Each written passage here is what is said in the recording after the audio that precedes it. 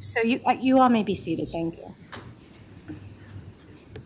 So before I do bring the jury in, the court has been made aware of a situation that occurred allegedly on Friday afternoon here in the courthouse property or on the courthouse property subsequent to the end of the day. I want to be clear that this court will not tolerate any disruptive behavior towards court staff, the jury, the parties, the witnesses, or any of the attorneys involved. If I am made aware of such behavior, it is investigated and the court believes it to be necessary in the interest of maintaining safety, security, and fairness to these proceedings. The court will have any such person removed from the trial immediately and precluded from attending the remainder of the trial proceedings. So I just want to make sure that the court's clear on that. Thank you. All right, at this point in time, we'll bring our jury in. Yes, Your Honor.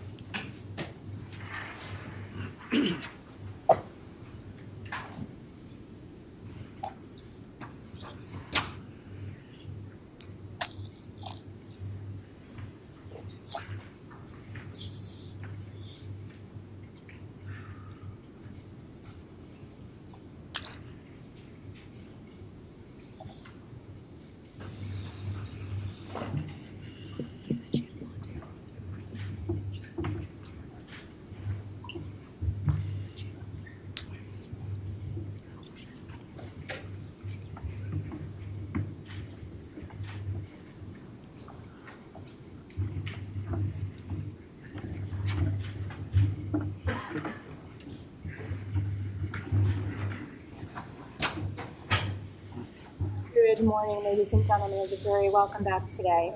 Thank you. So we are ready to continue. You'll recall that the state did have a witness on the stand when we adjourned last week. We are going to ask for that witness to please retake the stand, and we'll continue on with cross-examination. Thank you.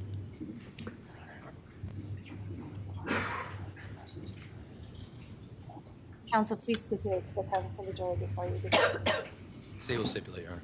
Defense stipulates, Your Honor. You may be seated.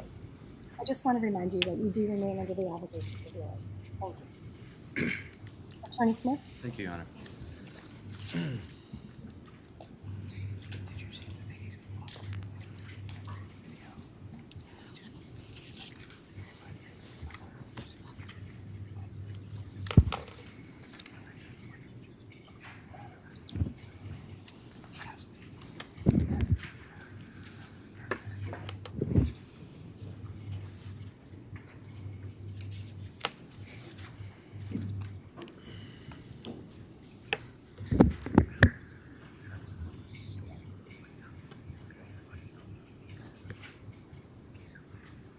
Good morning, Ms. CAPELA. Well, you and I have never met before, is that true? Sure. And I'll just remind you, if you can, keep your voice up. We have to compete with the loud fan. And then the court reporter needs you to say either yes or no. She can't get a head nod or things like that, okay? So you talked to us a little bit on Friday, and I want to ask you a few questions about that, okay? I'm going to use some of the same exhibits that you've seen so far, and I may use some exhibits that you haven't seen so far. Okay.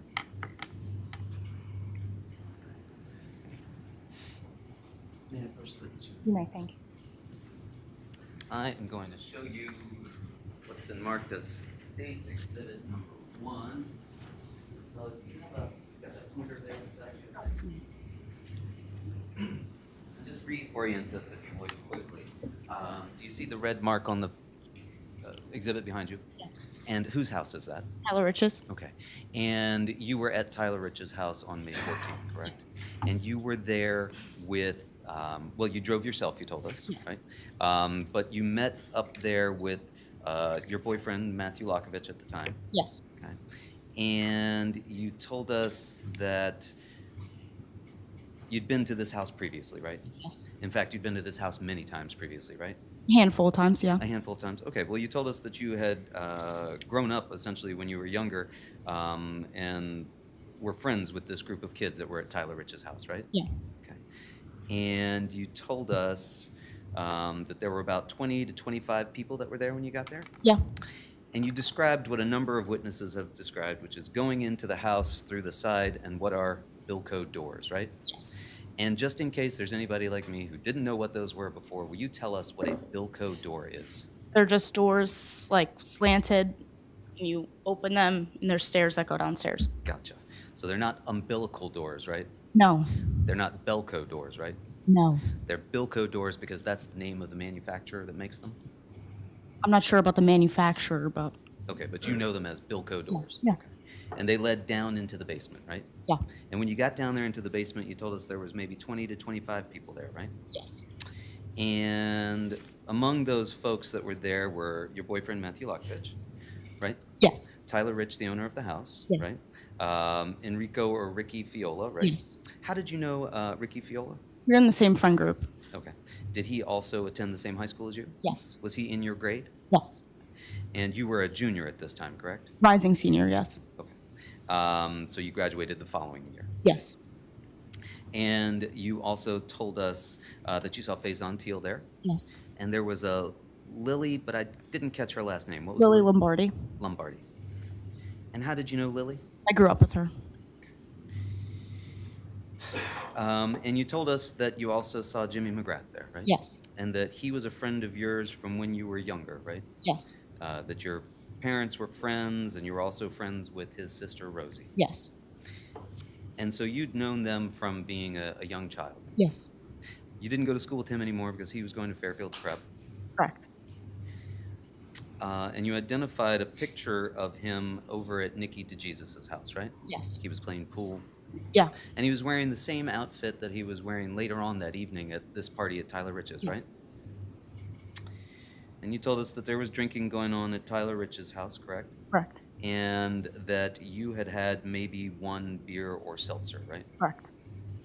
And you said that was nothing out of the ordinary, but there were maybe more people there than usual, right? Correct. And you noted that they were mostly older kids? Yeah. I'm a year below them, so, and Tyler Rich is a year above me, so it was majority his friends and maybe a year above him as well. Okay. So there were some seniors there? Correct. And there were some kids that had already graduated, correct? Correct. And that was the majority of the kids that were there. Correct. And these were all kids, for the most part, that were on the Shelton High football team? Yeah, I would say. Did you also play any sports at I Shelton? played softball for 2 years in high school. Okay. That was it. But this wasn't a Shelton High No. softball party, right? No. And then you said a little bit later you saw two other people, Griffin Marcinzik and Ryan Hines, right? Yeah. And how did you know Griffin Marcinzik? We went to high school together. I would hang out with him on occasion. And he was a younger kid, right? And then you also told us that you saw Ryan Hines, right? Yeah. And he was also a younger kid, right? Yeah. And you told us that they had been brought there by Charlie Connery, right? Yeah. And that he had left the party, in fact, to go and pick them up, right? Yeah, that I'm aware of. After people downstairs were talking about a fight that had occurred previously, right? And as far as you knew, that's why they were coming over there, right? Yeah. And then you told us that at some point you had gone outside because it was hot downstairs in the basement. Correct. And then you were already outside, you said, with Matthew Lokovich and some others. Do you remember who those others were? I don't. It was just group outside. Okay. And this group, were there any other girls in this group? I'm not sure who exactly. I just know there were people outside. And do you remember how many people were outside? Not many. I'd say like maybe 6 people outside. Okay. I'm going to show you another exhibit. May I approach you on? Yes. Thank you. I'm going to show you what's been marked as State 52.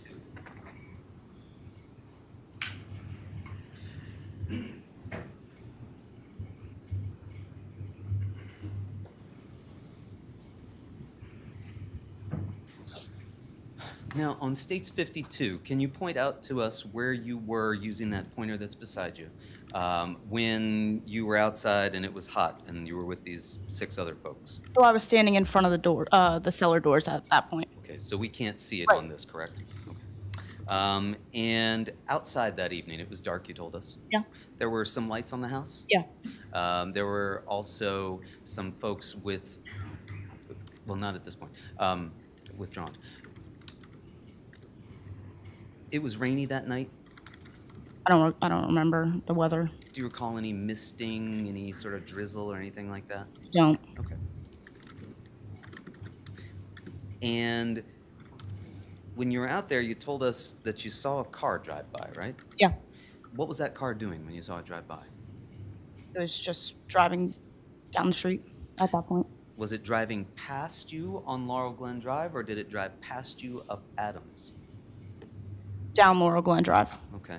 So it came by Laurel Glen Drive, didn't do anything. Did you watch it go further down the street? I just watched it drive by. Okay. Did any of the people that you were with seem to notice that car come? I think so. And what did they do when they noticed that car go by? I think people just went to the front. They moved up to the front of the lawn? There were you mean? people in the front, and then some of the people that were near me were walking towards the front. Okay. So the group moved closer to the road at that point? Yeah. Following this car? Not following the car, moving to the front yard. And you said that Ricky Fiola and Tyler Rich went up to the front of the yard, right? Yeah. And do you remember anybody else who went up to the front of the yard? I don't. Did Matthew Lackovich go up to the front of the yard? Possibly. I'm not sure.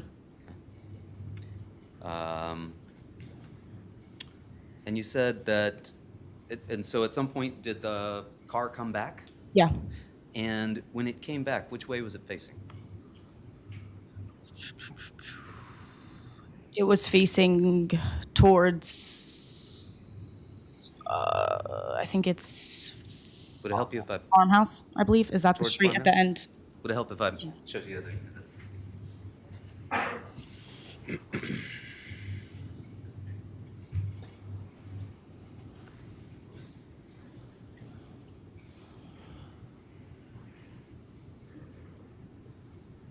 All right. So let's orient ourselves. You've described the car coming by and going down Laurel Glen towards Farmhouse, Yes. right? And now you say the car came back at some point. Correct. Okay. When it came back, which way was it facing? Towards Farmhouse. So it came back from Farmhouse and then it was facing towards Farmhouse? I don't know if they turned around or went around the circle. Like, if you go down Farmhouse and go down the other street back onto Adams, it'll make it like a square. So I don't know if they turned around or what they did. But, yeah. Did you see them coming back from Farmhouse up Laurel Glen? No, they came from Adams and went down Laurel. Or I'm assuming that's what they did, because when they came to Laurel Glen, they went down the street towards Farmhouse again. Okay. And you say that they came to a stop in front of the house? Yeah. I'm going to put the other exhibit back up there.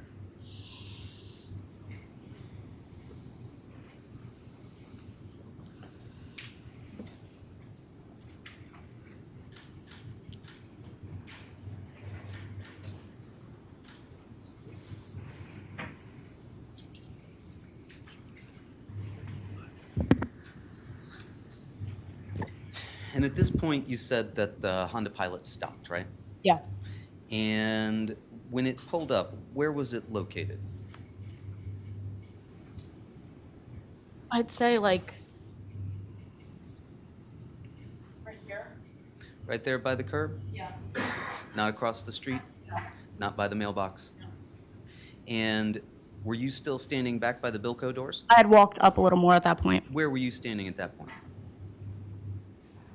Right here. Okay. Your Honor, may the record reflect that the witness has pointed to the shaded area by the tree line and the rear driver's side of the black truck that's parked in the driveway on the exhibit. Order will allow the record to reflect that information. Thank you. And at that point, were other people coming out of the house? Coming out of the house, I'm not sure. It was the people that were outside that I saw previously. Do you remember whether any other people came out of the house? I don't remember. Did anybody pass you? Yeah, I think a couple people maybe. Okay, and did those people appear to be coming from behind you? Yeah. And behind you at this point is where the house was, correct? Correct. And a few people, you say. How many people do you recall passing you? 3 maybe. Just 3? Yeah. And could you see Matthew Lackovich at that point? He was standing with me, yeah. He was standing beside you. What was he doing? The same thing I was doing, standing there. And was he saying anything? I think we were just watching. Okay. And you're both standing in that same area? Yeah. And do you recall anybody else that was standing with you and Matthew Lackovich? No, I don't. Do you recall seeing Jimmy McGrath at that point? I think he was inside at that point. So you don't recall seeing him? No. Do you recall seeing Tyler Rich? Yeah, Where was he? in the front yard. In the front yard by the curb? Yeah. Had he approached the car? No, so he was probably like where that green tree is. Okay. This tree. Okay. Your Honor, may the record reflect that the witness has pointed to the sole green tree directly in the middle of the exhibit. Or we'll allow the record to reflect that. And who else was with Tyler Rich at that point? I think it was just Ricky. I didn't see anyone else. Just Tyler and Ricky? Yeah, So that I just remember. 2 of them in that spot? That I remember, yeah. Was anybody else there? I think there was other people around, but I don't remember who exactly. And how many other people do you think were there?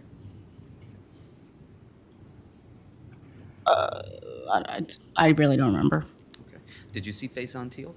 No, not at that point. Did you see Tommy Connery? No, Did you see Mike Samperi? no, Did you see Sal Perry? I don't remember. I really don't remember who was at the car. Did you see Jacob Villalobos? Not at that point, no. Did you see Nikki DeJesus? Not at that point, no. Did you see Ty Wood? No, not at that point. Did you see Tanner Chernowski? Not at that point. And so you've got yourself and Matthew Lakovich standing. At this point, you remained in that same spot? Yep. Did you ever move from that spot? To go back inside. Did you ever get any closer to the vehicle? No. Did Matthew Lakovich ever get any closer to the vehicle? I don't think so. Did you see Ryan Hines? No, not at that point. Did you see Griffin Marcinzik? Not at that point. And so you've said that you saw just Tyler Rich and Ricky Fiola approaching the vehicle. That I remember, yes. Okay. And what did they do as they approached the vehicle? I don't remember them approaching the vehicle. I remember being them in the front yard walking towards the car, and a bunch of other people were in the front. Or I wouldn't say a bunch, but a couple people were in the front. And when they were getting closer to the car is when I went inside. Okay. Did you ever at any point hear them getting loud? No. Did you hear any banging? No, I heard things being thrown from both sides, but then I went inside. You say you heard things being thrown from both sides. Yeah. How could you hear something being thrown from both sides? You can hear, I'd say a can, like hitting the ground, like the driveway, you could hear it hitting. You can hear something hit the car. Okay. But you didn't hear any yelling or anything aggressive before that? I don't remember exactly if they were yelling or not, but I just remember things being thrown. So you heard things getting thrown. Did you see anybody surround the car? No. Was Matthew Lakovich beside you the whole time? No. Where did he go? I think he stayed outside. I went inside. And so by the time you went inside, you hadn't heard any yelling. No, not that I remember. You hadn't heard any screaming. No. You hadn't heard any curses. No. You hadn't heard any threats being made. No. You didn't see anybody touch the car. No. You didn't see anybody other than Tyler Rich and Ricky Fiola near the car. Correct. But they weren't touching the car. No. You didn't see them throw anything at the car. No. You didn't see anybody get out of the car. No.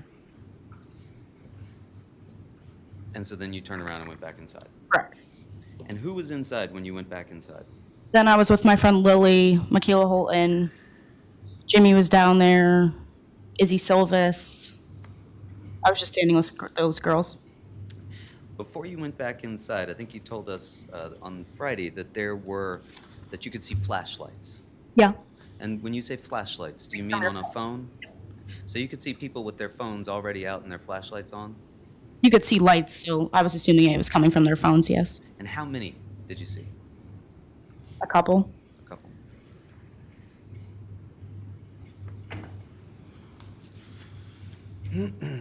And you said that at some point you became aware that people were going back outside. Yeah. Okay. How did you become aware that people were going back outside? I saw people going outside, and then people were talking about it. Let's break that down a little bit. When you went back inside, did you go sit down somewhere? I think I just stood right by the door, the stairs to go outside. So at the bottom of the stairs? Do you remember anybody that was down there at the bottom of the stairs with you?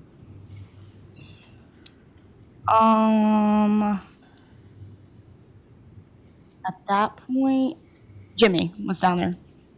Jimmy was down there at the bottom of the stairs with you? Yeah. Okay. Anybody else? I was just talking to him, so I didn't really check around who was around me. And you said you became aware because people started going back outside. They were passing you to get up the stairs? How many people went past you? I'm not sure. Were you the last one to go back outside? No, I think there were people behind me. Did everybody empty out of the basement? No, How do you know that? because when I was leaving, there were still people down there. How do you know that they didn't come out after you? I mean, they could have. So you're not sure. I'm not sure. Did Jimmy go back outside with you? I don't know. So you're talking to him down at the bottom of the stairs, and you don't know whether or not he went back outside with you? No. And you said when you went back outside that people started walking up the street towards Farmhouse Lane? Right. And did you see a vehicle down there? Yeah. What vehicle did you understand that to be? It was the Honda Pilot.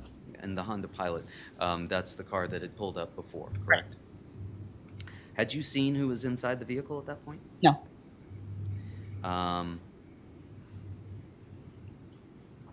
And you said the people started walking up the street, right? Yeah. Did you see anybody running up the street? No. Did you hear anybody yelling as they were going down the street? No. Did you see anybody throwing anything as they were going down the street? No. How many people did you see going down the street? They were already like down towards Farmhouse by the time I started walking outside. So there were people just standing up there, and then there were people sitting on the curb. There were a couple people sitting on the curb.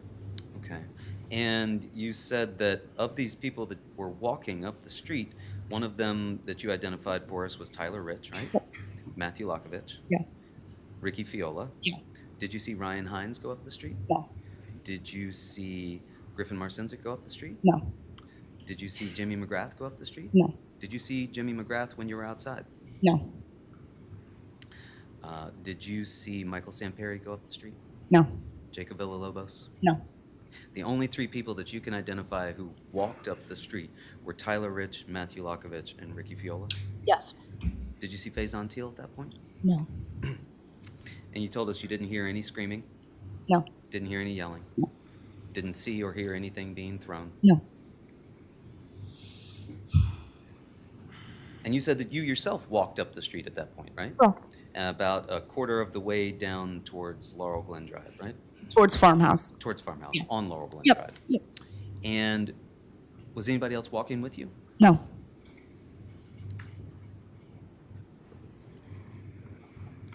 And you said at that point you could see a car parked about 3/4 of the way down Laurel Glen Drive towards Farmhouse Lane. Yes. And you said you saw some people standing there, correct? Yeah. Could you identify who those people were? No, I was far back. You didn't see anyone running after the vehicle. No. And you watched exhibit number 44, that was the ring video from across the Yes. street. Do you remember that? Yeah. But you told us that you didn't see anything that had shown. No. You told us you spent about 30 seconds down the street, correct? I'd say a couple seconds. Definitely not 30 seconds. Okay. A couple seconds. You spent a couple seconds down the street. Were you with anybody during that time? No. Just by yourself? Yep. And then you turned around and went back to Tyler Rich's house. Yes. And you said when you went back inside, everyone was in the basement. Right. But not Ricky Fiola, Correct. So not everybody. not Tyler Rich, not Matthew Lakovich. Correct. Was Jimmy McGrath in the basement? Yeah. Was Ryan Hines in the basement? I don't know. Griffin Marcinzik? I'm not sure. Faison Teal? I believe Faison was in there. Where did you see Faison? I think he was on the couch, if I'm not mistaken. Who was sitting with him on the couch? I don't remember. Did you see Tommy Connery? I don't remember. Charlie Connery? I don't remember. Jacob Villalobos? I'm not sure. Alex Bernson? No, I didn't see him. Tyler Chernowski? Who? Tyler Chernowski? Tanner Chernow? Tanner Chernowski. I'm sorry. I'm not sure.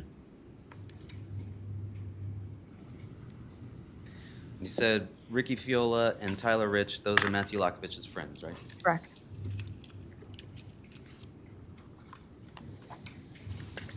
And you did tell us that also in the basement was Lily Lombardi, Yep. Izzy Silvas, Yep. and Michaela Holton, right? Yes. So you do remember that they were there as well? Yeah. And you're certain that Jimmy McGrath was down there? Yeah.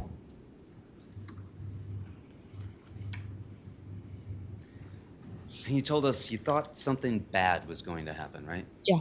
That everyone was going on about it, right? I wouldn't say going on about it, but there was discussion about it. Okay. Well, how would you describe that discussion about it? Just talking, just like. Calmly, like you and I are? Yep. Just talking about what had happened out front? Correct. And how were they describing what had happened out front? I don't remember exactly what they were saying. Did you hear any talk about wanting to fight the kids? No. Did you hear any talk about wanting payback? No. But you thought something bad was going to happen? Yeah.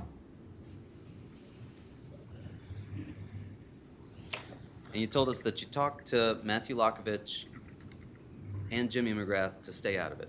Correct. So at some point, Matthew Lockovich came back inside? Correct. So now he's down in the basement too? Correct.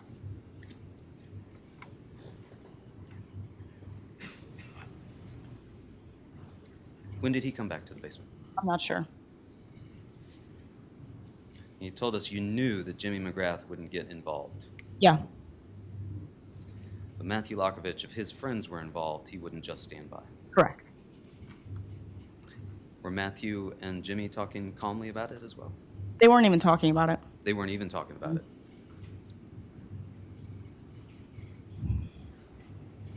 And then you told us that you walked back out the Bilko doors. Correct. How many other people went out with you when you went out the Bilko doors? I'm not sure how many people. And did everybody go out in a group? I feel like everyone went out in parts. There wasn't just like a whole group walking up there. Did they all casually walk out? Yeah. Nobody was running to get outside? Not that I saw.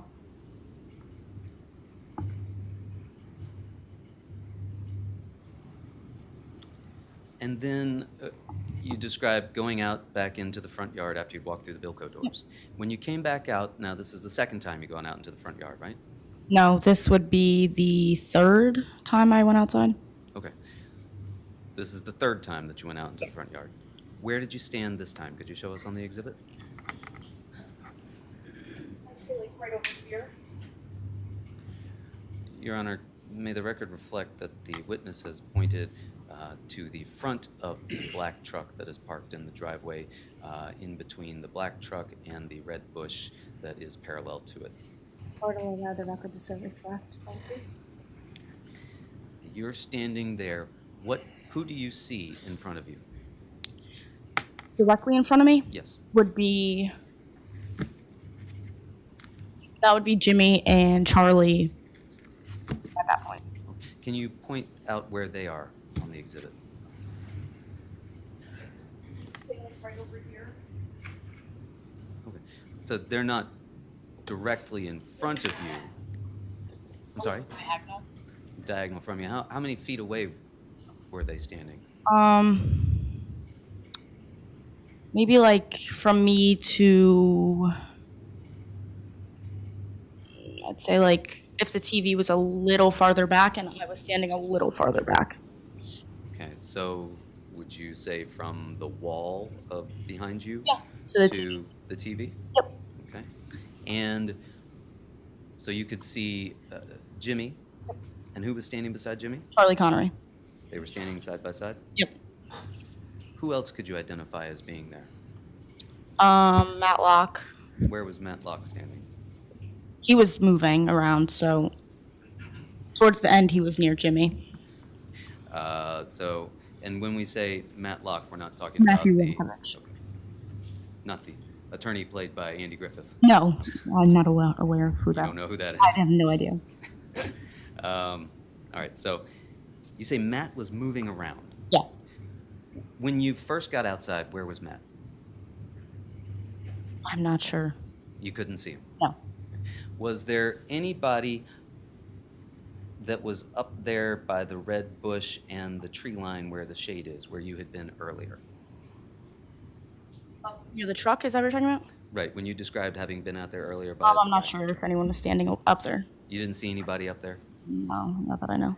Everybody was down closer to the front part of the grass at that point? Yeah, some people were in the driveway. Maybe some people could have been back there, but I wasn't turning around to look.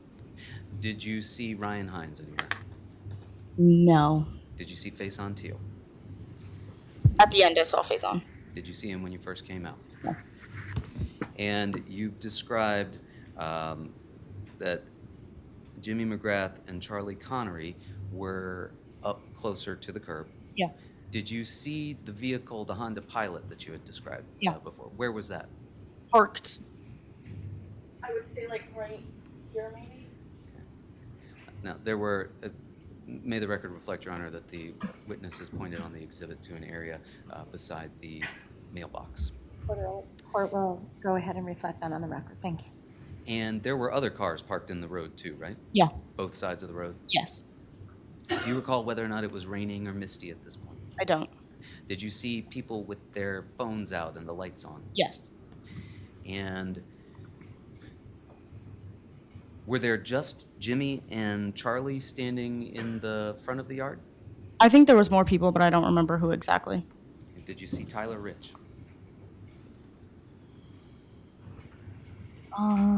Yes. Where was he? I think he was closer to the, like near the red bush, but towards the center a little bit. Okay. I'd say like.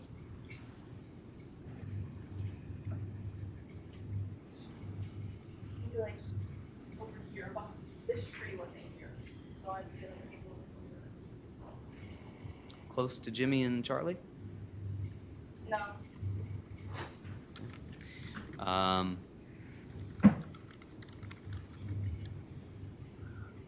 And you told us that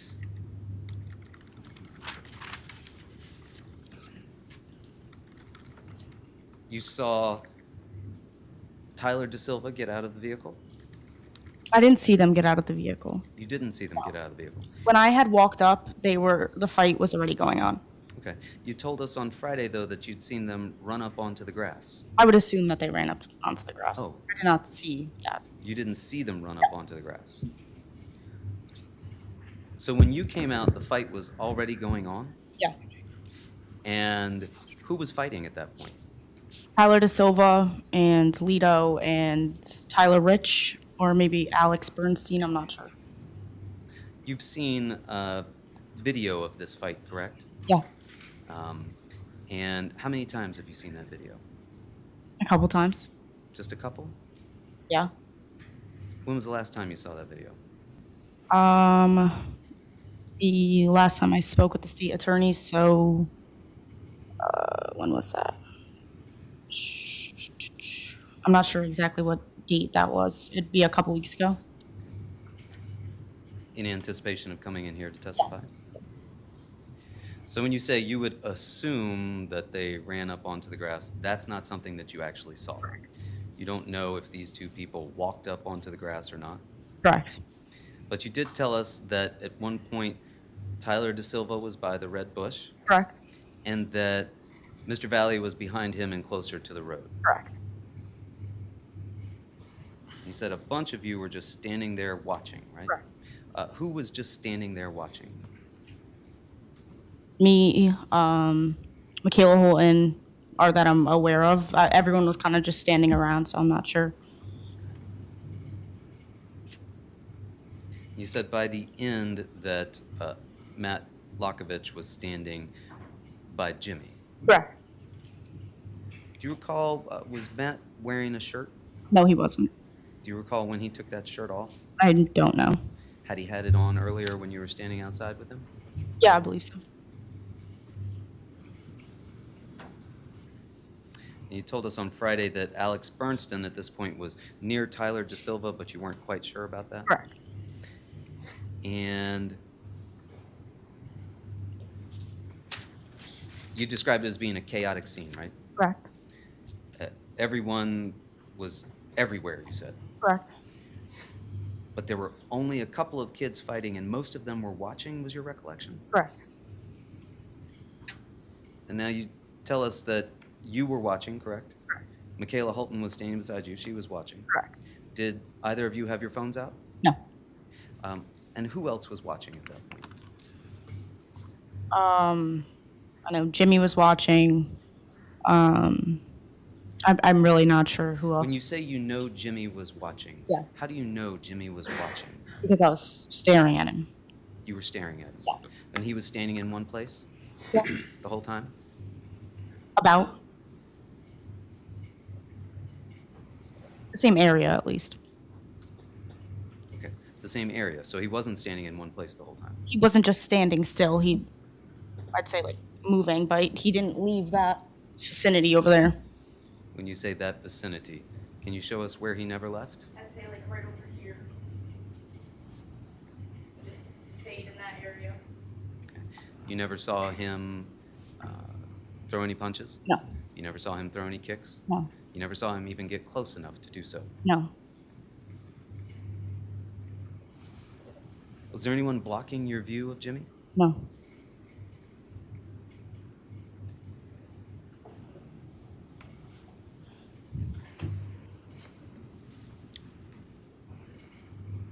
When you're standing there watching, could you identify where Tyler DeSilva was? No, not when I was looking at Jimmy, no. At any point, did you see Tyler DeSilva involved in the fight on the lawn? Yeah. Okay, where was he? Could you point out for us? Tyler DeSilva? Tyler DeSilva. I'd say he was closer to the red bush. Closer to the red bush? And how many people was he fighting with? It looked like one that I knew of for sure. Looked like one. Do you remember who that was? No, not really. I couldn't really see. And could you see Mr. Valle at any point? He was behind Tyler, so I couldn't see him until later. Okay, so you couldn't see where Mr. Valle was. He the knew fight he was was going behind on? Tyler DeSilva, so he was closer to the curb, but I couldn't see him, like, fighting.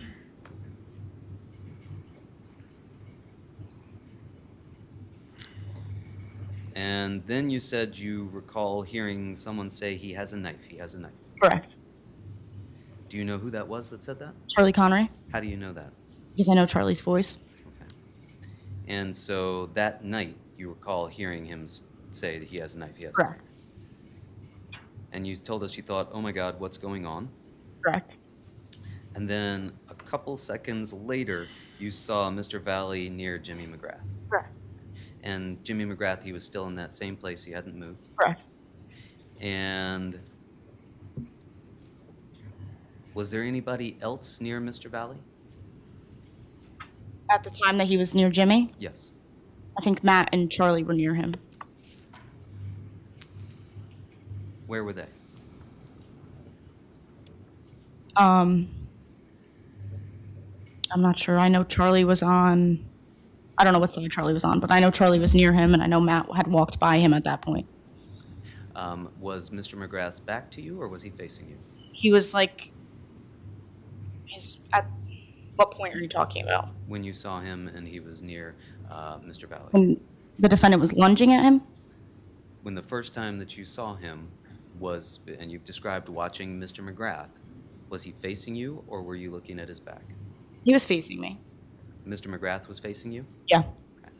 And did you see Will Berardi? No, I don't recall seeing him. Did you see Matt Lakovich? Yeah. And where was he in relation to Mr. Valle? Close to him. How close? I'm not sure the exact distance. Could you see his face, or could you see his back? I think it was his, I'm actually not sure. I can't. And what did you see him doing? He was just walking by him at that point. Just walking by him? And what was Charlie doing? Charlie was just standing there, I think, just next to him.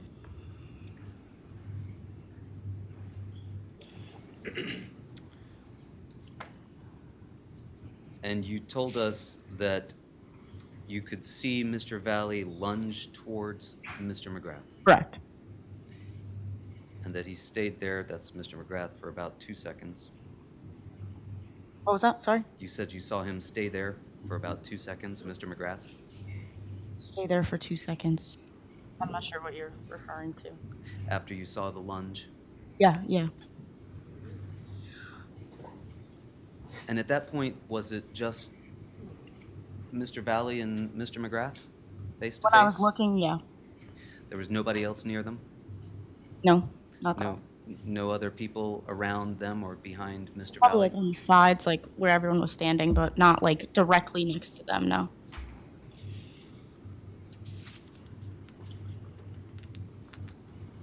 And you told us you didn't see a knife, is that right? Correct.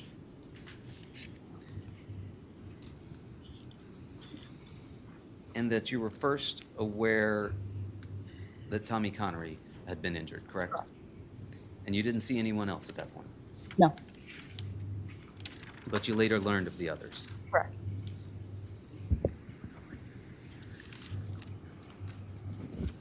Did you see Ryan Hines at all during the fight? No.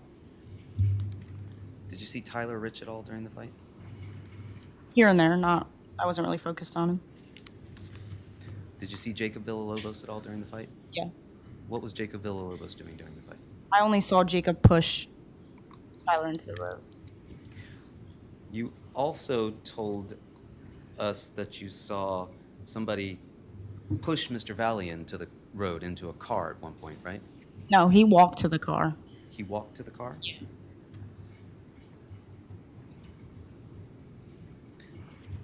Do you recall speaking with officers about this in May, about a week after the events on May 23rd? Yeah. And you went down to the Shelton Police Department with your sister? Yeah. And you don't recall telling them that it was just a big brawl and Tyler Rich at one point pushed Raul Valle into the car? They were wearing similar colors at that point, so when I looked, it looked like the defendant. And I think back to it, Tyler De Silva had a jersey on, so that's how I could tell the difference. Okay, so you're backing off of that earlier description. Now Tyler Rich did not push Mr. Valle into the car. Not that I recall now, no, I'm not sure.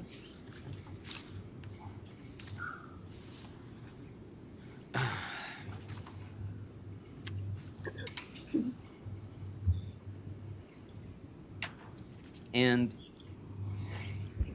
you said that you could see him go to the vehicle. Yeah. You were watching him at that point? Yeah, because Jimmy was right there, so when I was looking at Jimmy, he was behind him. So Jimmy was still standing in the same spot the whole time, Yeah. and you could see Mr. Valle at the vehicle. Yeah. What did you see him do at the vehicle? He just opened the door and came back. You would agree that's the same thing that happens in the video, correct? Correct. Are you sure that you're telling us of what you remember that night or what you saw watching the video? No, I'm positive I'm telling you what I saw. Okay. And again, what you remember is that Jimmy was not involved in the fight at all, right? I know that for a fact. You know that for a fact. How do you know that for a fact? Because I know he was not involved in the fight.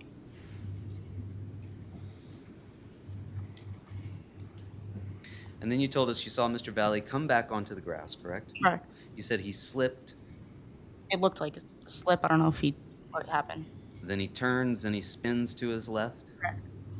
and he takes his arm, and you see him do this, his right arm, this Correct. upward motion Correct. into Mr. McGrath. Correct. And at that point, you would agree Mr. McGrath's back was to you?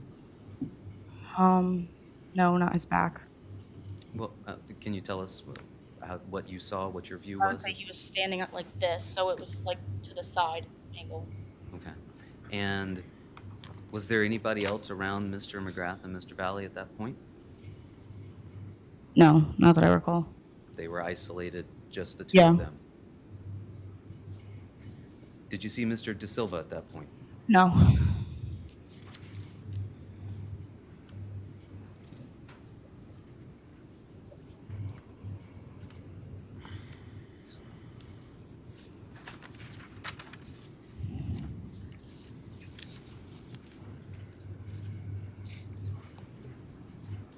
And then you told us on Friday that you are studying right now a criminal justice program? Yeah. Was part of the inspiration for doing that what you were involved with on that evening? I would say, yeah. And that's being involved that evening. Has that motivated you to see someone held responsible for this? Sure. May we see State's Exhibit 60? Can we watch that? Do we have it? Sorry.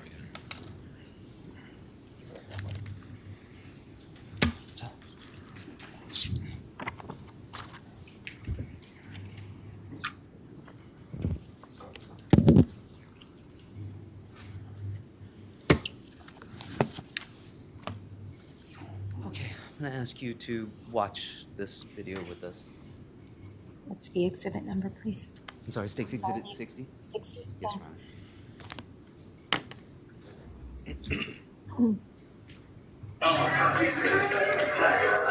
Yes, sir!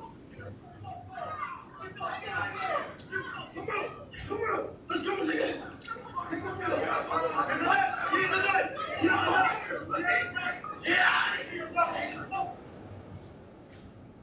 You've seen that video before, Ms. Capella? Yes.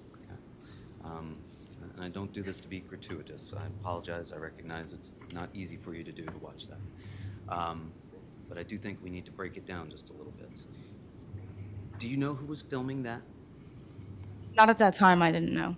Have you since come to learn that it was Tanner Chernowski? Correct. Do you remember seeing Tanner Chernowski that evening? Here and there, I don't really think I was with him a lot. Do you remember seeing him film that evening? No. So when he was filming this, you don't recall seeing him walking around with his phone out? No. And where were you standing when that scene was going on that we just watched there? Right where I pointed out before. By the truck, by the front of the truck? Yeah. You hadn't moved at that point? No. All right. Your Honor, at this point, I have what I would like to have marked as Defendant's Exhibit B for ID purposes. However, I understand I've shown it to the state, and I understand that there's no objection to this.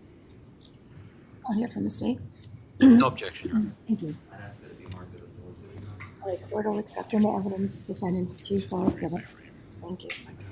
Thank you.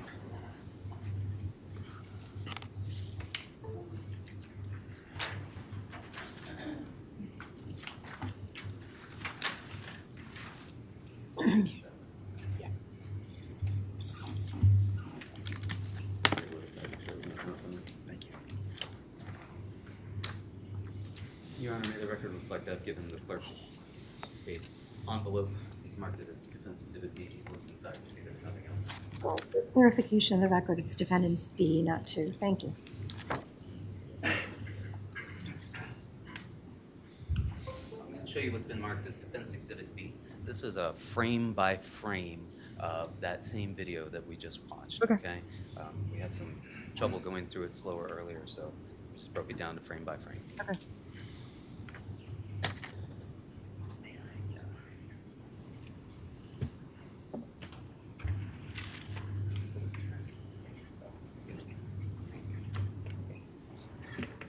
All right. We had 100%. Yep, okay. All right. And so this is Defense Exhibit B.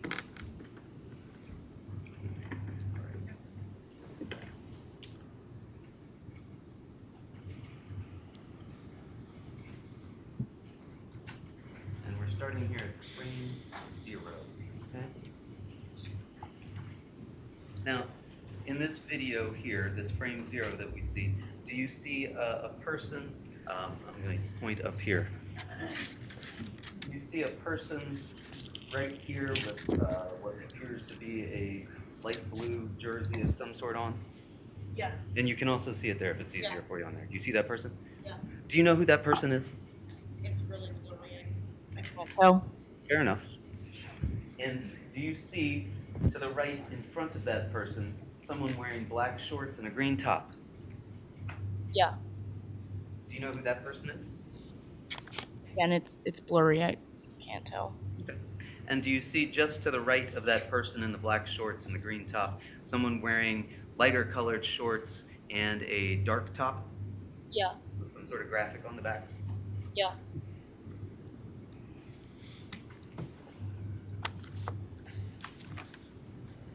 We're going to scoot ahead 1, 2 frames.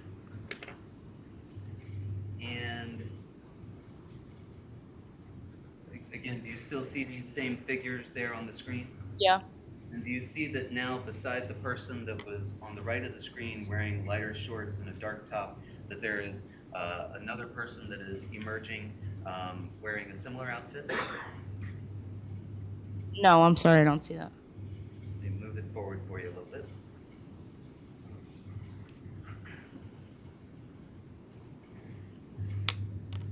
Okay. Do you see now in frame 6 that there is another person wearing light bottom and a dark top that has emerged beside that other person? Yeah. Do you know who that is? On mine, I can't even tell. They look like people, so no, I can't tell who that is. Like right here, on this screen, I can't even tell that it's a person. Can you see legs? I can see legs, but that's it. Would you agree that that's indicative of a person? Yeah, on mine, it just looks like blurs. Okay.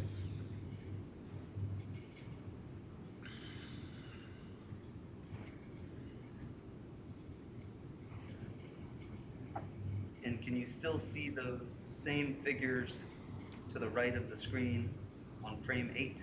Yeah. Do you see Matthew Lokovich anywhere here?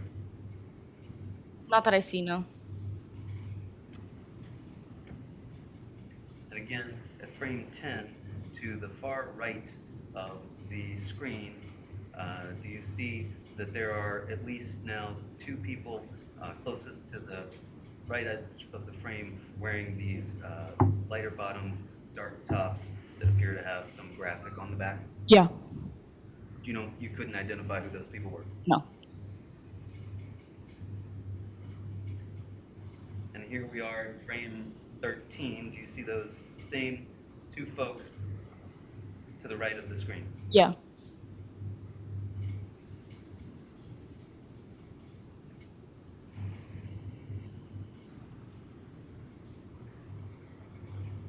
And here we are at frame 19. And to the right edge of the screen, can you see that those 2 figures, can you see their legs? Yeah, a little. And as we get further,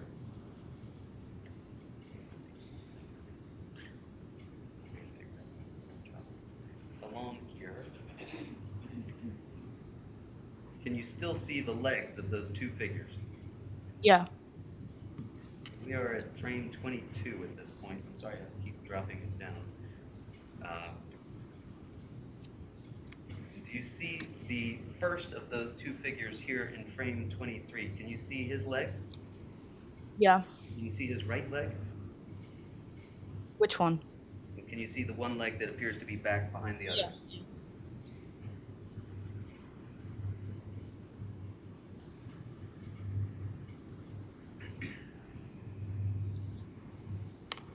And here we are at frame 27.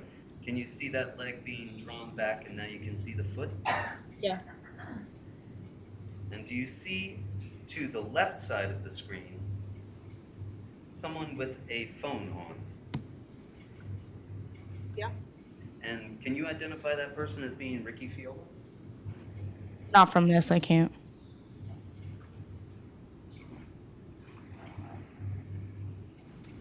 Here we are in frame 28. Do you see the foot of one of those two people to the right side of the screen? Yeah. What does that foot appear to be doing to you? I'm not sure. It's no longer in contact with the ground, is it? No. You see the bottom of the foot? Yeah. See that same foot in frame 29? Yes. And in frame 30, do you see that foot any longer? It's really blurry. I can't.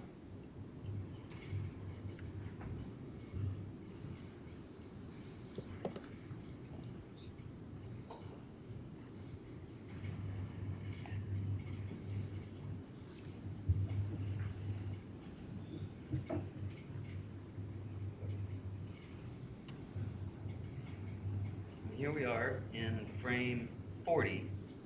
Do you see those two figures with the light bottoms and the dark tops and the graphic on them? Do you still see them over here towards the right side of the screen? I just see one. You only see one. Okay.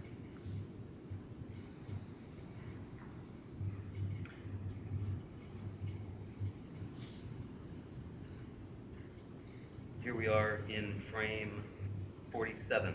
Now can you see the two figures again? Yeah. And is there a third person that appears to have joined them? Yeah.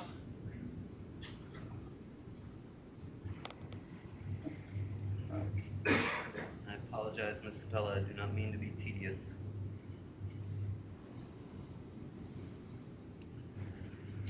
Here we are in frame 63. Do you see one of the two figures with the light bottoms and the dark top over to the right-hand side? Yeah. And do you still see on the left-hand side the same person that had the phone out with the light on before? Yeah. Can you identify that person as Ricky Fiola? Again, I can't tell by this. Understood. We're at frame 63 there.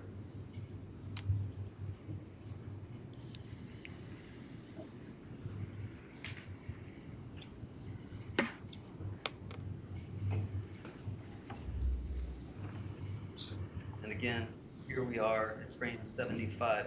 Can you once again see that there are two individuals over here with light bottoms and dark tops in the same area to the right of the screen?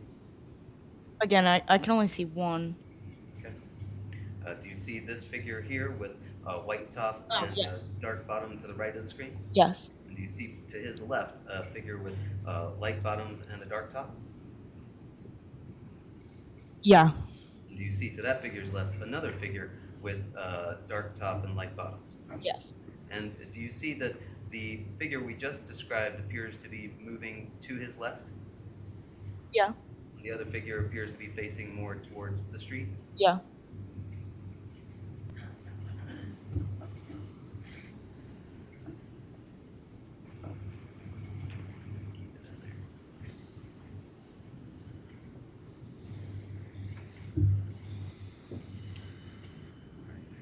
Did you see Ryan Hines that evening?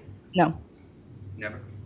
I saw him probably when he first got there, like a couple times, but I didn't really talk to him. And then I saw him after he was stabbed when the ambulance got there. You didn't see him at all during the No. fight? Do you know what he was wearing that night? No, not to. I don't remember. Do you see this figure here in the middle of frame 84 wearing a white top with some sort of multicolored graphic on the back? Yeah. Do you know who that is? I don't.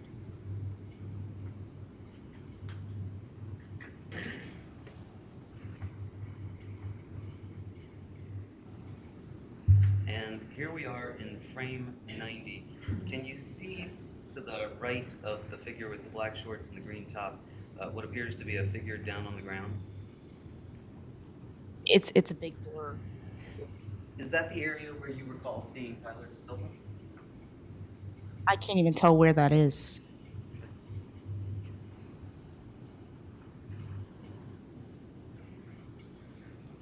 Here we are in frame 93.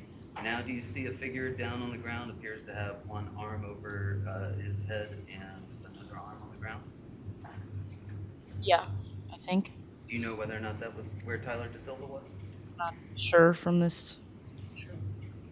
Well, you've seen this video before, right? Where we got these still frames from. I think so. And do you see the figure we just talked about in the middle with the white top and the multicolored design on the back, looking towards? Is that towards the road? Yeah.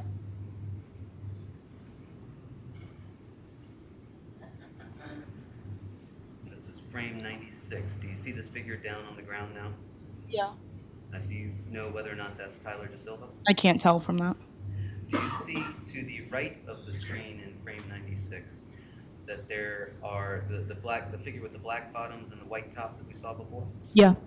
And do you see that there's another figure in front of him who looks like maybe bent over? Yeah. Is that the area towards the road? I guess. Yeah.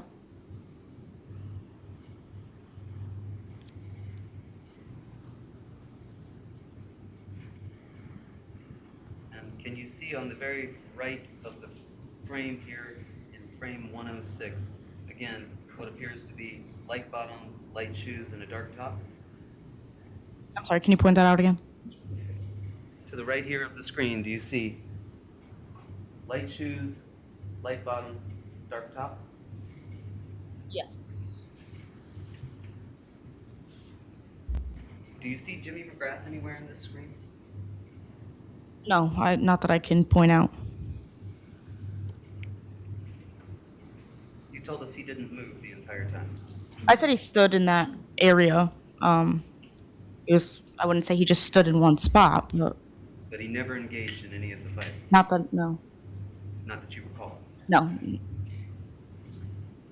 And do you see the figure in the middle with the white top and the multicolored design on the back? Yeah.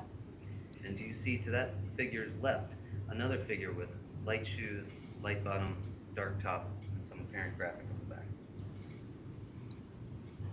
Yes. Here we are in frame 108. Do you see somebody on the ground there wearing light bottom and a light blue top? Yeah. Do you know if that's Tyler DeSilva? I believe so.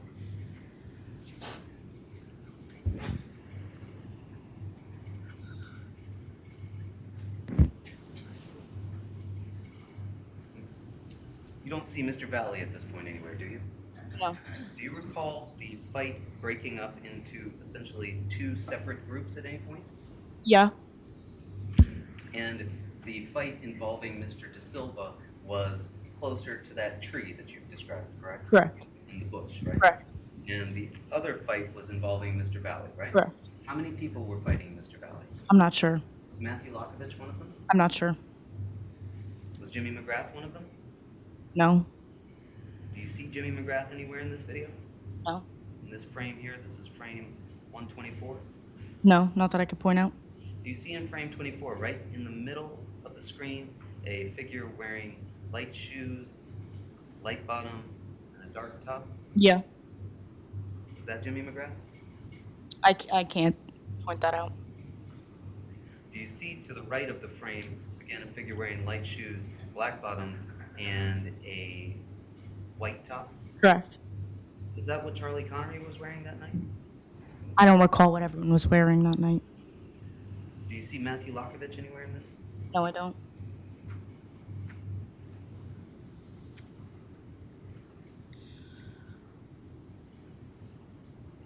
Do you see a person in frame 143 to the left of the screen? Yeah. And do you see that person with their phone out and the light on? Yeah. Can you identify that as being Ricky Fiola? I'm not sure. Do you recall seeing Ricky Fiola that night with his phone out filming anything? I don't.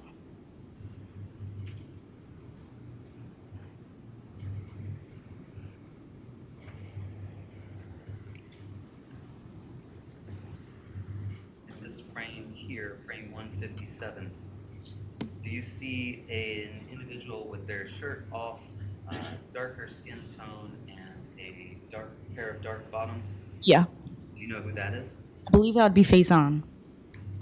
To the right of the screen, do you see somebody wearing light bottoms and a dark top, short sleeve. Yeah, You know who that is? I'm not sure.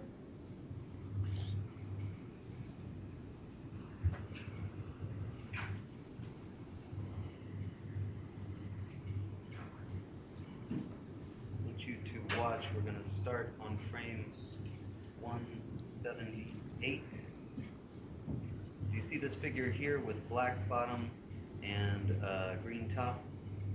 Who's in the middle of the screen? Yeah.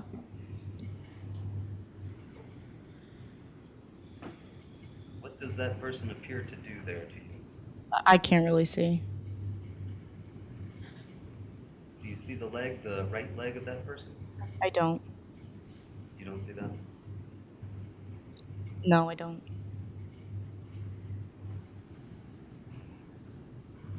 Here we are in frame 191. Would you agree that the focus of the camera has now panned to the right? Correct. And that would be towards Laurel Glen Drive, right? Yeah. And do you see figures here on the screen? Yeah. You see one figure here to the very left side wearing lighter shoes, light bottom, and a dark top. Yes. You see a figure in front of him wearing light shoes, black bottom, and a white top. Yeah. Do you see a figure right here wearing white shoes, blue bottom, no top apparently? Yeah. Who's that? I can't tell by this. This is really blurry. Okay. What was Matthew Lockovich wearing that evening? I don't recall exactly from my. And do you see another figure to the right of the screen wearing black pants, long pants, and a white top? Yeah. And we forward through and we get. Do you see two vehicles here in the road? Yes. One near the curb, Yep. one behind the curb. Yes. And stay in frame. You see somebody going towards the vehicle that's further out in the road. Yeah. And you've seen this video before, correct? Yeah. And you see the figure that's closer to the car reach the car, right? Yeah. And then you see somebody come into the frame 226. Do you know who that person is? I'm not sure.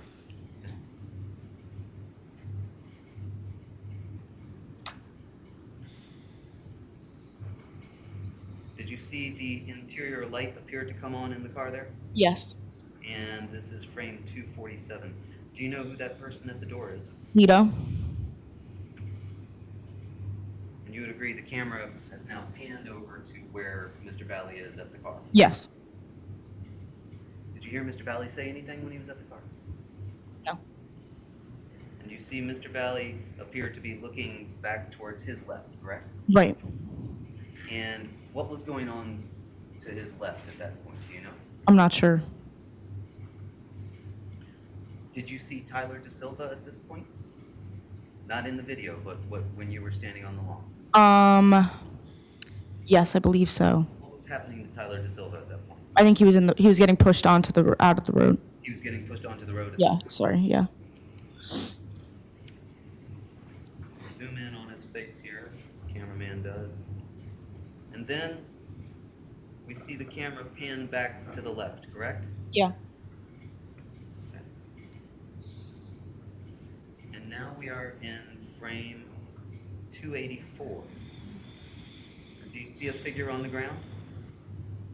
Yeah. Is that still Tyler Da Silva? I think so. He hasn't been pushed into the road yet? No. Is that different than your recollection? Yeah. And how many figures do you see surrounding him? Surrounding him? Yes. Five? Do you know who any of those folks are?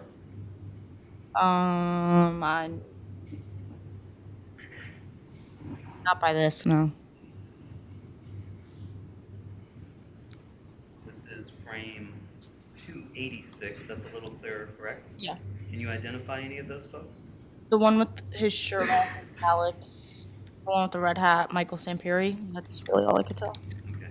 But you would agree that there are at least 1, 2, 3, 4, 5, 6 figures that we can see in that frame other than Mr. De Silva on the ground. Correct.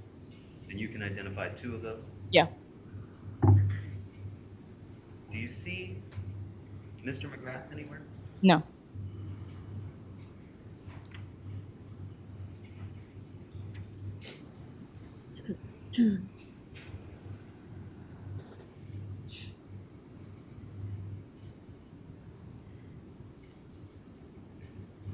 Now, we are in frame 307.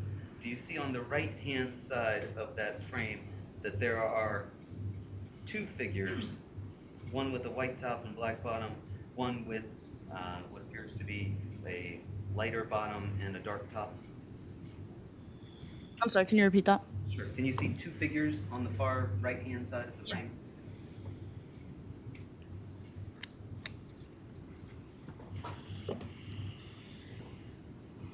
While this is going on, what we're seeing here, are you watching Mr. De Silva as he's being attacked? No. What are you watching? I think I was looking at Matt at that point. You were looking at Matt? Yeah. Where was Matt? I think he was back more, I believe. When you say back, Like- can you show us on the exhibit behind you where Backmore is? I would just say behind this fight, so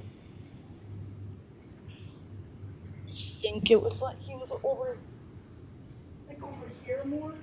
Okay, closer to the tree line or closer to the road? I would say closer to the road.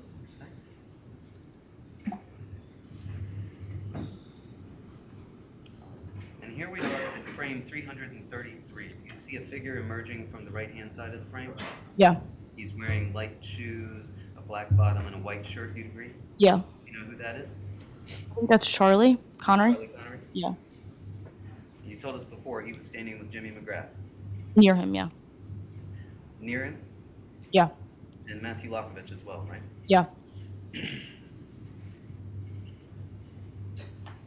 you see in frame 345 another figure emerging just behind Charlie Connery? Yeah. Who's that? I have no idea.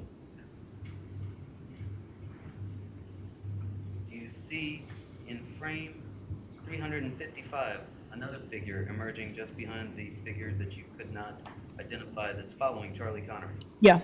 Who's that? I think that's Matt. That's Matt Lockovich? Yeah. Do you remember him walking with these other 2 individuals? Walking with them? No. I just remember him walking by, yeah. Like walking that way, sorry. Would you agree that he's not behind that fight that's going on? Correct. And do you see here, in frame 364, a figure emerge just behind Matt Lockovich, the unidentified individual, and Charlie Connery, wearing light bottom, light shoes, and a dark top? Yeah. You know who that is? I believe that would be Jimmy.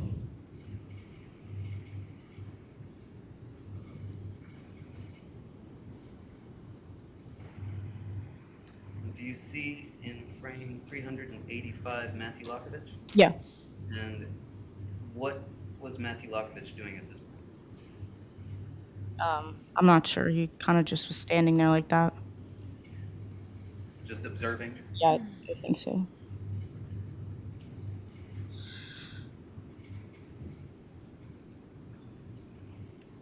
In frame 398, do you know who the individual in the middle is that appears to be pushing someone whose shirt is up over their head? I can't tell from that. And do you still see to the right of frame 398 the individual wearing lighter shoes, light bottom, dark top? Yeah, that'd be Jimmy. And as we go past now onto frame 409, does that appear to be Jimmy to you? Yeah. And you see somebody getting pushed out into the road? Yeah. And you see another figure in frame 417 that is now passing as Mr. De Silva gets pushed into the road, do you not? Correct.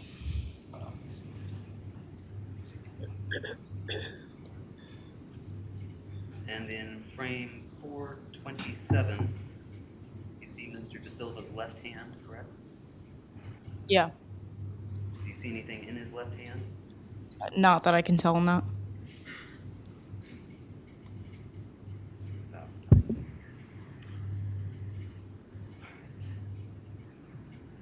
And now you see Mr. De Silva go into the road.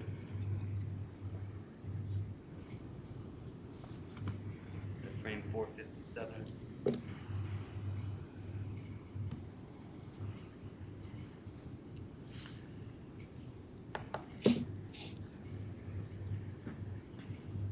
Mr. De Silva still in the road at frame 479. Do you see Mr. McGrath at this point? Not in this picture, no. Do you see Mr. Lockovich at this point? No. Do you see any of those other figures that we had seen before? No. Where were they at this point? On the grass? And what were they doing? I'm not sure. Were you still looking at Jimmy McGrath? I believe so, yes. Were you looking at Matthew Lockovich? I believe Matt, yeah, I What was. was Matt doing? I think he was just watching again. Where was Michael Samperi at that point? I have no idea. Do you know what anybody was doing at that point? Not that I can recall, no.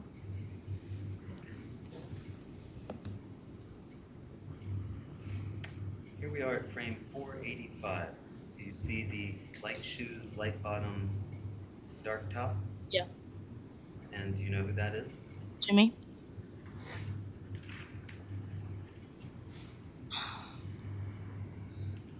And at this point, would you agree he is not facing Tyler De Silva in the road?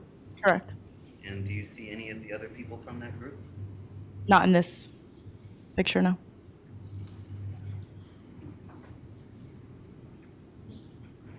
And in frame 486, do you still see what you've identified as Jimmy? Yeah. And do you see a hand on his lower back? Yeah. Do you know whose hand that is? No, it doesn't even look like a hand. Can you identify it as a hand now? In Yeah. frame 488? No, I can't. Can you identify it as a hand now in frame 489? Appears to be. Do you know if that's Matthew Lockovich's hand? I have no idea. Do you know if Matthew was still standing beside Jimmy at that point? I believe he was near him at that point, yeah. And where was Charlie Connery at that point? Maybe a little bit in front of them. In front of them? Yeah, I think so. And where was Faison Teal at that point? I'm not sure. Ryan Hines? I didn't see Ryan during this. Tyler Rich? Not sure. You see Mr. De Silva still in the road in frame 489. Yes.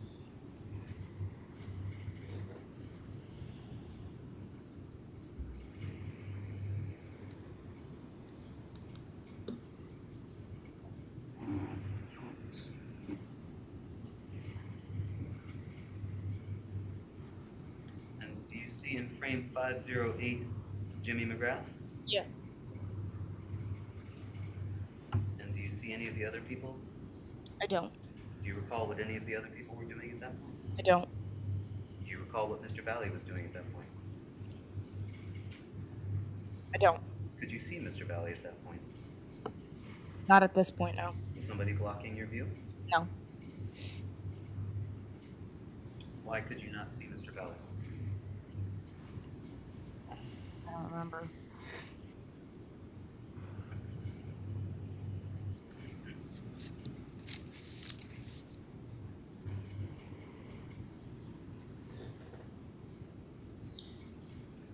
And it's frame 518 now. Do you see Mr. McGrath is no longer in the frame? Correct.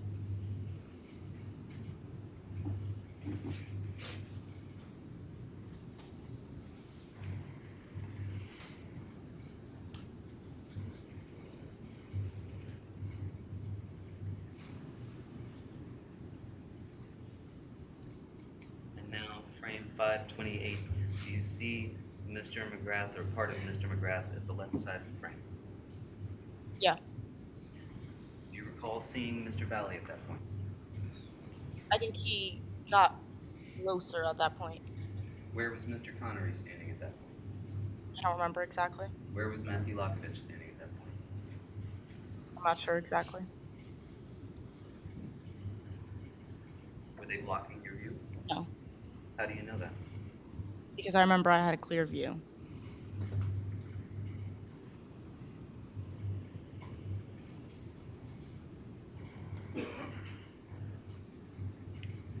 And can you see Mr. McGrath in frame 532? Yes. Frame 533? Yep. Frame 534? Yes. And frame 535? Yes.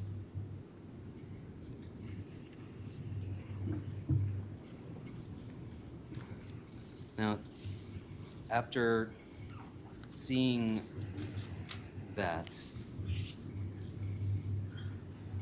does that in any way change your recollection of seeing Mr. McGrath standing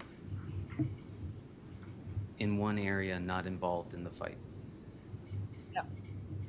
And you would agree that you did see him from time to time there, moving with a group that included Charlie Connery, an unknown person that you couldn't identify for us, Matthew Lackovich, your boyfriend, Yes.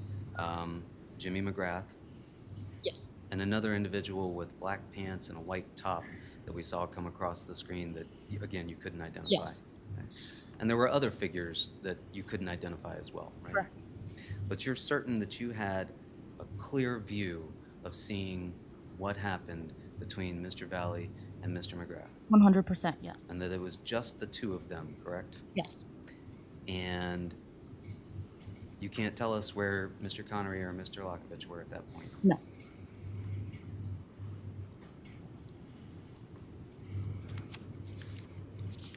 You were dating Mr. Lackovich at this time, correct? Correct. And you had grown up, you told us, since childhood with Mr. McGrath. Yeah. How well did you know Mr. Connery Pretty well. and his family? Yeah. Tommy? Had you ever been over to their house? Yeah.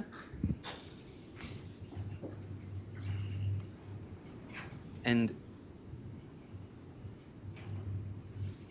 you didn't call the cops that evening, correct? I did not. And you didn't go to talk to the cops, they came to you, correct? Correct. And that wasn't until May 23rd, correct? Yeah. A little bit more than a week after this all occurred. Had you talked to anybody about what happened that night prior to speaking with the cops? No. You hadn't talked to anybody about it? No. Not even Matt? No. And you wouldn't want to see Jimmy McGrath's memory or reputation damaged in any way, would you? No. You wouldn't want to see any harm come to Matthew Lackovich, even though you're not with Matthew Lackovich anymore, correct? Correct. And Charlie Connery, you wouldn't want to see any harm come to him, right? Right. And you've come here and you've tried to tell us, to the best of your recollection, what you saw that evening, correct? Correct. Nothing further. Thank you.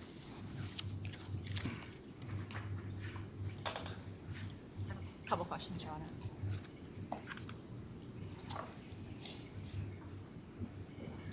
Morning, Taylor. Taylor, the defense attorney asked you just moments ago regarding, you saw a video, frame by frame, it was states, withdrawn, defense B, where he had asked you on multiple occasions where people were standing.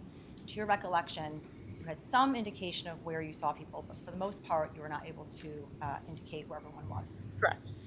From your best recollection, was Jimmy involved at all, from what you can recall that night, in the fight? No. When the fight was going on, Taylor, where was Jimmy standing from your vantage point? Where was Jimmy standing where you were? Diagonal from me. And the whole time he was standing in that general location, you indicated that he moved around a little bit, but for the most part, was he standing in that general location the Yeah, entire stayed in time? that same area for majority of the time. When counsel showed you the frame by frame of defense B, Are you able to indicate at all for sure who those individuals were who were wearing a dark shirt and a light bottom? No, it was dark. You can't even see their faces in those frames. Do you recall offhand, as you sit here today, if anyone else at the party was wearing dark shirt and light bottoms that night? No, I wasn't focused on everyone's outfits. And it's difficult to recall each and every individual, what they were wearing, where they were standing. But from that night, what are you 100% sure you witnessed that night? I watched the defendant go up to Jimmy and stab Jimmy. And when you witnessed the defendant go up and stab Jimmy, as you indicated on direct examination, do you recall if anyone else was standing directly next to Jimmy at that point? No. Was anyone else, as defense counsel indicated, putting his arm around Jimmy or in close proximity to Jimmy at that point? When the defendant came up to Jimmy, was it a purposeful stabbing? Yes.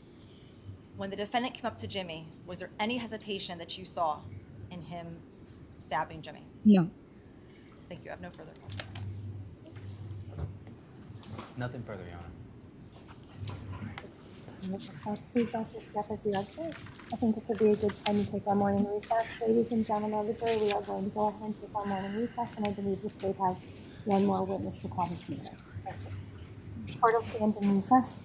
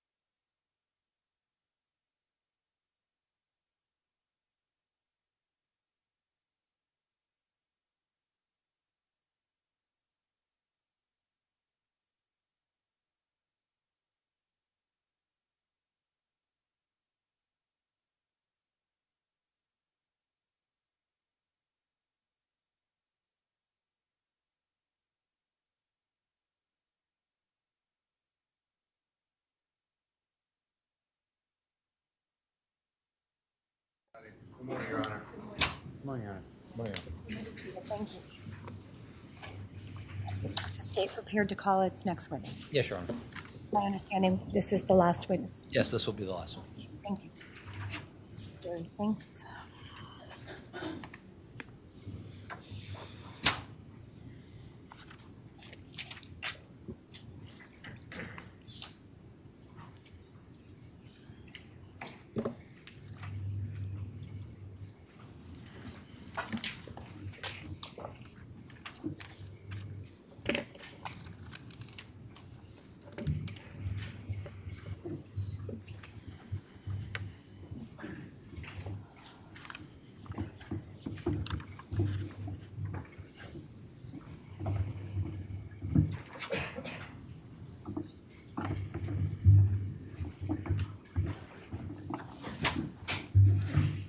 Welcome back, ladies and gentlemen of our jury. Counsel, please stipulate to the return of our jurors. State will stipulate, Your Honor.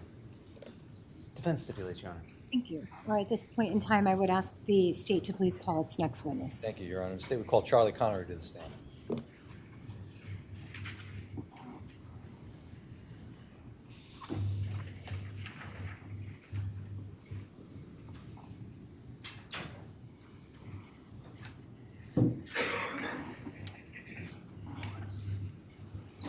Connery, please step into the witness box, remain standing. Excuse me, our clerk is going to put you under oath. Thank you. Thank you, Your Honor. Please raise your right hand. You solemnly swear, or solemnly and sincerely affirm, as the case may be, that the evidence you shall give concerning this case shall be the truth, the whole truth, and nothing but the truth, so help you God, or upon penalty of perjury. If so, please say I do. Please state your full name, spelling your last name, and address for the record, sir. Charles Joseph Connery, Thank you. You may be seated. Thank you. Good morning, Charlie. How you doing? Good. Just do me a favor. Keep your voice up and stay close to that microphone because the acoustics are kind of bad in this courtroom. Okay. Charlie, can you tell the jury how old you are? I'm 19 years old. And do you go to school? I go to Central Connecticut State University. And what do you study? Construction management. And are you working for the summer? Yes. What are you doing? I'm an intern for a construction company. Now, have we met before today? Yes, we have. How many times did we meet? Twice. And why did we meet? Discuss this. And back on May 14th of 2022, how old were you? 16 years old. And did you go to school? Yes. Where did you go to school? Shelton High School. And what year were you? I was a junior. And did you play any sports? Yes. What did you play? I played baseball. And are you familiar with an individual by the name of Ryan Hines? Yes. How are you familiar with him? He's a friend. He was my baseball teammate. He's a good friend of mine. State's Exhibit 56.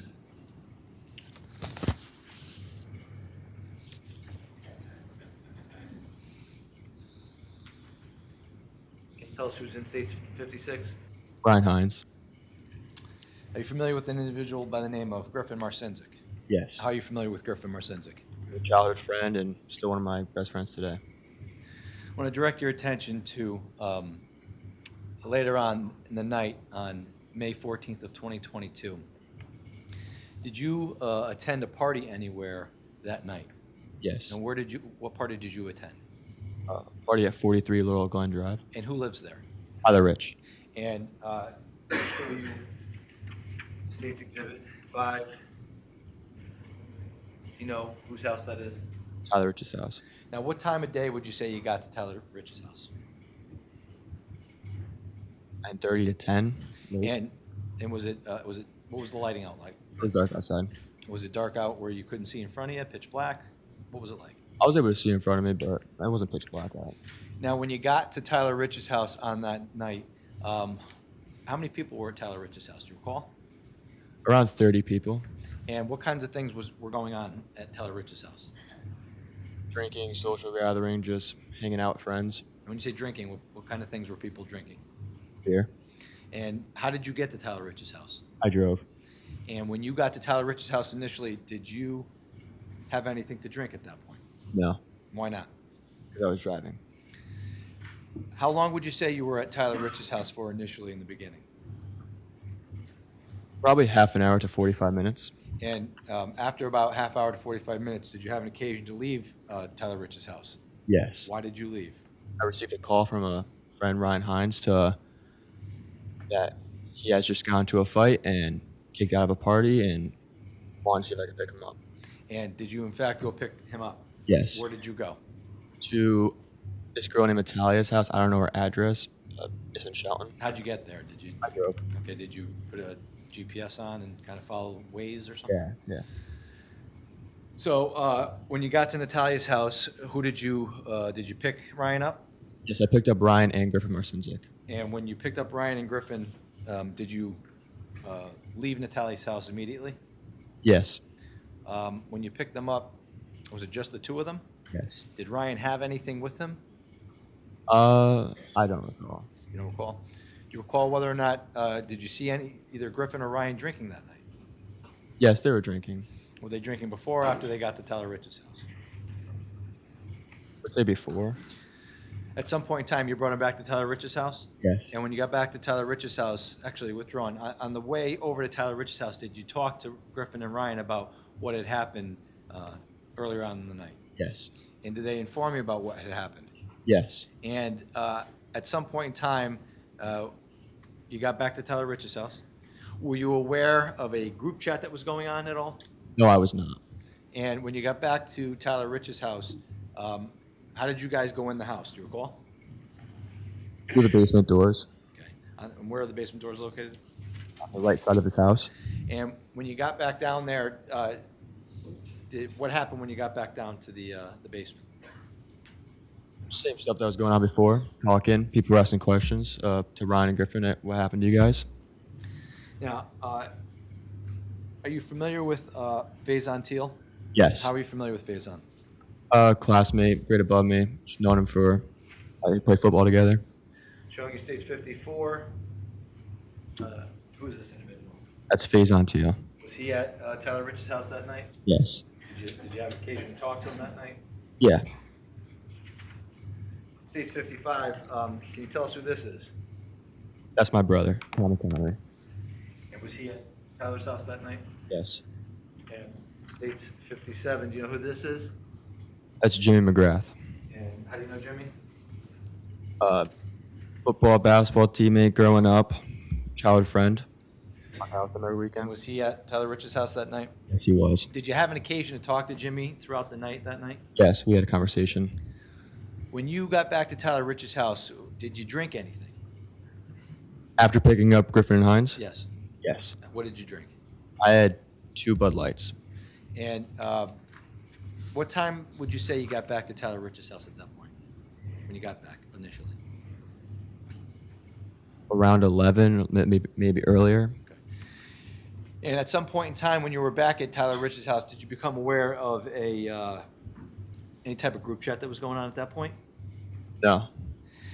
How long would you say you were back at Tyler Rich's house before withdrawn?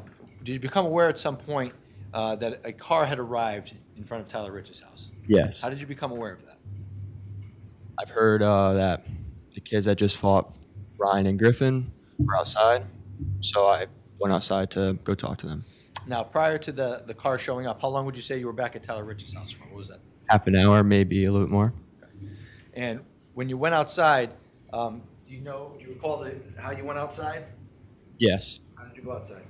I went to the basement doors, so around the front yard, Okay. and the car was across the street of the front yard, and I went over and talked to the person in the passenger seat. So States 49, can you indicate on States 49 where you saw the car pull up initially? Like the beginning of the road on the right side, going down the road, facing down the road, right there. Right here? So facing this way or facing this way? Facing that. Facing up? Yeah. Okay, so the record can reflect the witnesses identified the area just north of the intersection of Adams and Laurel Glen, just to the left of where it appears to be a group of trees on the property across from 43 Laurel Glen. So noted. And you walked over to the car? Yes. Do you recall who you walked over to the car with? Was there anybody with you? I don't recall. Was there people with you, though, when you walked over? Yes. How many people would you say were with you at the time? 8 to 10. And when you walked over, you spoke to somebody in the car? Yes. What side of the car did you speak to them? Passenger side. Passenger, so the right side of the car, if the car's looking that way? Yes, the right side of the car. Okay, front passenger or rear passenger? Front. And who did you speak to in the front passenger? Tyler De Silva. And what kinds of things were you telling him? I asked him what he did, and I was with him the week before, and I told him that, like, I like you, like, I think you're a good kid. I know your cousins. I grew up with them, and I said, just leave. Like, there don't want any problems. Just leave. And how do you know Tyler De Silva? I know his cousins from growing up playing baseball, and a week prior to that, I was with Tyler De Silva and his friends. Okay. Did you notice anybody else in the car at this point in time? Yes, Who else did you notice? Jack Snyder And where was Jack Snyder? driving. How do you know Jack Snyder? I was also with him the week before that. Did you notice anybody else in the car at this point? Yes, but I couldn't recognize faces. It was Okay, so you knew there were other people in the car, but you didn't know who it was? I knew who it was. Who else did you recognize? Raul Valle. Okay, and how do you know Raul? A St. Joe student was also with him a week before that. And is Raul Valle present in the courtroom today? Yes. And what is he wearing? A black suit and black tie. Can you please point him out for the record? May the record reflect Your Honor, the witness identified the defendant in this case. Court will reflect on the record that the witness has identified Mr. Valle. Thank you. Now, do you know Ricky Fiola? Yes. Do you know Sal Perry? Yes. Do you know Mike Sampieri? Yes. Do you know Alex Bernston? Yes. Do you know Jake Villalobos? Yes. Do you know Matthew Lakovich? Yes. How do you know those individuals? All friends growing up. And were they present at Yes. Tyler Rich's house that night? So, now you said you were talking to Tyler Rich, or Tyler De Silva, excuse me, initially in front of the 43 Laurel Glen. Did you notice, was the defendant saying anything or doing anything at this point? I did not notice. How long would you say your conversation lasted for with Tyler De Silva at that car? Not even 30 seconds. Do you recall what kind of car it was, by the way? Dark SUV. Okay. And so it was, you said 30 seconds? Yeah. At some point in time, well, withdrawn, was the conversation with Tyler De Silva, was it cordial? Was it peaceful? It was peaceful. At some point in time, did the interaction between either you and Mr. De Silva or anybody else around you in the car become not peaceful? Not that I'm aware of. What happened after that period of time speaking with Mr. De Silva? I walked away and I went towards the front lawn where all the other rest of the party was there, just watching, just was talking with them. So you had a conversation with Mr. De Silva in the street area for about 30 seconds, and then you walked away? Yes. Where did you walk to? Can you tell us on States 49? In the driveway, a little bit to the left, like by like the lawn and like near the white car, kind of. Like probably this area here? A little bit more up though, or like down, like on the lawn. Down here? Yes. Okay. Yes. So if the record can reflect, the witness is identifying in States 49 the front right passenger side wheel of this white pickup truck on the grass area. So when you were in that area, were you able to observe things that were going on at the car at that point, or what were you doing when you went back to that area? I wasn't really paying attention to the car, but I was just talking with friends, like, just, I don't recall what we were talking about, but just talking with them. Now, how many people were in your area at that point in time? Do you remember? Around 20. 20, okay. So there were about 10 kids or so at the car, and then 20 like back near your area? At some point in time, did you have an occasion to see the car leave for any reason? Yes. Do you know why the car left? No. Do you recall hearing or seeing any type of altercation that happened at the car? When the car was not moving? Right. No. So when the car left, which way did it go? Did it go up in States 49, or did it go back towards Adams? It went up. Okay, and when it went up, tell us what you observed about what the car did.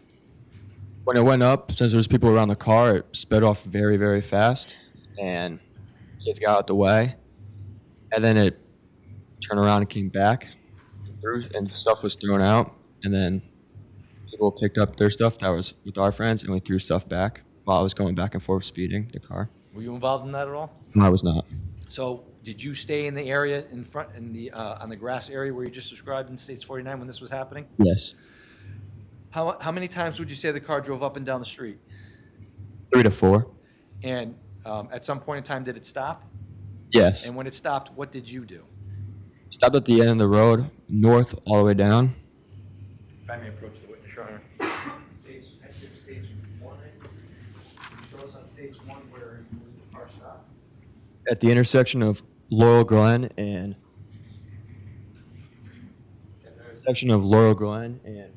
Farmhouse Lane. So in this area here? Yes. And when you saw the car stopped down in that area, what did you observe about it at that point? Did you observe the car just stopped, or tell us what you saw? I noticed that 2 individuals got out of the car. So me and a couple of my friends went down there to talk to them. And when you say a couple of your friends, you recall who you were with? Yes. Who were you with? Ty Wood, Matt Lockovich, Ricky Fiola, Tyler Rich. That's about it. So you went down the street? Hmm? When you went down the street, did you go in a big mob? How did you make your way down the street? A couple kids were farther up than me. We kind of went individual or like in as twos, not as in a group. Who were you closer to? Do you recall? Ty Wood, And who was further down the street? Do you know who was further down the street? Tyler Rich, and Ricky Fiola. Okay. And when you got down, how far did you get down the street, would you say, that night? So where they were in the intersection? And did you witness any interactions with anybody? Yes. What did you witness about any interactions at that point? I witnessed that Ricky Fiola was talking to Raul Valle, and that me, Matt Lockovich, and Ty were talking to Tyler De Silva. And what were you guys talking about with him? What did you say to him? Did you say anything to him at that point? Told him to leave. Said, buy the car, leave. And did you, Ty Wood, or anybody else that you were with, engage in any fighting behavior down Laurel Glen at that point in time? No. Did you witness Ricky Fiola and the defendant speaking to each other? Yes, I did. Did you hear what the defendant was saying at any point during that interaction? No, I did not. How long would you say the interaction was between you and Mr. De Silva down the street when you told him to leave? 10 seconds. And after you told him to leave, what did you do? Turned around and walked back. Walk back to Mr. Rich's house? Mhm. And how long would you say, did you observe the entire interaction between Mr. Fiola and the defendant? Most of it, yeah. Okay. Were they still talking when you turned around and walked back to Tyler Rich's house? Yes. Okay.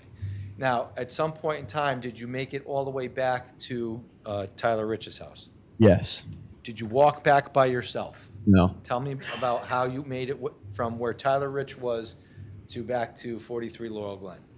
I walked back with Ty Wood and Matt Locke, and the rest jogged up and caught up to us, and then we walked back together. And did you discuss anything with Ron?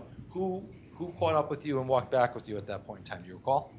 Ricky Fiola, Tyler Rich, Matt Locke, Ty Wood.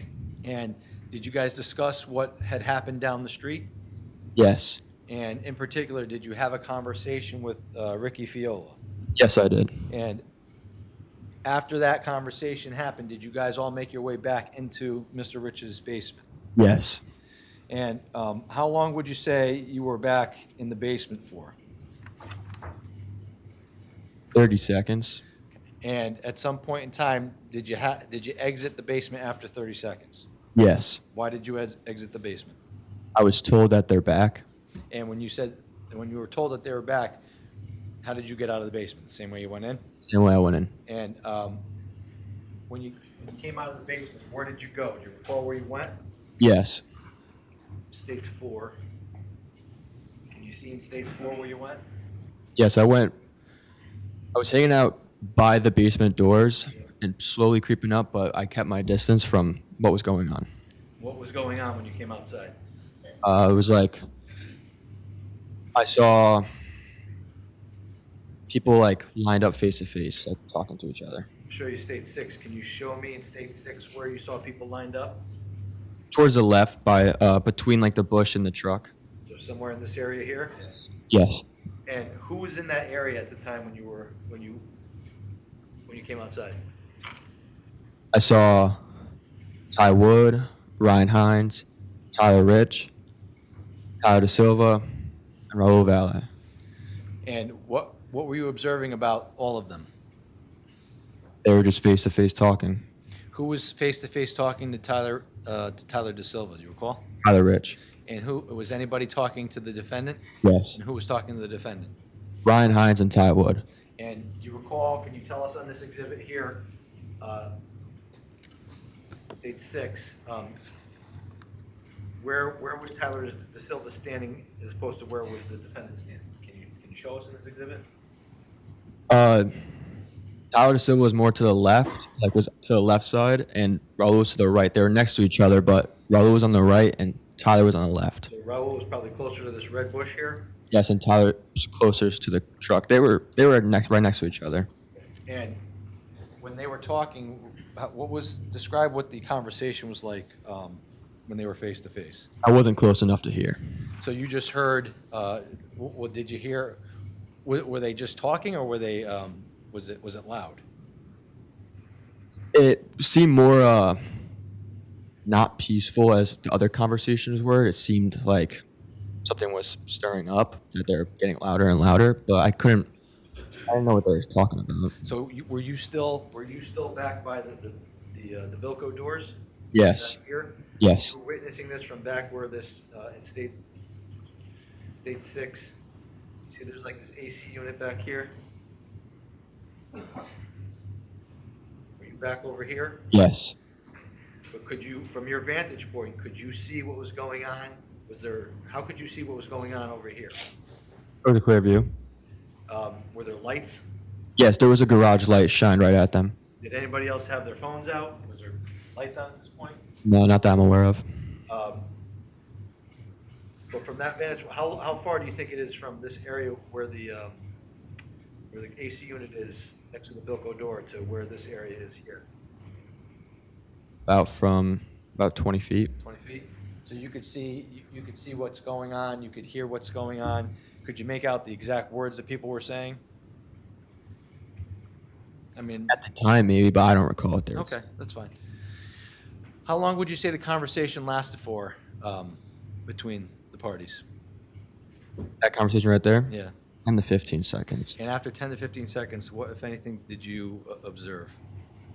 I observed Raul making a movement and Tyler Rich coming across and punching him in the face. Now when this was going on, when you were observing and listening to what was going on, were you making your way closer to? Yes. Okay. And so at some point in time, prior to the punch that you saw, how close were you in this exhibit? Can you tell us? A little bit farther from me to you right now. Okay, so probably about 10 feet? Yeah. And at that point in time, you saw the defendant make a move? Yes. What was the move like? Can you describe what it was like? Can you show us? I like something like that. Like something like this with no contact though. Like just went like this. Yeah. I don't know what he was trying to do, but Tyler Rich came across and punched him in the face. And when Tyler Rich came across and punched him in the face, what happened after that? Two fights kind of broke out separate ways, and I just watched my brother run over to the fight that was going towards the left side, which I saw Ryan Hines and Faison Teal over there with Raul Valle fighting him, and I saw my brother running over there, so then I started running over there. So when you say you started running over there, let me see.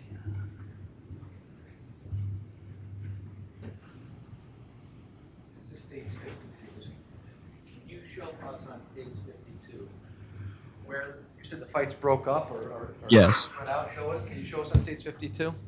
Started here, and I went towards this way. That's where you walked. That's where I walked, And where was the fight going towards the right there? around right here. Okay. So they were closer to the house when the fight started? Yes. It was around right here. One fight went this way, the other fight went this way. Okay. And you started following the fight to the left? Yes. And that was the fight that involved who? My brother, Tommy Connery, Ryan Hines, and Faison Teal. And what did you observe about that fight when you were following it? Well, I ran over there, and then by the time I got there, I didn't do anything. I just stood and watched, and I saw Tommy sort of standing over him as well, but more in it. I saw Ryan like on top of him, and I saw Faison also like, or like on top of him, like not on top of him, but like next to him, like fighting. So is there a path of travel, we'll say, that the fight took when you were observing this? Did it stay in one area, or did it constantly move? It first stayed in one area, but then everyone got off of Raul, and then he walked away, and that fight was over. Can you show me like where that all happened, to the best of your recollection? Like happened over here, Yeah. then everyone like got off there and like all like walked like towards this way around. Okay. And when you saw that happen, where did you follow? Yeah, I followed him. Show me the path that you followed. I kept a far distance from him the whole entire time. And when he was like over here, I was over here. And if he make his way this way, I was over here. Keep my distance from him, but keep my eye on him. Why did you do that? Because I was aware that he had a knife. And did you engage in the fight at all? No. So what did you observe when you walked? So you did like correct me if I'm wrong, you did like almost like a semicircle? Yes. And what did you observe about the defendant as you're doing this semicircle? I observed when he got out of the fight, some people pushed him to get even more out of the way and get him into the road and get him out of here and like just have him leave. And I just kept observing him walking, and I watched him walk towards the car. Okay. So let me stop you there. Can I just take this for a second? So this is stage 52. So you witnessed the fight happen somewhere in this area here? Yeah. Just above the, so the initial interaction between the Silva and the defendant were in this area here between, next to the black truck? Yeah. Stage 52. Fight breaks out, the Silva gets pushed back this way towards where the tree is in stage 52? Yes. And fight between the defendant, Hines, your brother, and Tio is somewhere in this area here. Yes. And I'm pointing to the area north of the red tree in stage 52 on the left-hand side. So at some point in time, you say the fight, they let off of him, Yes. and you kind of follow this area, like a semicircle. The defendant makes his way over here, and you see another group push him out. What can you tell us about that? I saw like a couple kids like just give him like a little shove to just get him off the property on Show me where you saw that happen. around here and just push back in here and everyone just stepped back. Okay, so in stage 52, we're talking about the right-hand side of the photo, Your Honor, near the curve, probably just south of the right red bush. So noted. And when you saw that happen, did your attention go anywhere else at that point? No. Now, was your eye on the defendant the entire time that this was going on? Yes. Do you know if Jimmy McGrath was involved in the fight, and the fight was going on over here, initially with the defendant and your brother, Faison, and Ryan? He wasn't there. Was Jimmy McGrath involved in anything going on to the right over here? No. Do you know where Jimmy McGrath was at this point in time? No. Okay. And when you came and did the semicircle, at some point in time, did you notice Jimmy McGrath at some point? When I was going to circle around here? Yeah. No, I still didn't. Okay. At what point did you see Jimmy McGrath outside at some point? Yes, After. Okay. So when you did the semicircle, you said you noticed the defendant walk back to the car. Yes. Tell me where you saw him walk back to the car. He walked back to the car over here. Okay. And what did? I was following him. I was like over here, got my eye on him, and he opens the door, and then he closes it, and he goes right back in, and then I start Yelling, he has a knife, he has a knife, he has a knife, because I thought he just went and grabbed it, but unfortunately I was wrong. And when you yelled that he had a knife, did you see him have a knife on him at that point in time? No. What did you observe about the defendant when he came back onto the property? I saw him next to Tyler Da Silva, and they were both in the road, and no one was going after them. No one was going near them. They were just, everyone was just looking at each other. And then the defendant went after the closest person to him, who was Jimmy McGrath, and stabbed him. Do you recall if Jimmy McGrath tried to engage withdrawn? Did you see Jimmy McGrath at this point in time, just prior to the defendant stabbing Jimmy? I saw him right before it, like right before he got stabbed. Did it appear that Jimmy McGrath, was he trying to engage the defendant? No, he wasn't. Did it appear that, did Jimmy have a weapon on him that night? No, he did not. Did Jimmy approach the defendant in any manner whatsoever, from your perspective? No, he didn't. So tell us about what you saw. He comes onto the grass area. When he's on the grass area, do you know where the rest of the people are at this point in time? Sort of stepping back a little bit from Raul and Tyler Silva, because they've heard that I yelled he had a knife, and people were kind of stepping back to where they were, like more towards the middle of the lawn, or somewhere around the lawn, not near the road. And the defendant went after the closest person to him, which was Jimmy. So where was Jimmy standing that you recall? Around here. Okay, so that's just to the right. It's like on States 52, just upwards and just slightly to the right of where the mailbox was. Yes. There is. So, what did you? So take us through it. He comes back on the lawn. You scream, he's got a knife. And then what is he? Where's Jimmy's? Where? When he's on the lawn. When the defendant's on the lawn, where's Jimmy? When the defendant comes back, he's over here. Jimmy's around over here. Okay.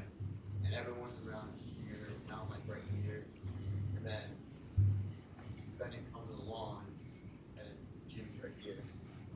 And tell me what you saw at that point. I saw the defendant Go after Jimmy aggressively, and Jimmy was trying to get away, and he stabbed him.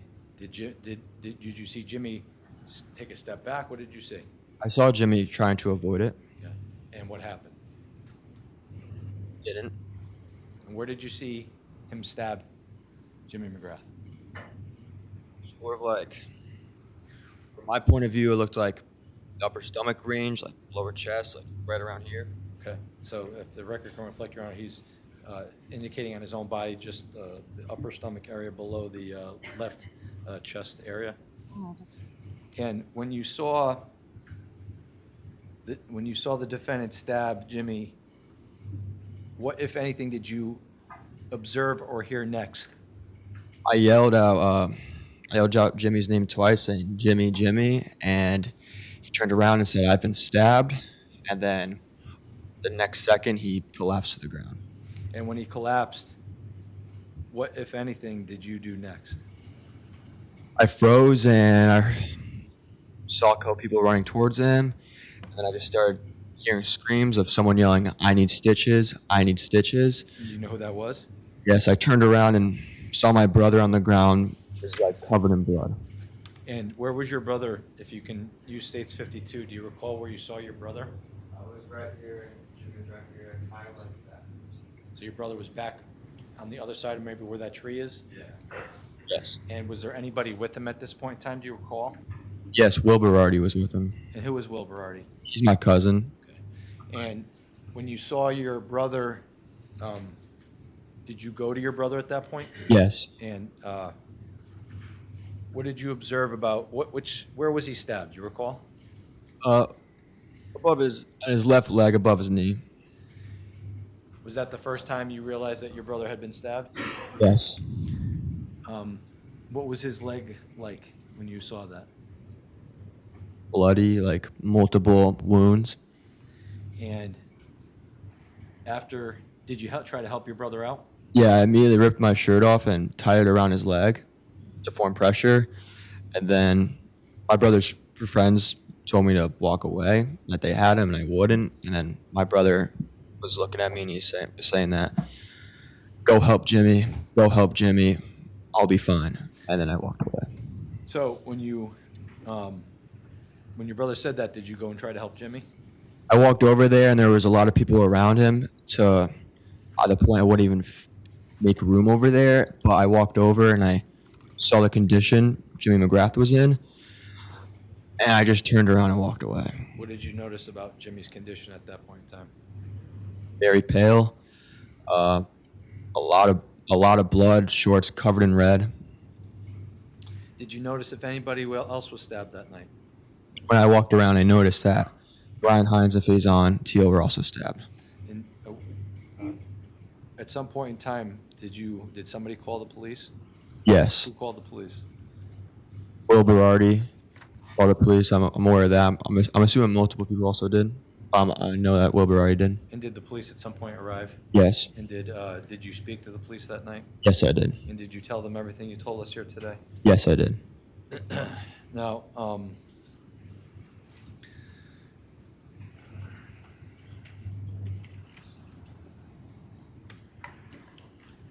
show you state 60.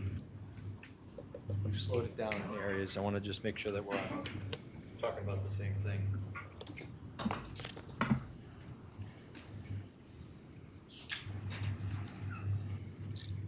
Have you seen the video of this fight? Yes, I have. Now, can you tell us prior to us starting it, whether or not, does this video show the entire fight of what happened on May 14th of 2022? No, it doesn't. And in recalling, in seeing this, do you recall at what point we see the video start? Do you recall? Well, we'll watch it. I'll tell you when it's done.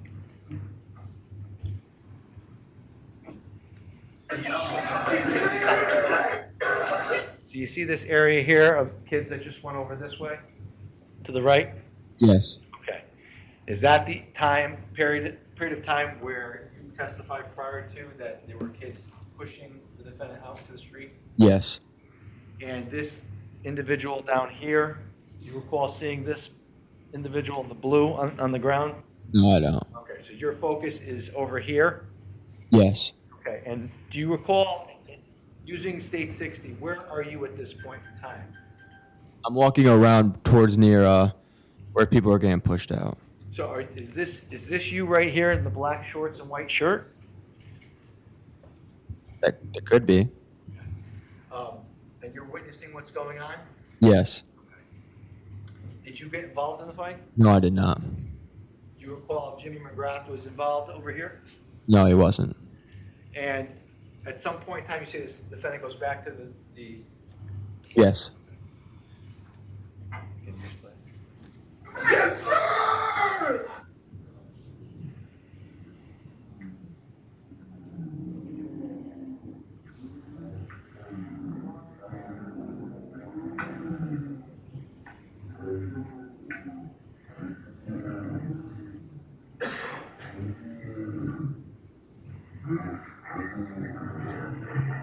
Stop right there.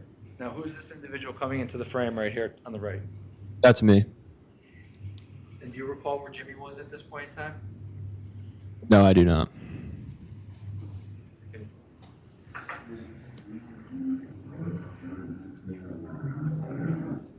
Do you know who this is with the blue shirt and white pants? Yes, that's Jimmy. At that point in time, do you recall seeing Jimmy? Yes. And do you recall if he was fighting with anybody at that point in time? No, he wasn't. Okay, good.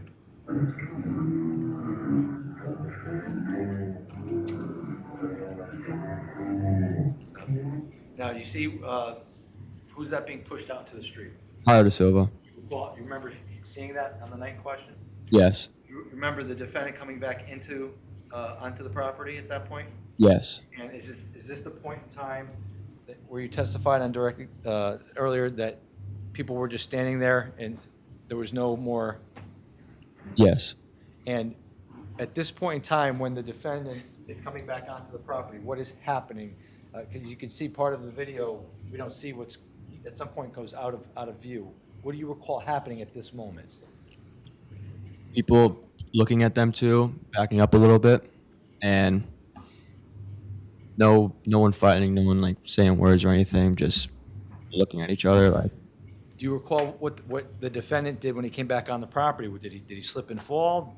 No, he went after the closest person to him, which was Jimmy, and with a purpose, and stabbed him. Do you recall whether or not Matt Lackovich was close to Jimmy at this point in time?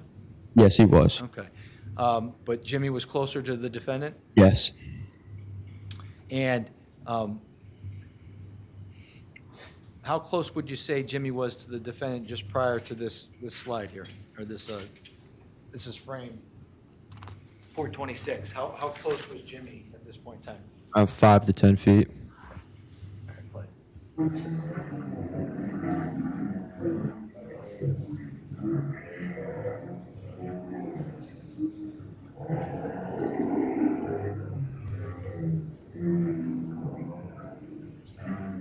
At that point in time, what are you witnessing here? I see Jimmy avoiding someone stepping back. So frame 535, Jimmy is actually stepping back. Is that the point where you see him get stabbed by the defendant? Around 3 seconds right after that, yes. Now, after this happened, you said you spoke to the police how many times? I spoke to them twice that night. Do you remember speaking to them on about 3 weeks later, June 8th? Did you do any type of walkthrough with? Yeah, I did a walkthrough. And what do you remember what you told the police with regards to where Jimmy was stabbed? Like on his body wear? Yeah. Yeah. Do you recall if you ever told him that he was stabbed in the gut? I said he was stabbed in the stomach, the upper region of it. Why would you say that he was stabbed in the stomach? Because from my angle, that's what it looked like. So when he's stepping back, It looked like below his chest, like from just below his chest down, like for that's his stomach. So the upper region of that. Okay. So I told him he got stabbed in the stomach because when it happened, I didn't know. I didn't know how he was going to be.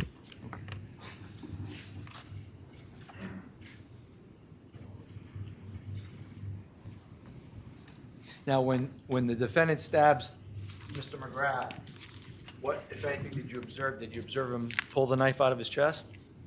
I observed his fist like this, and from the light of the house, the light from the car around, I was able to see something shining with his hand like this, shining out of it. Okay. So he goes up, stabs like this, and then pulls out, and you see it? Yes. And then when he pulls the knife out of his chest, where do you see what do you see the defendant do next? Run to the car. Does he get back to the car? Yeah. Do you see him get in the car? Yes. Do you see De Silva follow him to the car? What do you see? Do you know what happened to De Silva after that? I assume he was in the car, but I didn't see him. You didn't see where he went? Okay.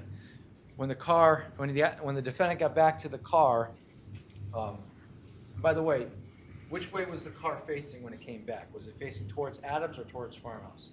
Towards Adams. And when they got back into the car at that point in time, which way did you see the car leave?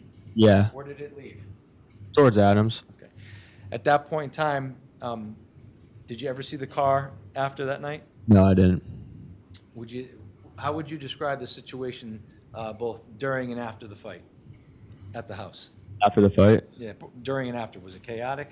Yeah, at first it was like chaotic, and then after it was completely worse than like just people screaming, people trying to stay calm, people trying to give aid to people that were bleeding, and like neighbors came and helped, and it was just people running around calling the cops. Ambulance showed up, the cops drove down the wrong road, and I had to run out and chase them to tell them that I was this way because I saw them miss the house, and just running around, and then actually had to calm down and stay calm and be calm in that moment and just see what was going on, see everyone, talk to them, like make sure everyone's just helping, and that was really it. I can't remember if I asked you this question, but I'm going to ask you it. When the defendant was talking to he was talking to Tywood before the fight starts, is he arguing with Tywood? Not that I'm aware of. They were talking. It was high pitched. I didn't know if they were arguing or they were just talking loud. I'm assuming they were probably arguing, but I don't know. Were you not close enough to really hear other than it was loud? Yeah. Okay.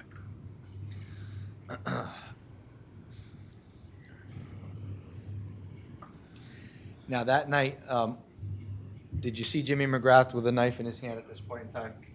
Jimmy with a knife? Or with any type of weapon? No.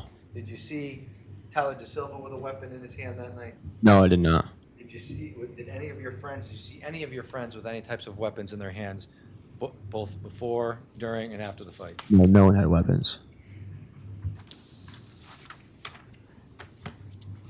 I have no further questions. Thank you. Yeah, Your Honor. Thank you.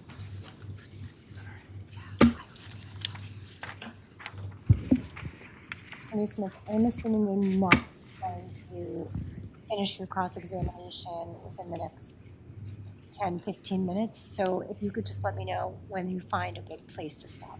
Yes, Your Honor. Going for our lunch break. Thank you.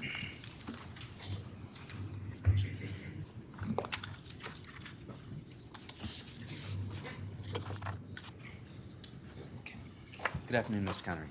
Very nice to meet you. Nice to meet you. We've never met before, correct?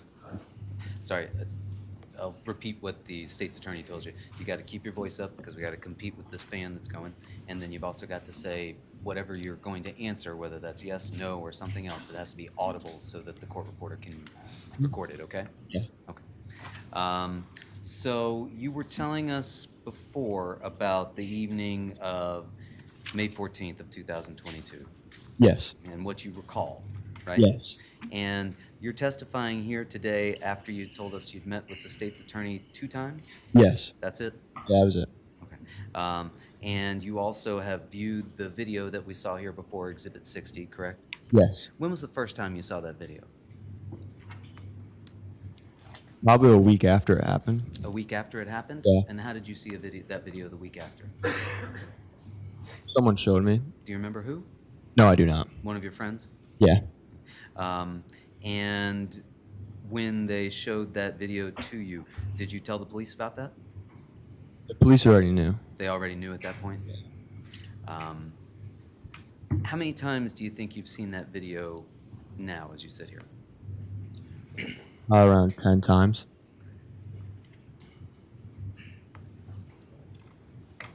You told us that you were a 16-year-old junior at Shelton High School on May 14th of 2022, right?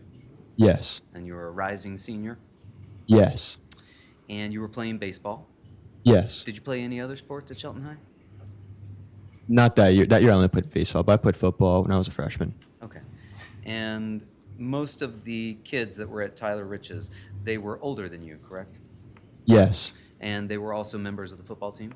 Yes. Many of them were either seniors or had graduated, right? Yes.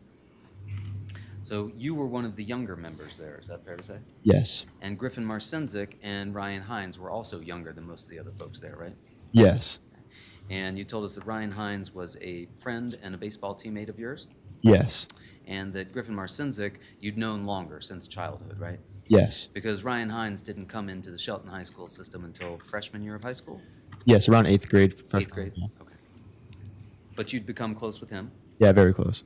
Close enough that after this fight that he described to you at 5 Lazy Brook, he called you to come and pick him up. Yes. And he also told you that he had Griffin Marcinzik with him? Yes. And you went to pick them up, you told us, about a half an hour to 45 minutes after you'd gotten to Tyler Rich's house the first time, right? Yes. So would that be somewhere between 10:30 and 11 o'clock, do you think, that you went to pick them up? Around there, yeah. Because you told us you got to Tyler Rich's house initially between 9:30 and 10, right? And then you spent about 30 to 45 minutes there, right? Yes. Okay, so you think it was somewhere between 10:30 and 11 that you drove to pick them up? Yes. How far away was that drive to Natalia Ridzik's house? 8 minutes, 9, 10, depends on red light, green light. It's not that far. It's not that far. And you said when you picked them up, Ryan Hines didn't have anything with him? Good, but I don't recall if he did. But you told us that you thought they were drinking, right? Yeah. Before you'd picked them up? Yeah. Why did you think they were drinking before you'd picked them up? Because when I was talking to them on the phone, they said that they had their beer taken from them. I see. And you told us that on the way to Tyler Rich's house, you talked about what had happened at 5 Lazy Brook, right? Yes. And then when you got back, and you were unaware at that point of a group chat that was going on? No, I had no idea about that. Did you see either Mr. Hines or Mr. Marcinzik on their phones? Yeah, they're on their phones. Did they appear to be excited? No. Did they appear to be upset? Sort of, yeah. And they weren't, did they tell you that they were in communication with any of the kids that they thought had been involved in the fight at 5 Lazy Brook? No. But when you got back to the basement, you said people were, at Tyler Rich's house, you said people were already talking about the fight at 5 Lazy Brook. No, when we got there and I walked in with Ryan and Griffin, they asked and they came up to him and said, "Hey, what happened?" Just like that? Hey, what happened? Well, we heard about it. That's why I went and picked them up. Because before I told them that, oh, Ryan and Griffin just got in a fight. You guys, Tyler, do you guys care if I bring him here? And they're like, "Oh, we don't care." So when we got there, they're already aware about the fight, so they went and asked him. Okay. And how many people came up to ask about what happened at 5 Lazy Brook? About around 10 people. And one of those was Jimmy McGrath? No. No, Jimmy McGrath wasn't one of the first people to ask? But I didn't see Jimmy talk to Ryan Hines at all. You didn't see Jimmy McGrath talk to Ryan Hines at all? No. Had you been at Nikki DeJesus's house earlier that evening with Jimmy McGrath? No, I wasn't there. But you saw him in that picture, exhibit number 57? Yes. And you know that to be Nikki DeJesus's basement? Yes. And you saw Faison Teal there in the basement, correct? Yes. You saw your brother there in the basement? Yes. Had he been there earlier when you left? Yeah, he was there before me. Okay. Did you both drive there together to? No, separately. Just separately. And so when you got to Tyler Rich's house, where did you park?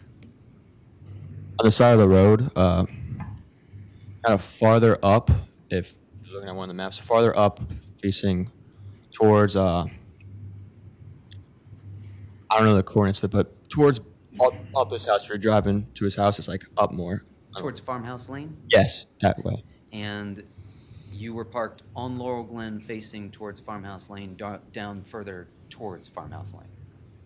I was parked facing Adams, but more towards Farmhouse Lane, like up there more.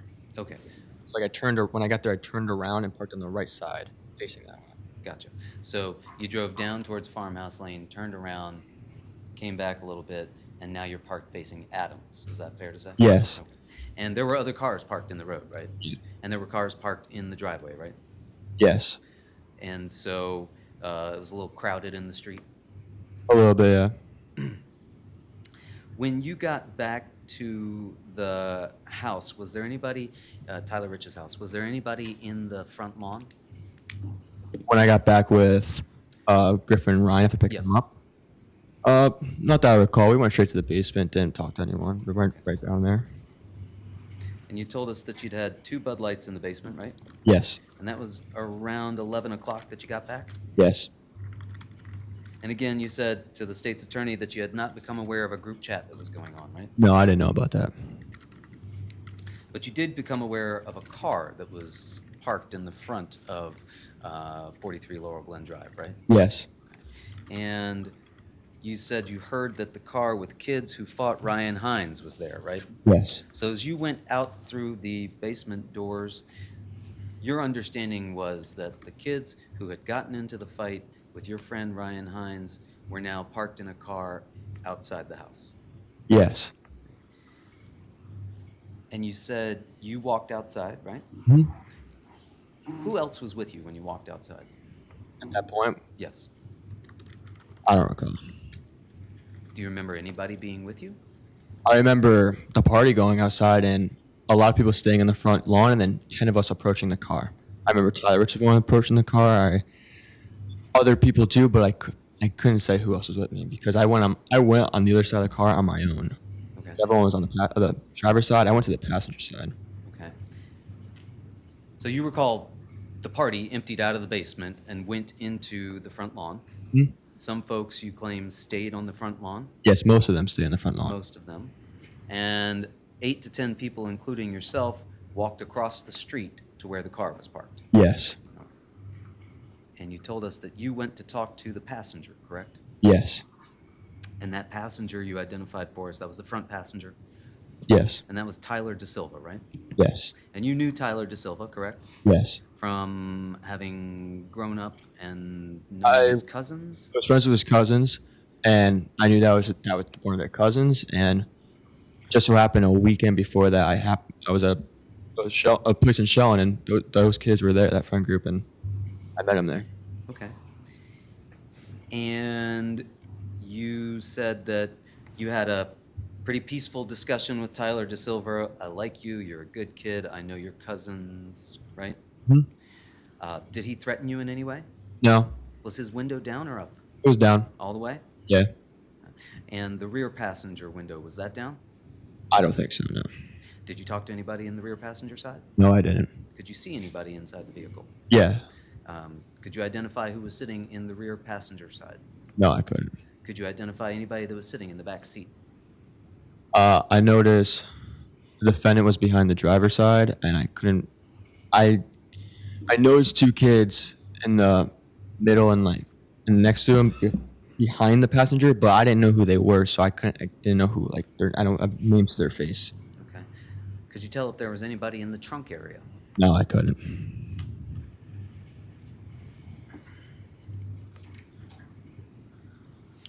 And you told us that among this group of 8 to 10 people was Ricky Fiola? Going towards the car. Yes. No, I didn't see Ricky with me. I saw Tyler Rich go up. Maybe Ryan Hines. I don't recall everyone that went there, but I don't remember seeing Ricky over there. Do you remember seeing Sal Perry there? At the car? No, yeah, again, no. Do you remember seeing Michael Samperi at the car? No. Do you remember seeing Alex Bernstein at the car? No. Do you remember seeing Jacob Villalobos at the car? No. Do you remember seeing Matthew Lakovich at the car? No, it could have been them, but I just don't recall who was who stayed on the lawn, who didn't. Do you recall seeing Tanner Chernowski at the car? I don't recall. Do you know a Tanner Chernowski? Yeah, I know Tanner. How do you know Tanner Chernowski? He's my brother's age. He grew up with my brother, played sports with them, and I always knew him just as one of my older brother's friends, and then we became friends eventually. Okay. And you said you didn't notice Mr. Valle doing or saying anything while you were there at the car? No, I didn't. And you said that your conversation with Tyler DeSilva lasted about 30 seconds, right? Yeah. That interaction never became anything other than peaceful, correct? With me and Tyler Silva? That's correct. Yes.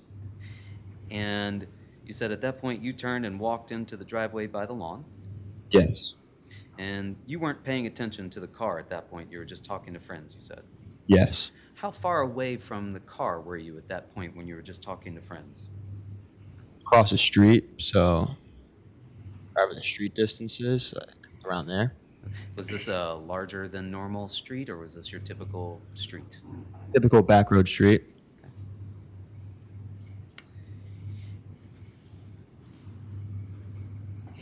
And at this point, you said there are 20 of you in the lawn driveway area and still 10 by the car, right? Yes. And then you saw the car leave. Yes. And you never saw anybody put their hands on the car? No, I never saw that. You never saw anybody kick the car? No. You never saw anybody throw anything at the car? I did say I saw people do that. While the car was still sitting there, or No, when it was driving up? I'm back and forth. I saw people throw stuff at the I car. want to focus on before the car leaves to drive away, okay?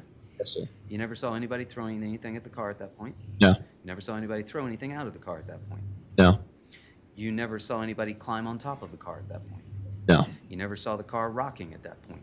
No. You never heard anything shatter as far as the car goes? No. You never saw anybody on the rear of the vehicle bouncing up and down? No.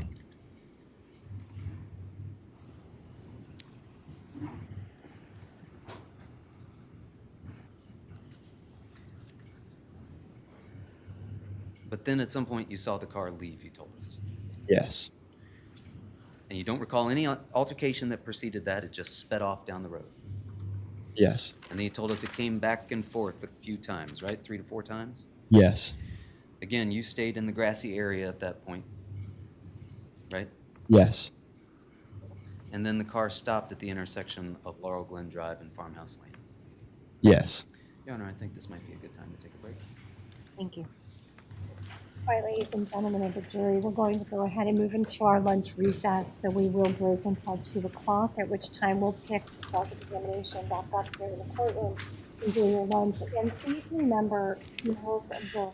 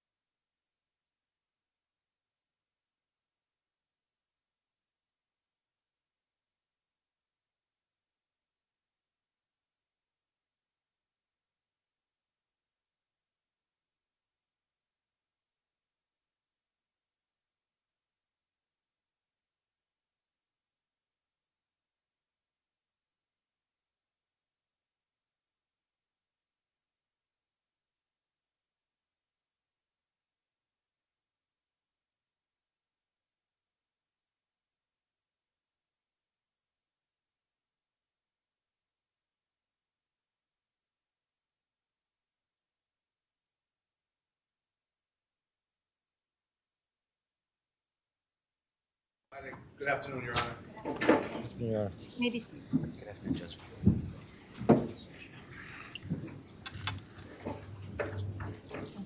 have the witness retake the stand. Mr. Connery, I want to remind you, you do remain under the obligations of your can be seated. You're all set. You bring in the door.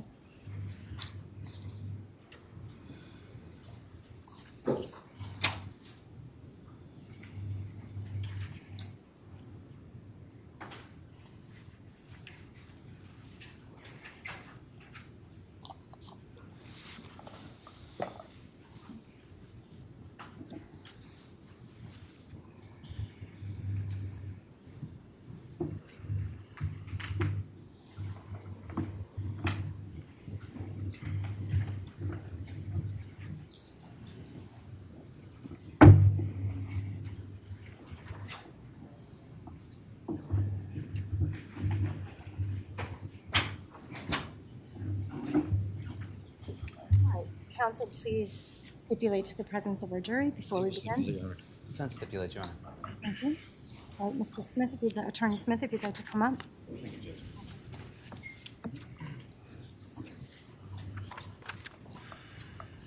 Oh, good afternoon again, Mr. Connery. Good afternoon.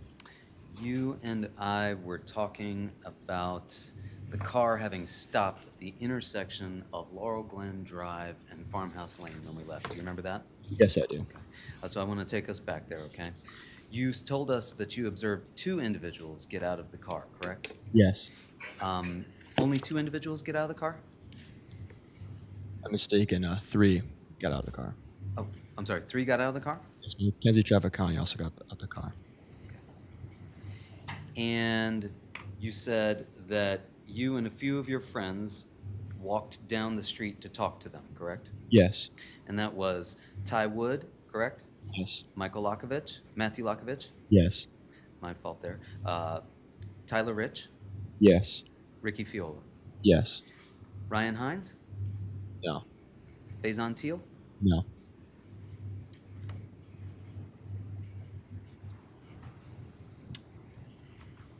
and you said that Tyler Rich and Ricky Fiola were ahead of you, correct? Yes. And that you were walking with Ty Woods, right? Yes. And you walked all the way down to where the car was parked at the end of, or at the intersection of Laurel Glen Drive and Farmhouse Lane, right? Yes, it was a little bit before it. A little before. Where the group was a little before the intersection. Okay. But you walked down to where the car had come to a stop. When I got down there, the car must have drove away or something because it was only them 3 around there. Okay.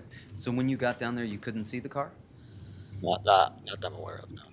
So at that point, it was the group of you that had walked down there and just Mackenzie Trafficante, Raul Valle, and Tyler De Silva?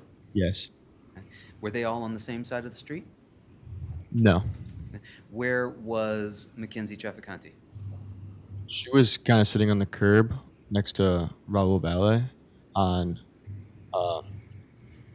the side of the street, and then Okay. Tyler Silva was on the other side. On the same side of the street as Tyler Rich's house, or on the opposite side of the street? Same side. So Mackenzie Trafficante and Raul Valle were on the opposite side of the Yeah. street? Okay.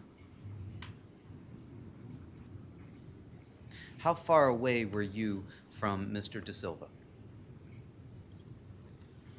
Almost, like, not face to face, but like good talking distance. Like, someone. And how far away were you from Mackenzie and Raul?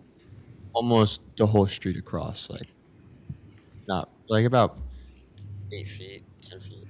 And at this point, you could not see Jack Snyder's vehicle? No, I don't remember seeing the vehicle. And you told us that you witnessed Mr. Fiola talking to Mr. Valle. Yes. And he was still standing beside Ms. Trafficante at that point? Yes. And you said you did not see Tyler Rich interact with Mr. Valle at all, correct? No, I didn't see it. You didn't see Mr. Rich spray anything in Mr. Valle's direction? No, I didn't see that. Okay. And you didn't see anybody except for Mr. Fiola by Mr. Valle? Yes. So your recollection is that it was just Mr. Fiola, Mr. Valle, and Ms. Trafficanti on one side of the street, Yes. and therefore yourself, Ty Wood, Tyler Rich, the three of you, and Matthew Lakovich, I'm sorry, the four of you, were all on the opposite side of the street with Mr. De Silva? Not as so the completely opposite side of the road, but like more towards that side, like not really close to where Ricky Fiola was. And you said that the three of you were talking with Mr. De Silva, correct? Yes. You didn't see anyone engage in any fighting. No. You didn't see anyone chasing Mr. Snyder's vehicle. No. You didn't see anyone throwing anything at Mr. Snyder's vehicle. No. You didn't hear anyone uttering any threats towards Mr. Snyder or the group. No, I didn't hear that. And you think that it was just yourself, Ty Wood, Michael Lakovich, Tyler Rich, and Ricky Fiola, correct? Yes. Just those five. You said you spent 10 seconds with Mr. De Silva, correct? Hmm? Then you turned and you walked back, right? Yes. You walked back to 43 Laurel Glen Drive? Yes. Did you pass Mr. Rich along the way? Yes. Where did you pass Mr. Rich along the way? Somewhere walking back with him, farther down the road. Who else was walking back with him? Ty Wood, Ricky Fiola, Matt Lakovich. Did they pass you at some point? They caught up to us and then walked with us. Okay.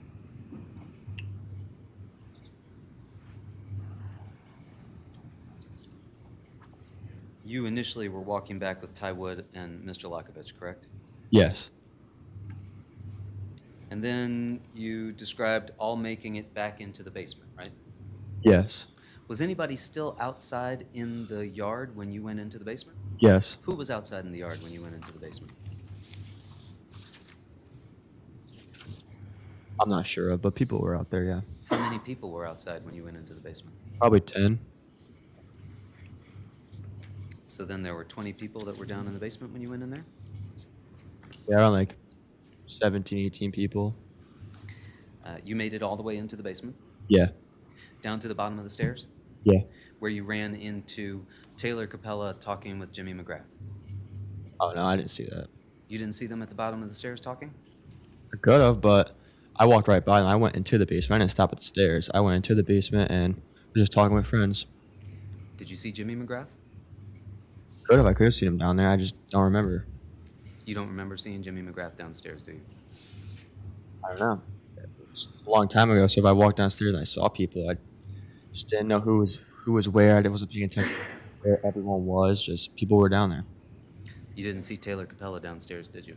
It could have been down there, but I don't remember seeing her. You didn't see Matthew Lakovich downstairs, did you? You also could have been down there, but when I walked downstairs and I was talking to people, I don't remember who was where, who was doing what, who was outside. Well, you remember talking to someone downstairs? No, I don't. Oh, you don't remember talking to someone downstairs? No. I might have, but I don't remember. If I talked to someone, I remember who I talked to. Do you remember talking to someone downstairs? Could have, but to be honest, no. Did you not make it downstairs? I did. You did. You're certain of that? Yeah.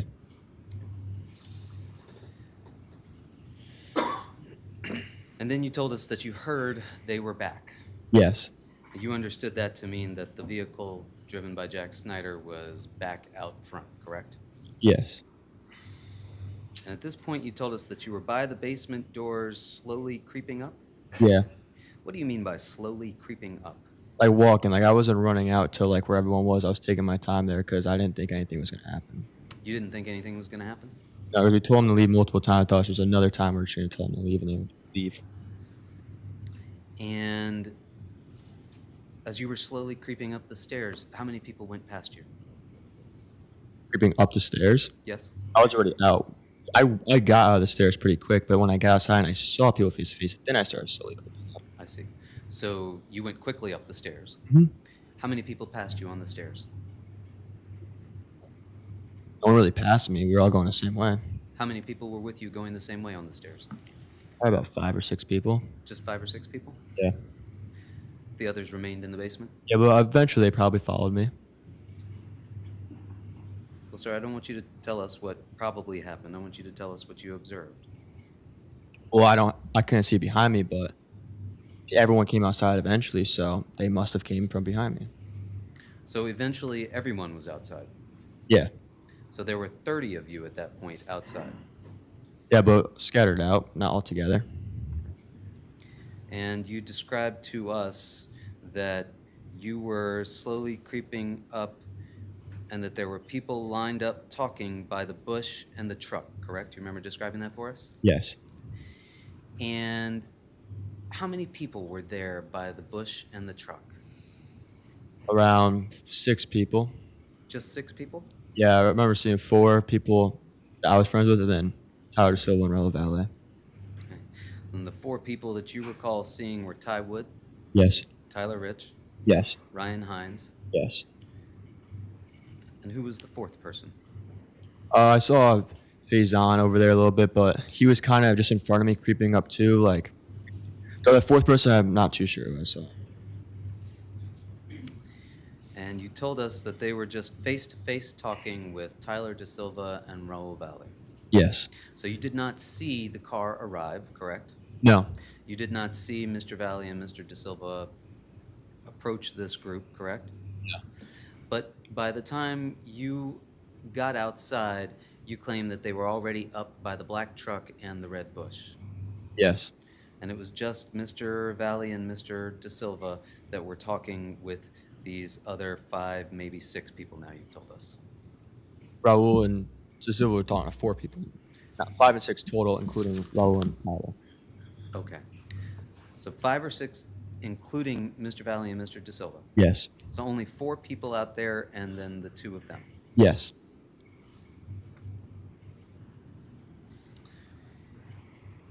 And you said that Mr. Valle was to your right?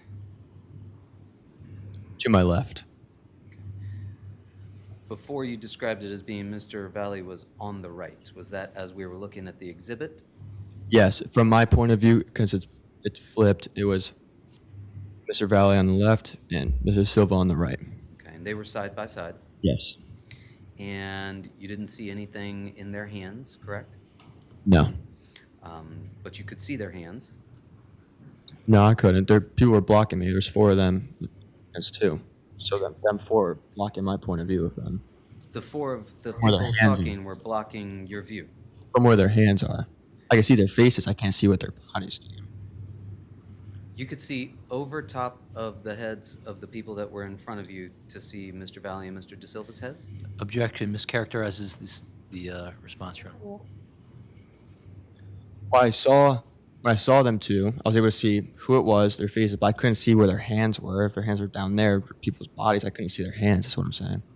Sir, were these 4 people that were talking to them in front of you? Yeah. And yet you could see Mr. Valle and Mr. De Silva, but not their hands? Yeah.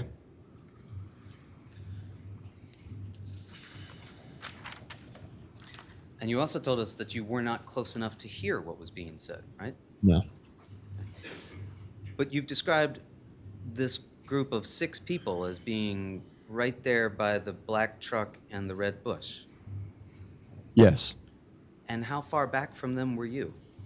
First 20 feet, but then slowly creeping up.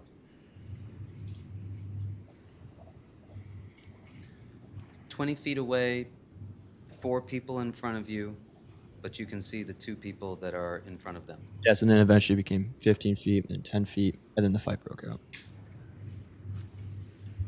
In any event, you told us that it seemed less peaceful than when they were talking before. Yes. And you said at this point you were back by the AC unit, A little bit in front of it. but that there were garage lights that shined right at them. Yeah. You said this conversation that was going on lasted 10 to 15 seconds? Yeah. And at that point, you told us that Mr. Valle was talking with Ryan Hines and Ty Wood, Yes. but you couldn't hear what they were saying, No. and that Mr. Rich was talking with Tyler De Silva, Yes. but you couldn't hear what they were saying. No. And then you told us that you saw Mr. Valle make a movement. Yes, I did. At this point, had you moved so that you could see around these 4 people that were talking to them? No, but I was able to see his body jolting because I was creeping up and getting closer and closer. I see. And you could see his body jolting, Yeah, like a sudden movement. a sudden movement. Did he hit someone? No, he did not. Was he saying anything? I'm not aware of. He was still behind and to the side of Mr. De Silva? He wasn't behind him. They were next to each other. But They were standing side by side. yes. They were standing side by side, but facing 2 different groups? No, the groups were together in the beginning.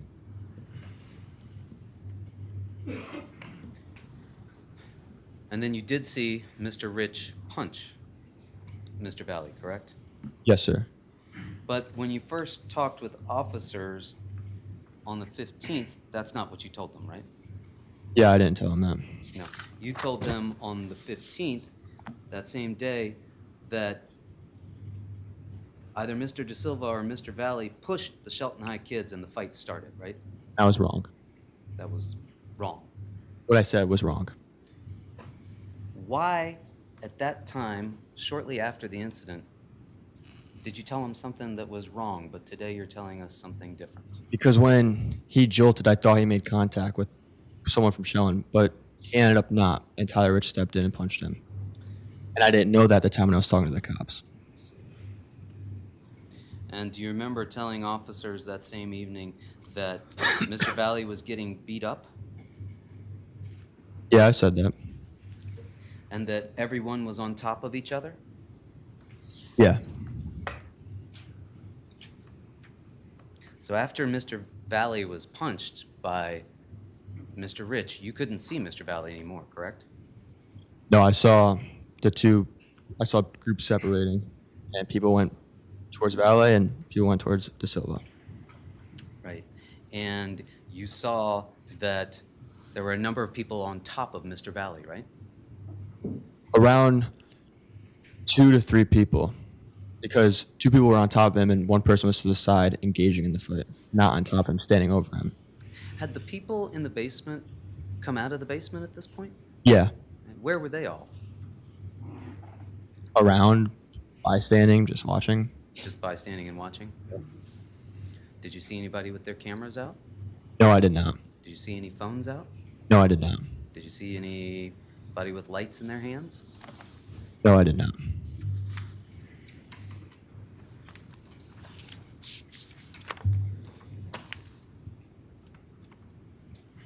And you ran over to where you told us that Ryan Hines and Faison Teal were fighting to the left, right? Yes. That was where Mr.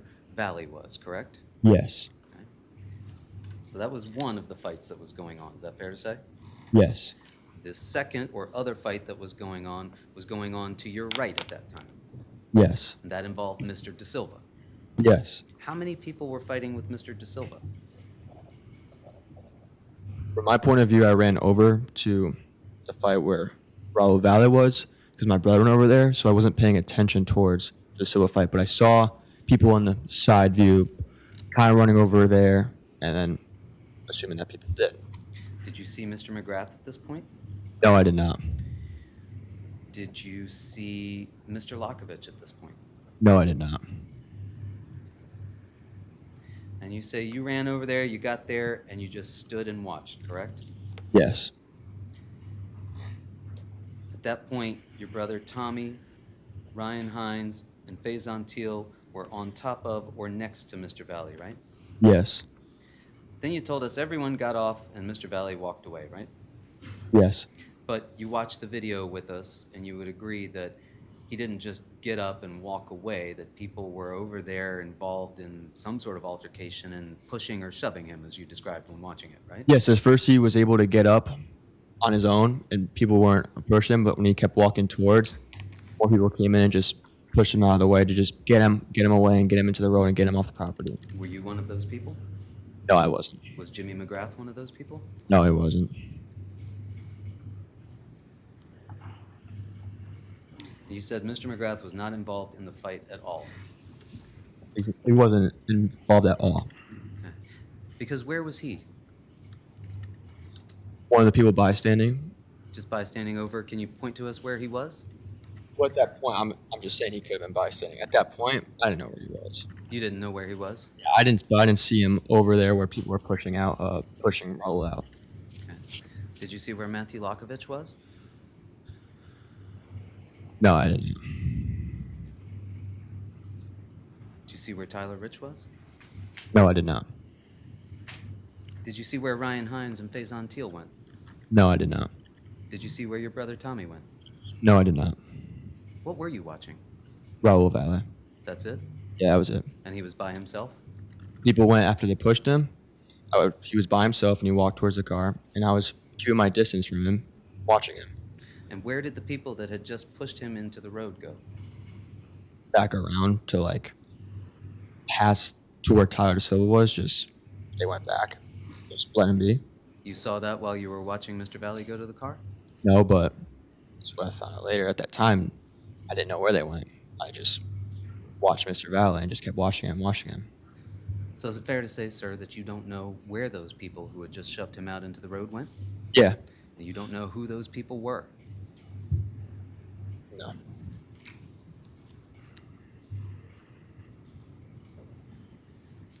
So you don't know if Mr. McGrath was involved or not? I didn't see him over there.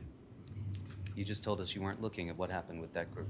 But when they were pushing him out, I was looking over there and I didn't see who was pushing who. I just saw a group of people push him out of the way. I don't know who was who. Who was in that group of people that was pushing him out? Not to my knowledge, I don't know. Showing people, definitely. Kids that you'd grown up with and known most of your life, if not all your life? Some of them maybe. Not all of them I've known my whole life. One of them your cousin, Will Berardi. No, not one of them wasn't him. I'm sorry? I wouldn't say one of them was him. Okay. One of them your brother, Tommy Connery. No.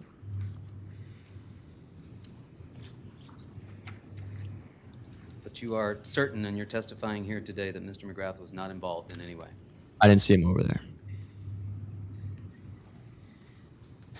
And you were telling us that you were watching Mr. Valle as he went back to the vehicle, correct? Yes. Did you see the vehicle moving? No. And you saw him open the door, the interior light go on, close the door, and then you said he goes back into the yard, right? Yes. And you didn't see him with a knife? No, not that moment. You said he went right after the closest person to him, right? Yeah. And that was Mr. McGrath. Yes. Who else was standing with Mr. McGrath? Closest person that would be towards Mr. McGrath was Mr. Lackovich. Who else? I don't know. Was it just the two of them? That's the only two I saw. It's the only two you saw? Was there anybody that you saw on the other side of Mr. Valle? No. Did you see Jacob Villalobos? No, I didn't see him. Did you see Matthew Samperi? Sorry, Michael? Michael Samperi, I'm sorry. No. Did you see Sal Perry? No. Did you see Ryan Hines? No, I didn't see them. Did you see Faison Teal? No, I didn't see him. Do you recall seeing Mr. Lackovich that evening when Mr. Valle came back onto the lawn, or is that based on what you've seen in the video now? No, I remember seeing him. You remember seeing Mr. Lackovich that night? Yeah. Beside Mr. McGrath? Yeah, near him. Near him? Like the closest one to him. Close enough to touch him and put his hand on his back? Mr. Lackovich touched Jimmy? Yes. I'm not aware of. And what did you see Mr. Lackovich do?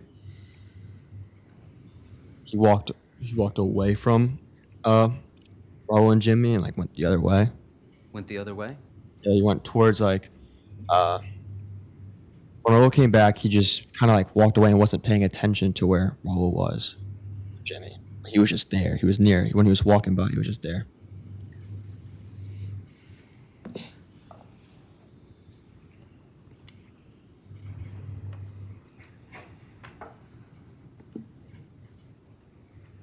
Did you ever see your brother Tommy Connery fighting with Mr. Valle? Yes. When your brother Tommy was fighting with Mr. Valle, where were you? Next to them, like behind them. Behind them? Yeah. Who else was near you at that time? Faison and Hines. That's it? Yeah. Where was Ty Wood? I don't know.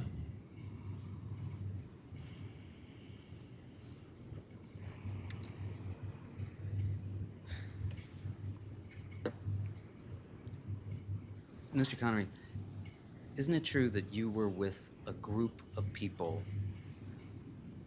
that had shoved Mr. Valle into the street and that were then walking back and forth between a vehicle that we saw in front of the vehicle that he went to?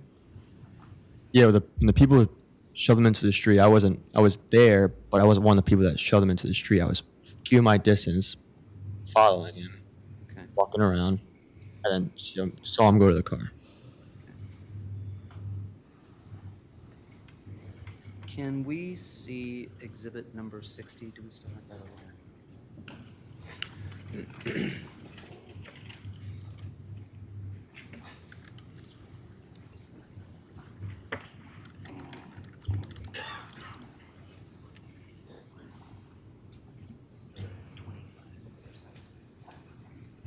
I'm going to ask you to watch. You've got the same thing on your screen as we have on the big screen, okay? And I'm going to ask the state to pause it at certain points.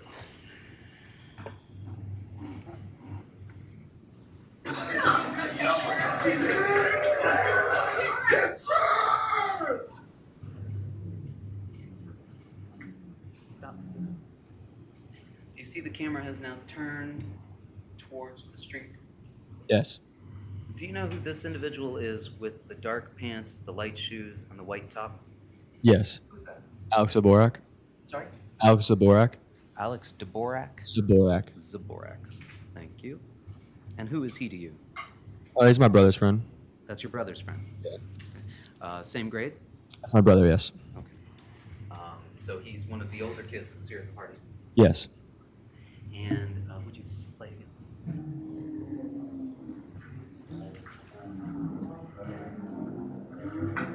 Okay, pause, please. We just saw Mr. Zaborak go in front of the screen, right? Correct. Do you remember him being there at that time? No. And so you don't know what he was doing at that point? No, I didn't know where he was. Could you play again, please?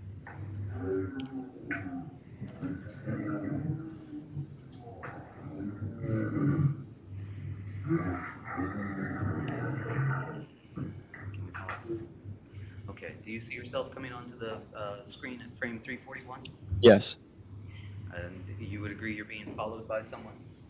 Yeah, someone's behind me. Who is that? Joey Romano. Joey Romano. Yeah. And who's Joey Romano to you? Another one of my brother's friends. Okay. Again, one of the older kids? Mm-hmm. And where was he coming from? They looked at the same place that I was coming from. Do you remember seeing him there that evening? That the whole night? Was it At this time period? Oh, no. So you weren't with him? Oh, yeah, I wasn't walking with him. He was just behind me. And can we play again, please? And can we pause it? And do you see a third person who's just come on shirtless with a pair of what appear to be blue camouflage shorts? Yes. And do you know that person? Yes, Matthew Lockovich. That's Matthew Lockovich. And where was he coming from? Looks like the same area that we were all coming from. Same area that you were all coming from? Mm-hmm. Together? It could be. And do you see in between Mr. Romano and Mr. Lockovich another figure with a light top on back there? Yes. Do you know who that is? Yes. Who's that? It's Jimmy. This figure here in the middle, sir? That's Jimmy? Oh, I thought you were looking up to the right. The person in the middle? Yes. I can't identify as that. It's not clear enough. You mentioned, though, Jimmy, right? Yeah, you see him on the right. And he's to the right of the frame here? Yes. But you don't remember seeing Jimmy over there in that area? No, I do not. But that's Jimmy there now. Yes. Walking back behind you, Mr. Romano, and Mr. Lockovich. So it looks like, yeah. And you're all coming, you would agree, from that area where we just saw Mr. Valle get shoved out into the street? It could be all come from there, but I don't remember seeing Jimmy with any engagement over there. Can we play it again?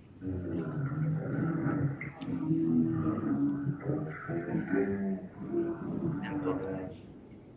Can we go back just a hair? Sorry, maybe like 2 seconds or so. There we go. Okay. And do you see in front of Mr. Lakovich another individual with a pair of lighter shorts with maybe some dark black biker shorts popping out and a white shirt? Yes. Do you know who that is? Jacob Villalobos. That's Jacob Villalobos. Hmm. And he's shoving Mr. De Silva into the street? Yes. And he's now over in that same area where all of you have just come from? Yeah. And you still see a couple of other figures behind him, but you can't identify them. Is that fair to say? Yeah, I can't identify them. And can we play again, please? Oh, sorry, can you stop? And can we go back 2 seconds? I apologize. Just a little bit more, and right there. Do you see, sir, a figure just in front of what you've identified as Jimmy McGrath? Yes. With like light shorts, light shoes, and a shirt with some sort of graphic on the front. Yes. You know who that is? No, I do not. That's not your brother, Tommy. No. You just have no idea who that person is. Yeah, no.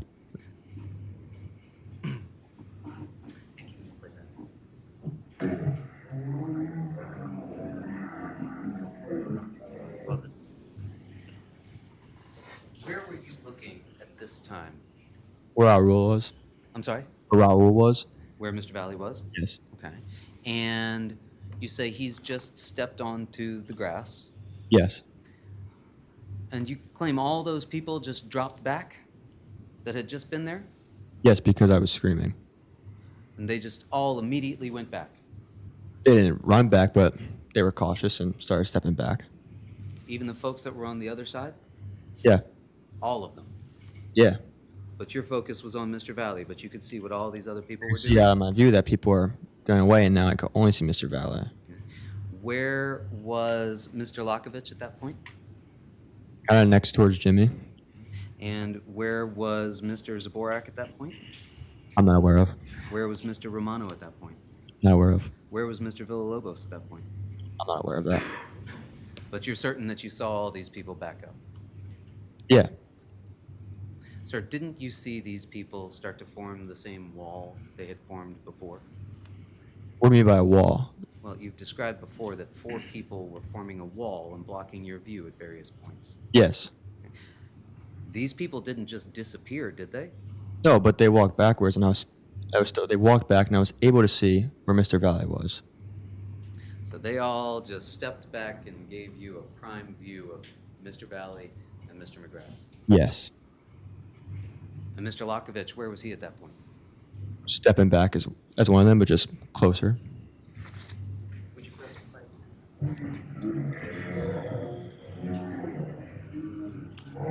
And can you pause it, please? Did you just see a hand on Mr. McGrath's back there, down near his waist? His right hand. Can we go back maybe 2 seconds? Or, I'm sorry. Let's do it. Can we go just a little bit more? A little bit more? Okay. Do you see what appears to be a hand down on his side there? Yes. Mr. Lakovich is gone at this point? He could be over there, but I didn't see him. I was just looking at Jimmy. And I was looking at Raul, and Jimmy was in my sight. Okay. You're looking at Mr. Valle at that point? Yes. There's nobody blocking your view. No, I was able to see him. So you don't know whose hand that was? No, I do not. And where was Mr. Lakovich? Backing up. And where was Mr. Zaborak? Also backing up. I don't know where he And was. where was Mr. Romano? I don't know where he was. And where was Mr. Villalobos? I don't know where he was. And what about that person you couldn't identify before who had on the light shorts and the dark top with the white graphic across the front? I don't know. And what about Faison? Don't know where he is.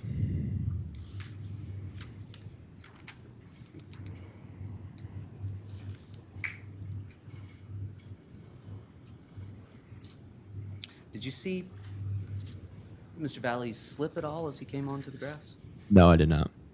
You saw him just go straight at Mr. McGrath. Yes. Do you remember it being misty or rainy that evening? No, I do not.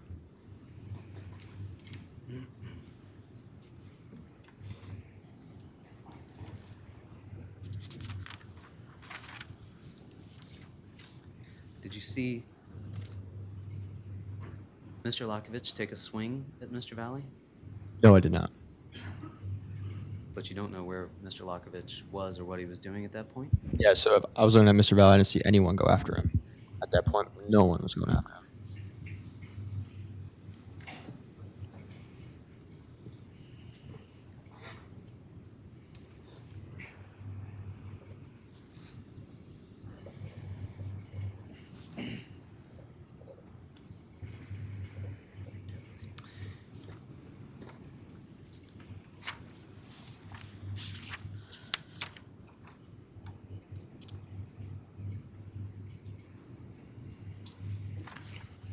And then you told us that you saw Mr. Valle run to the car, correct?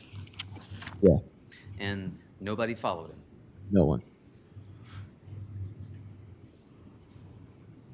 Did you see Mr. De Silva at that point? No, I did not. You see him here in the road, Yes. and you say you could see Mr. McGrath, Yes. but you don't recall seeing Mr. De Silva there in the road? No, I wasn't looking there. And you don't recall seeing Mr. De Silva at any point thereafter? No, wasn't looking over there.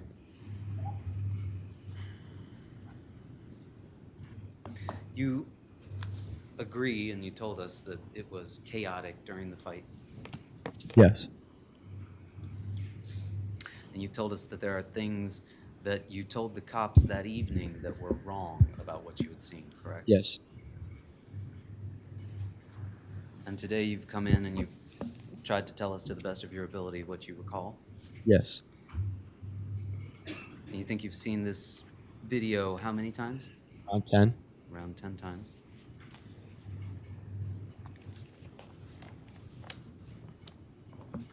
And your testimony is that Mr. McGrath was just a bystander watching this go on. Yes.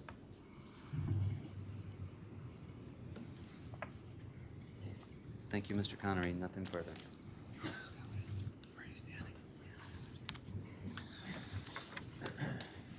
Charlie, counsel asked you a little bit about where you were standing when you first came out of the house. You were back by the top of the Bilko doors, and you were making your way towards the area where the red tree is in States 52. Yes. And that's where you saw the defendant and Mr. De Silva arguing back and forth with Tyler Rich, Ty Wood, Ryan Hines, Faison? Yes. Okay. And did you just stand there the whole time, or were you actually like kind of walking up like this? I was walking up slowly. And when you were walking up, were you able to see their faces? Because when people stand side by side, you can see in between people's heads. Yes. And is that how you in fact saw the defendant and De Silva talking to Tyler Rich and the rest of your friends? Yes. And you testified on cross that you couldn't see their hands because were their hands above their head? No, they weren't. Were they by their side? No. So if somebody had a weapon or something at that point, you wouldn't be able to see it, right? No. But in fact, you didn't see the defendant with a weapon at that point, right? No, I did not. And at some point, did you get closer to where they were talking? Not that close, but I was getting closer. Now, how close would you say you got before you saw the punch and the fight started? A little far from me to you. Around. Like here? So about, say, 10 feet? Yeah. Fight happen, the punch happens, and then what do? Do you get a little closer to see what's going on? I saw my brother go over there, and then I followed him, Okay. and then I just watched. You just watched. And then at some point, the interaction between Hines, your brother, and Faison stops, Yes. and he gets up, the defendant gets up, Yes. and what does he do? He walks towards the road, and kids come out and they push him to the road. So you go over there to see what's going on? Yes. At some point in time, defendant, where does he go after he's pushed out into the road? It's the car. And you walk away. With my eye on him, I walked away So toward. as you're walking away, you kind of turn and look, and you're keeping your eye on him. Yes. Over your left shoulder. Yes. And at some point in time, what do you see? Go back. And when he's coming back, you yell. He has a knife. He has a knife. And at that point, where's Jimmy in relation to where you are? And like in front of me. So he's like, I'm standing over here. The lectern's there. Is Jimmy like from me to the lectern? Yeah. Okay. And counsel asked if you saw Matt Lockovich in the area. Do you remember seeing him in the area, or? I remember seeing him near there, but as I started screaming that, he starts backing up. But he was the closest person I saw that I could identify to Jimmy. And he indicates that there's this wall of people. Are people starting to surround the defendant when he comes back in? No. What are people doing when the defendant comes back in with a knife? Taking a step back. So they're backing up. Mm-hmm. And at some point when they're backing up, what does the defendant do when they're backing up? Goes after the closest person to him, which is Jimmy.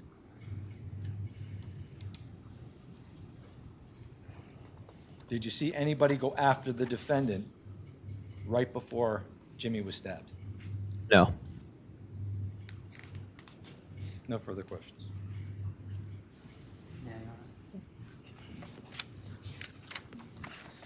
You told us that after the initial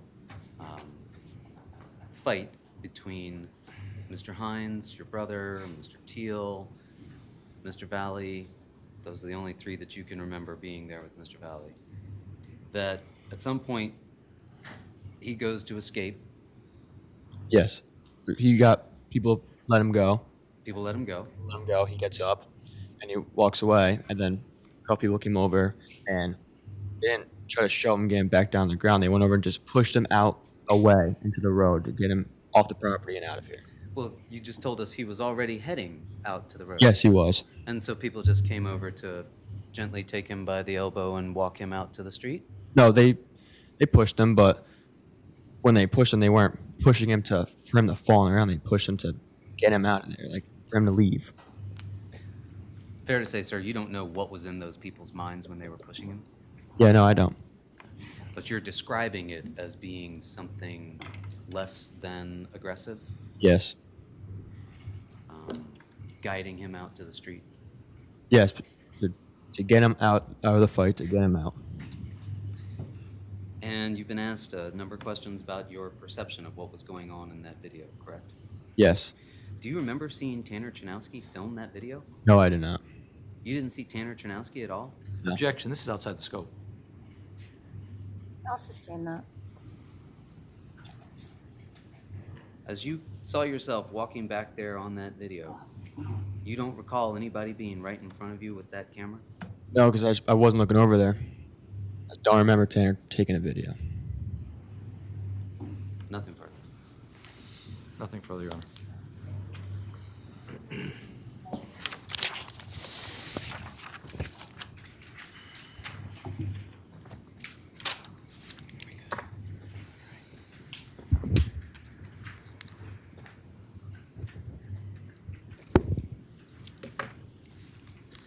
Do you have any additional witnesses?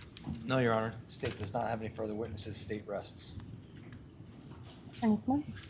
Your Honor, may the jury be excused for legal argument? Certainly. All right, at this point in time, I am going to excuse the jury just briefly. I'm just going to bring you guys back to the jury deliberations room for something on the record and try to assess the safety.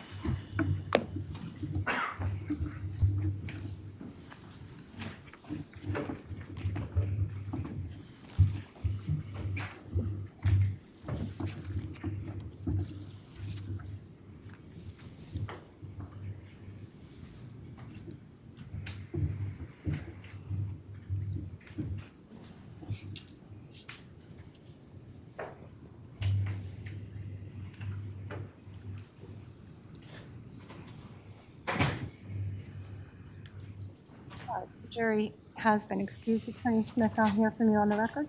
Yes, Your Honor. At this point, the defense would make a motion for judgment of acquittal under Practice Book 42-40 and 42-41. It is the state's burden to prove its case beyond a reasonable doubt as to every element of the crimes charged. I'll focus my arguments on the crime of murder that has been charged against my client, but I would direct it to all of the charges generally. These are all specific intent crimes that have been charged by the state, meaning that the state has to prove beyond a reasonable doubt that my client had the specific intent to kill James McGrath.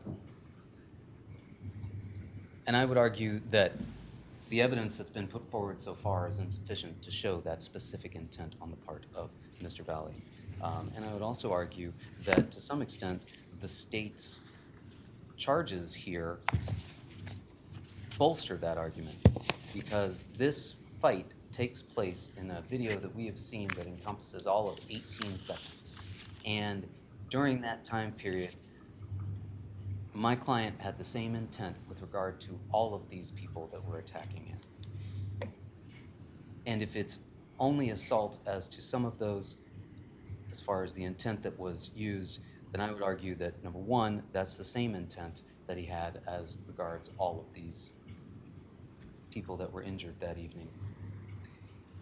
The evidence as far as the specific intent is muddled at best, but certainly does not rise to the level of proof beyond a reasonable doubt. We have heard from witnesses, many of whom were inconsistent within their own testimony, but certainly inconsistent in the aggregate as we look at what they claim to be able to see.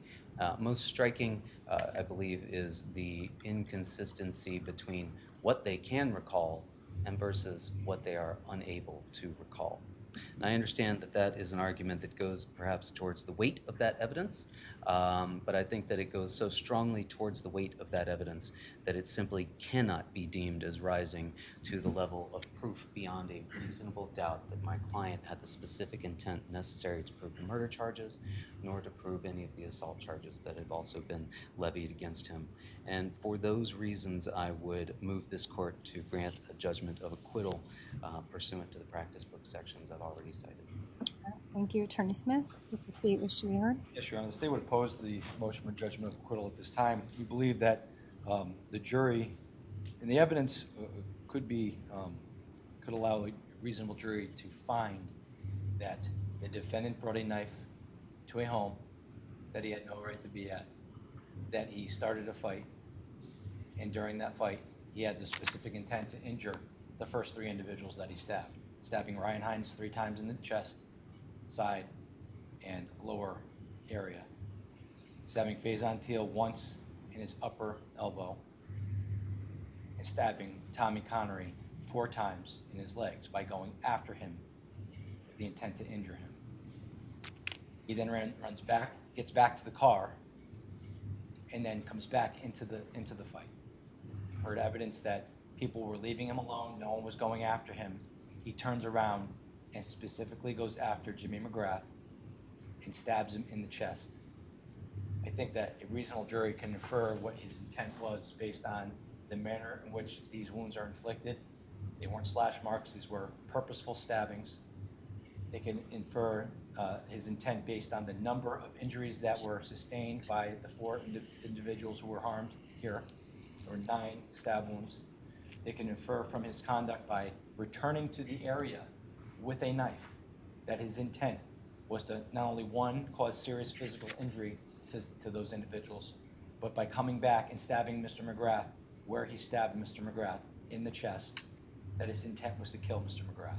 So I would oppose the defense's motion at this time. We believe that viewing the evidence in the light most favorable to the state at this point, that we've sustained the right for the evidence to go to the jury and for the jury to decide this case. At this point in time, the court is going to take the motion and the opposition to the motion under consideration. I think it's a good time to go into our 15-minute recess, and I'll come back on the record with a decision after we finish up the recess. So court is going to stand in recess for, we'll be back on the record at 3:15. Thank you.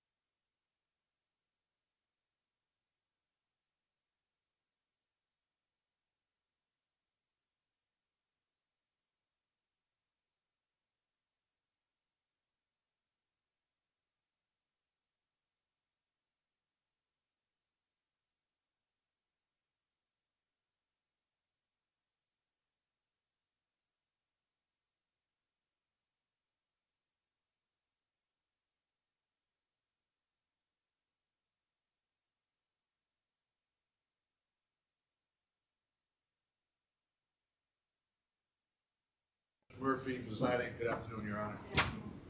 Good afternoon, Judge. Good afternoon, you may be seated.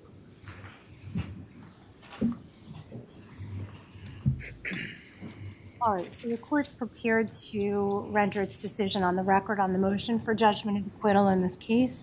The motion was sought as to all 4 counts with emphasis on murder. So I'm going to start by saying that in ruling on a motion for judgment of acquittal, the trial judge must determine whether a reasonable, rational trier of fact could find the crime proven beyond a reasonable doubt. A determination of whether the evidence could reasonably support a finding of guilty beyond a reasonable doubt does not require a court to ask itself whether it believes that the evidence at trial established guilt beyond a reasonable doubt.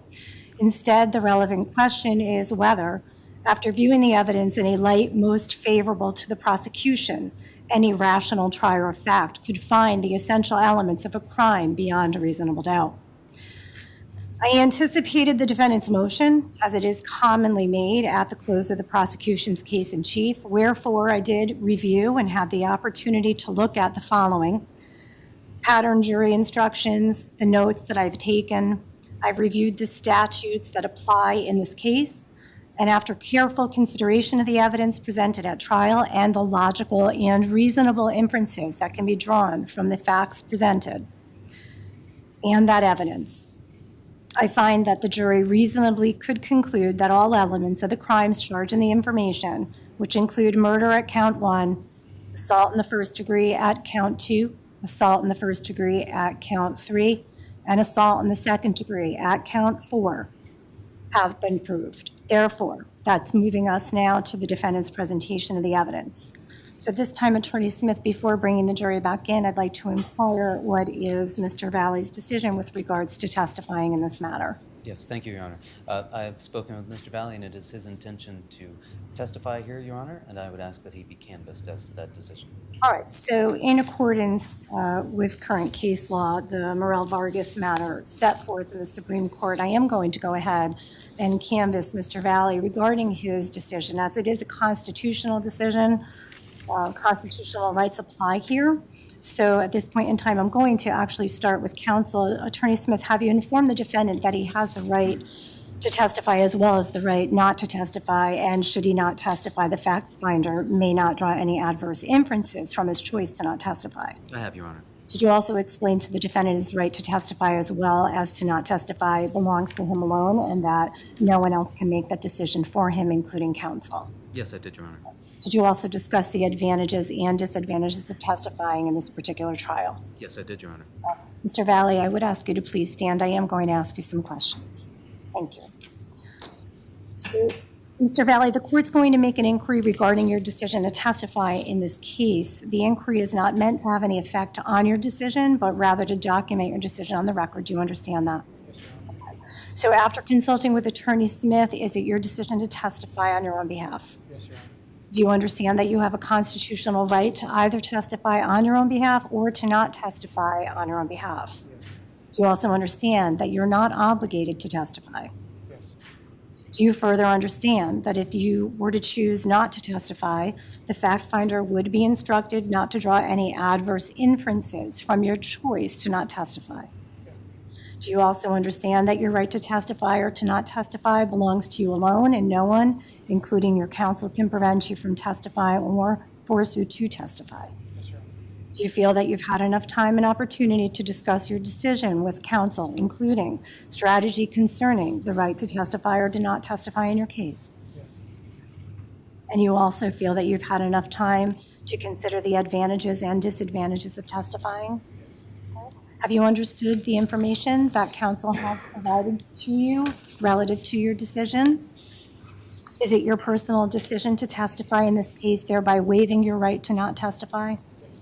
You're making this decision voluntarily, Mr. Valle. No one's forcing you or threatening you concerning the decision that you've made here today? Yes. Okay. Have you understood all of my questions? Yes. Do you need any more time with counsel before moving forward? Okay. The court's going to find that the defendant has chosen to testify and has effectively waived his right to not testify knowingly, intelligently, and voluntarily. So, Mr. Valle, you may be seated. Attorney Smith, are you in a position at this time to go ahead and present the defense of this matter? Yes, Your Honor. So at this time, then, I would ask the clerk to please bring our jury in. Yes, Your Honor.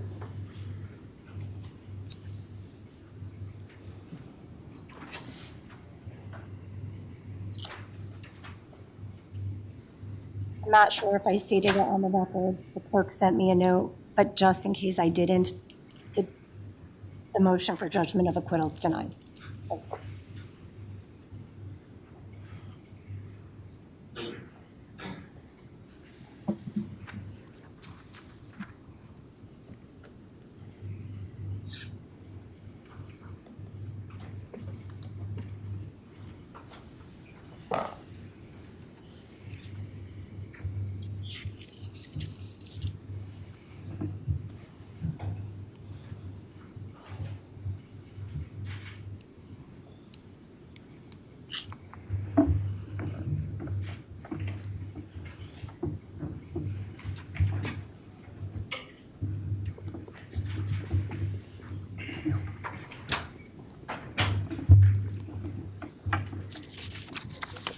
Ladies and gentlemen, the jury.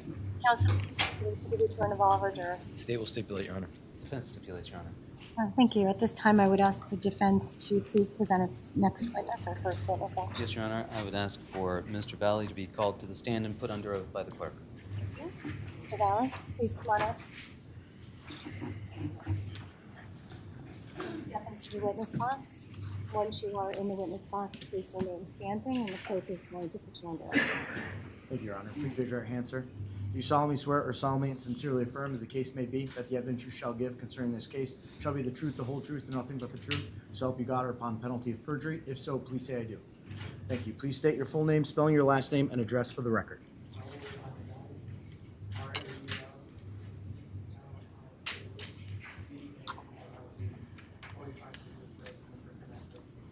Thank you, sir. You may be seated. Thank you. Attorney Smith, whenever you're ready. Thank you, Your Honor.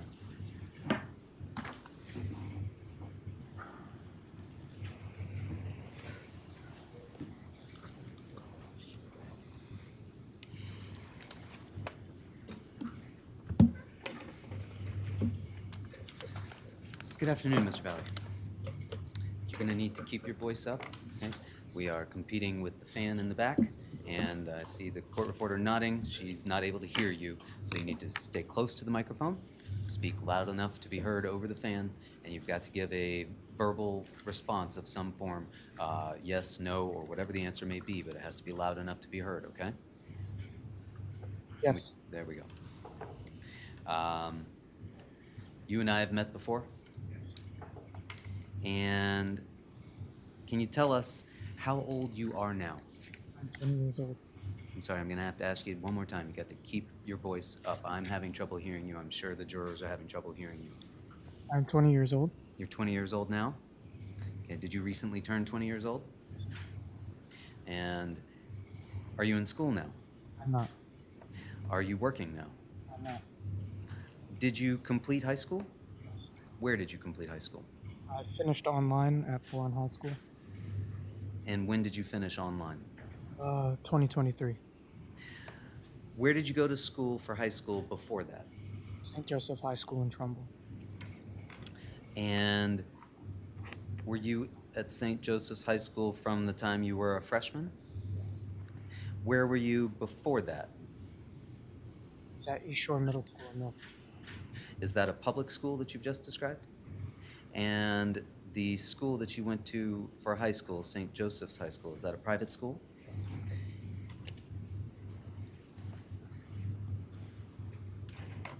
Prior to going to St. Joseph's High School, had you been in the Milford Public Schools? Yes. Since you were a child? Did you grow up in Milford? Yes. Did you grow up anywhere other than Milford? I lived in Florida for 2 years. Anywhere else in Connecticut? New Haven. When you say you were in Florida for 2 years, was that before you came to Connecticut? I was in Connecticut and then I moved to Florida for 2 years. And then I came back. Okay. Did you go to any New Haven schools? Do you remember how old you were when you moved to Milford? Very young. I can't remember the age. Did you start your schooling in Milford or somewhere else? Yes. And who lived in your house with you as you were growing up? My 3 brothers, my dad, and my mother. And your 3 brothers, what are their names? Raul, Derek, and Oscar. Did you say the first one was Raul? You have a brother who's also named Raul.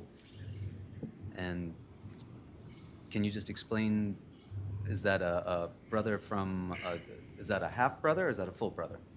Full brother. The name was passed down from my grandfather. I see. And do you go by a nickname? Yeah. And what is that nickname?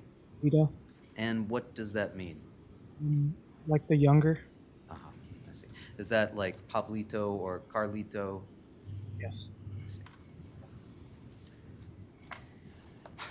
When you were at St. Joseph's High School, did you have a circle of friends? And who was in that circle of friends? Close to me, I would say James Albert, Tyler De Silva. Those were the 2 I was closest with. Everybody else was on the football team, and I was close with them too, but not as close. That was Tyler De Silva and somebody named James Albert. When was the last time you saw Mr. Albert? Yesterday, And when was the last time that you saw Mr. De Silva? here in court. Did you have a girlfriend while you were at St. Joseph's High School? And who was that? Kenzie Traficante, And when did you and Ms. Traficante become involved with one another? my junior year, And what year was that? 2022. Was that the 2021-2022 school year? And did you date Ms. Traficante the entire school year? I'd say almost, not fully though. And did you have any hobbies while you were in school? Really just play sports, football, wrestling, hanging out with friends on the weekends or whenever I had free time. Were you into fishing or hunting? Yes, Which of those, fishing or hunting? my father. You're not a hunter? Where would you go fishing? My father owned a boat, so we would go into the ocean. Were you in the practice of carrying a pocket knife? No, but when we went fishing, there was not my knife. Okay. Were you ever trained in how to use a knife? In May of 2022, where were you living? 45 degrees. Same place you're living today? How long have you lived at that home? About 5 years, 6 years, I think. Mr. Valle, I'm sorry, I am going to have to ask you to just please raise your voice and responding. People are having difficulty hearing you. Thank you. Around 5 to 6 years. Okay. Prior to that, you had still been living in Milford, but just in a different home or somewhere else? Yeah. And you were in your junior year of high school in May of 2022. Is that what you told us? Had you started applying to any colleges yet? Yes. Which colleges? Mainly in Florida. And you told us you knew a girl named Mackenzie Traficante because she was your girlfriend. Yes. And how did you meet Ms. Traficante? She was a cheerleader and I was on the football team, so I saw her quite often. And did you take her to the prom that spring? I did. Was that your prom or her prom? The prom. And why were you allowed to go? She was a senior, so it was her prom, and they're allowed to bring anybody they want, pretty much. And when did that prom take place? May 13th, 2022. May 13th, 2022? Did you attend that with any other couples, or was it just you and Ms. Traficante? Yeah, I attended it with Tyler De Silva and whoever he went with. I don't remember who he went with. And a few other people in my grade who wanted to go to the prom as well. Found a date. You mentioned knowing a boy named Jack Snyder. Yes. And you mentioned going to the prom with him as part of a group. Yes. And who was Jack Snyder to you? Really a football teammate and a classmate. Was he part of your close friend group? I'd say I was really close with 2 people, but I was friendly with everybody. So Had you known Mr. Snyder since coming to St. Joseph's High School? No. I'm going to repeat the judge because I'm having trouble hearing you. If I'm having trouble hearing you, I'm sure everybody else is, okay? Got to really make an effort for us to keep your voice up. Are you nervous?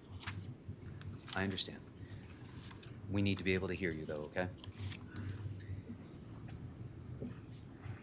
And you told us that you knew a boy named Tyler De Silva. Yes. Did you meet him when you came to St. Joseph's High School? No, I knew him before. And how long had you known Mr. De Silva? Since I started playing football in Milford around the age of like 8, I would say. Okay. And in May of 2022, how old were you? 16 years old. So at that point, you'd known Mr. De Silva for about 8 years, you think? Yes. Would you describe Mr. Snyder as a close friend? No. Would you describe Mr. De Silva as a close friend? What makes him somebody that you would describe as a close friend? Been through everything with Tyler De Silva. Every free weekend we had, we spent together. Parties together. Just together all the time, pretty much. Are you still close with Mackenzie Trafficante? No. When was the last time you saw Ms. Trafficante? In court. Here? Yes. When was the last time that you saw Tyler De Silva? Here in court as well. And when was the last time that you saw Mr. Snyder? Here in court as well. When we say the last time, from May 14th of 2022 until here in court, had you seen them at all? No.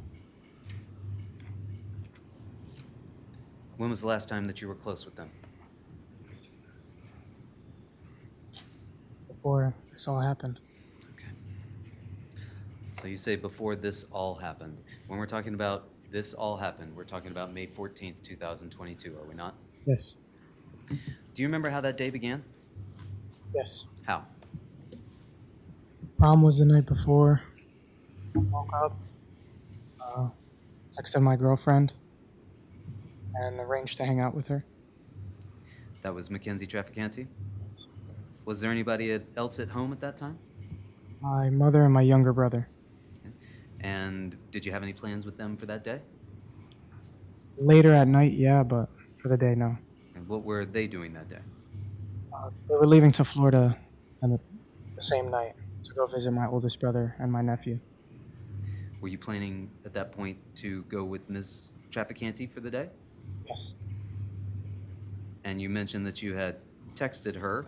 Did you end up making plans with her? Yes. And what did you do with Ms. Trafficante? We went to the beach and a little bit of hiking. When you say you went to the beach, can you tell us where? In Milford. Do you recall what beach that was? Gulf Beach. I'm sorry? Gulf Beach. Gulf Beach? Okay. And you say you went hiking as well. Can you tell us where you went hiking? Downtown, there's like a little trail through the woods and stuff, and a little pier. Okay. And what time did you meet up with Ms. Trafficante that day? I want to say early afternoon, but I can't remember the exact time. How did you come to be with Ms. Trafficante? Did she drive to you? Did you drive to her? I went to pick her up. Did you have your own car? Yep. And after going to the beach and hiking, what did you do next? By that time, it was later in the afternoon, and we went back to my house.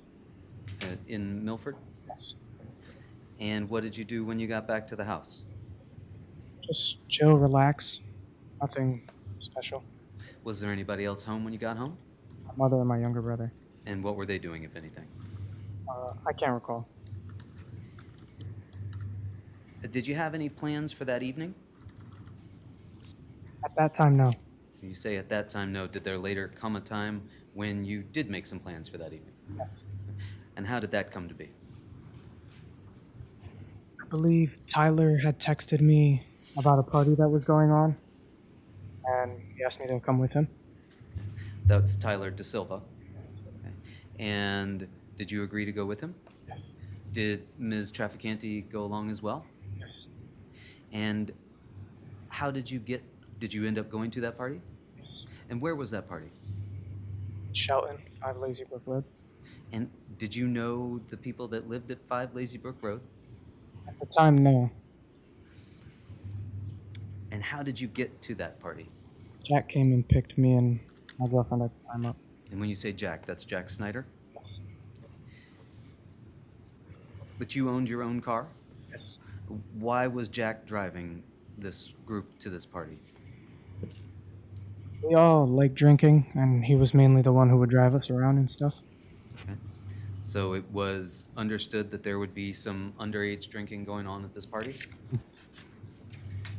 Did you bring your own alcohol? I did not.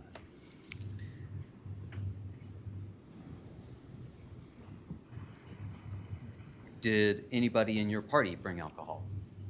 Tyler DeSilva. Were you with him when he got that alcohol? He got it from his parents. We never stopped to get it.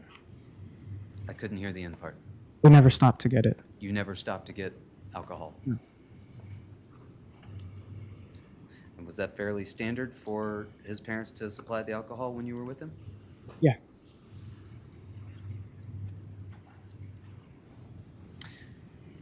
Did Mr. Snyder come to pick you up at your home? Yes. Was Mr. De Silva already with him? Yes. Was there anybody else in the car? My girlfriend at the time, Mackenzie Trafficante. Okay. Anybody else other than the four of you? No. And did the four of you leave in Jack Snyder's car and go to 5 Lazy Brook? Yes. How long did it take to get there? Anywhere from 15 to 20 minutes. And what was it like in the car on the way there? Chill, drinking, listening to music. Loudly? Yes. Was that fairly standard as well? Yeah, always. Did you bring any alcohol in the car? No. Did you drink alcohol in the car? Yes. Did Tyler De Silva drink alcohol in the car? Yes. Did Jack Snyder drink alcohol in the car? Yes. While driving? Yes. Did you bring any weapons in the car? No. Did you see any weapons in the car? No. Did you know if anybody else brought weapons in the car? No. You told us it took about 15 to 20 minutes to get to 5 Lazy Brook? What time did you arrive at 5 Lazy Brook? Around 8 or 9 p.m. Was it dark already? Yeah. Was it dark when you left the house to get there? About to be. And what was going on at 5 Lazy Brook when you got there? Upon getting there, we texted somebody who was already there to come show us the way in. And we walked up and went inside. When you say we texted somebody, did you text somebody? No, Tyler DeSilva. So Tyler De Silva texted somebody, and did someone come to allow you into the party? Yeah. Where did they meet you? In the driveway. Do you remember who it was? I believe Will Singewold. Will Singewold came to let you into the party? Yes. And who's Will Singewold? He was in my grade. We played football together. Okay. Did you see anyone else that you knew at the party? Yeah, there was a ton of people from my grade, and I pretty much know everybody there. Was this a party that consisted of St. Joseph's High School students? Yeah. Did you see any folks there that were not St. Joseph's High School students? No. And what did you do once you were into the party? Greeted everybody. Started talking, conversating. Do you remember what you were wearing that evening? Was wearing Old Miss blue T-shirt, black jeans, and slides. Slides. What do you mean by slides? Not flip-flops, but they were a form of sandals, pretty much. All right. Let's see if I understand what a slide is. Is this a sandal that has a strap that goes across the top? Yes. Just a single strap? Yes. And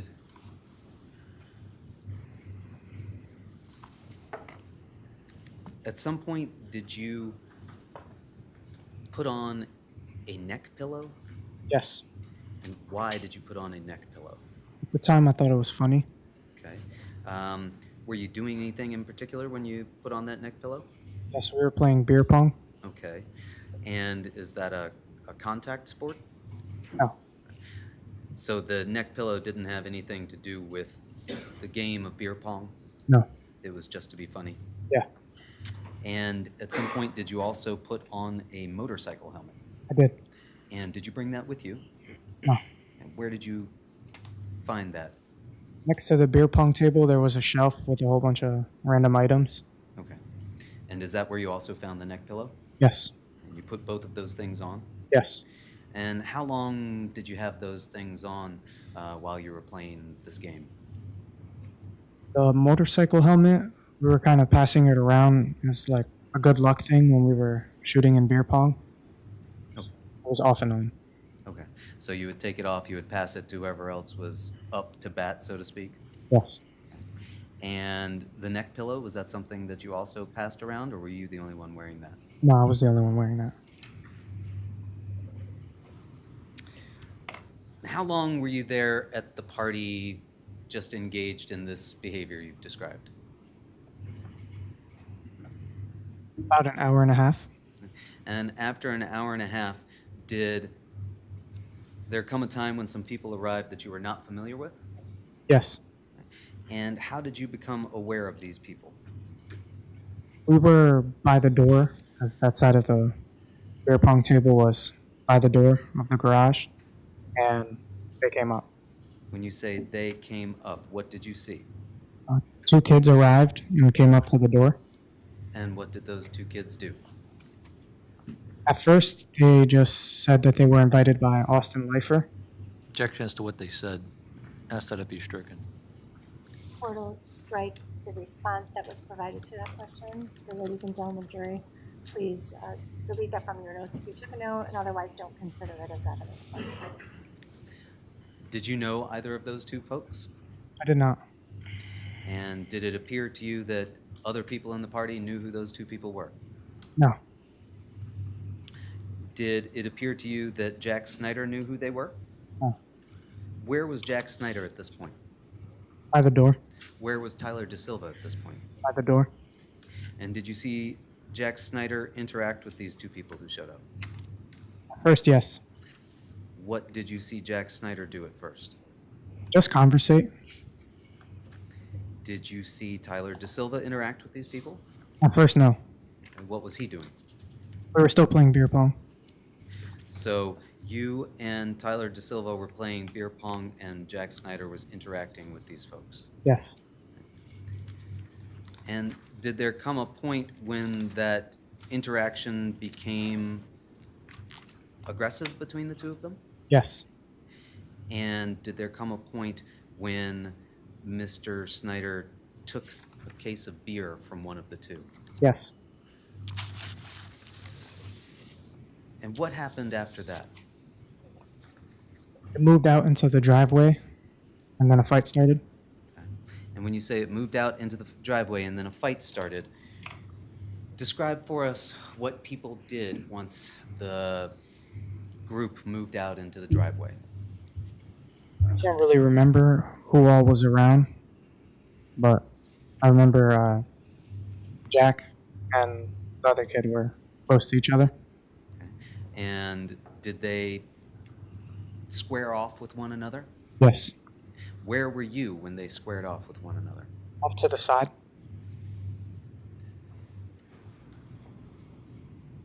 Did you put the helmet on in order to go outside? Objection. No. Leading. Sustained. I'll strike the response, ladies and gentlemen. Thank you.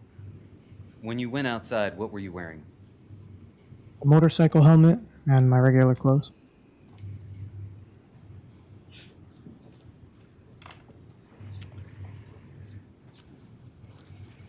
And when you got out to the driveway, were you engaged at all with Mr. Hines at that point? No. Was Mr. Snyder engaged with Mr. Hines at that point? No. But at some point, you've described they started to square off. Yes. And what positions did the other people that were there take at that point? They just started circling, like trying to get a better position on each other. I wasn't really paying attention to anybody else. Okay. And did there come a time when you came into contact with one of them? Yes, Who was that? Ryan Hines. And how did you come in contact with Mr. Hines? As he was circling, since I didn't have shoes on, he stepped on my foot and I pushed him. You pushed him? Yes. Did you punch him? No. After you pushed him, did you continue to attack him? No. What did you do? He tackled Jack and was beating on him while he was on the floor. I'm sorry? He was beating on him while he was on the floor. Who was beating on him while he was on the floor? Ryan was getting the better of Jack. Ryan was getting the better of Jack? Yes. What happened next? We went over to break it up. He wasn't getting off at first, so we started pulling him off. You started pulling him off? Yes. Did you take off your helmet? No. Did you swing your helmet? No. Were you intending to fight Mr. Hines? No. Did you use your helmet in any way to attack Mr. Hines? No. As you were pulling, or as you were getting involved with this fight that's going on between Mr. Hines and Mr. Snyder, what were the other people doing? There was a couple people watching. Tyler DeSilva was helping me break it up. And what did you do? Still was trying to pull him off. By doing what? What were you doing with your hands? Describe for us what occurred. I was grabbing him by his waist, trying to pull him off of Jack. You were grabbing Mr. Hines by the waist? Yes. Were you punching him? No. Were you kicking him? No. Did anybody else come over to join you? Other than Tyler DeSilva, no.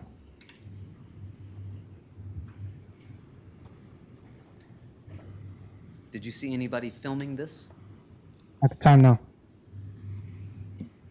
Have you since, as we sat in the courtroom, seen a video of what appears to be the fight at 5 Lazy Brook? Yes. And did you see other people come over to join this breaking up of the fight? Yes. Did you know any of those other people? Yes. Who did you know? Emily Robinson. How did you know Emily Robinson? Just seen her in school a few times. I really didn't know her. Okay. And after the fight was broken up, what happened next? Miss Leifer came outside. Who's Miss Leifer? The mom of Maddie Leifer. Was she the homeowner? Yes. Had you met Miss Leifer before? No. And what did Miss Leifer do at that point? She came up, snatched the beer from Jack that he was holding, and gave it back to the kid and said, "Get out of here." And what else did she do, if anything? At that time, she walked over to the garage and was able to see like how many people were actually at her house. Okay. Did you go back to the party? I did. I'm sorry? I did. And how long did you remain at the party? 15 to 20 minutes. Okay. And did you come to leave the party at some point? I did. And why did you leave the party? Miss Leifer had shut it down.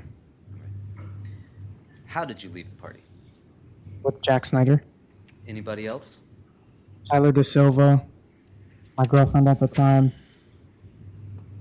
Will Sinjwald needed a ride, so he came. Same with Keenan and Dimitri. So there were, at that point, 7 of you in Mr. Snyder's car? Yes. Where were you seated in Mr. Snyder's car? Behind the driver. And Mr. Snyder was driving? Yes. And who was in the passenger seat? Tyler DeSilva. You were seated behind Mr. Snyder. Yes. And where was Ms. Trafficante seated? Sit on my lap. Who was beside you and Ms. Trafficante? To my right, it was Will Sinjwald, and then to his right, it was Keenan. To his right was Keenan Frasick? Yes. He was against the passenger side rear door? Yes. And where was Mr. Arfanis? In the trunk. Was there a plan at that point for what to do? It was still kind of early in the night, so we were looking for another place to go, if there was another party, or where we were going to go next. At that point, did you have any weapons on you? No. Were you planning to go fight anyone? No. Did you see anybody else in your group with weapons? No. What was Jack Snyder doing at this point? Just driving? Did you know where he was driving you to? No. What was Tyler DeSilva doing at this point? In the front talking to Jack? Could you hear what they were saying? No. And what was the music like if it was on? Loud? And what were you doing at this point? Just talking to my girlfriend and Will. Just conversating. And were you doing any texting at this point on your phone? No. Did you have your phone with you? Yes. Did other people have their cell phones with them? Yes. Could you see anybody on their cell phone at that point? I saw Jack Snyder on and off his phone while driving. And where did the car go? We ended up at Trumbull High School. You say you ended up at Trumbull High School. Is that someplace that you'd been before? Only for football games. As the car was driving, did you know that you were heading towards Trumbull High School? No. And what was going on when you arrived at Trumbull High School? There was a couple cars from the party before that were also trying to figure out what to do. And did Jack Snyder stop the car there? Yes. Did you see anyone there that you knew? Yes. Who? The car closest to us was a car full of girls, and there was 3 of them that were in my grade. Do you remember who they were? I only remember the driver. And who was that? Maya Fagan. I'm sorry? Maya Fagan. How did you know Maya Fagan? She was a friend of mine in the same grade. She was also a cheerleader. Did she know Ms. Trafficante? Yes. And did Mr. Snyder park the car? Yes. And what did the people in Mr. Snyder's car do? A few people got out. No, I don't think anybody stayed in the car. Did you get out of the car? At one point, yes. And did Ms. Trafficante get out of the car? Yes. And what did you do when you got out of the car? Talked to the car full of girls. Okay. And did you see what the other people were doing? I saw Jack and Tyler go over to another car, and I can't remember what Dimitri and Keenan were doing. You saw Jack and Tyler go over to another car? Yes. Do you know who was in that other car? No.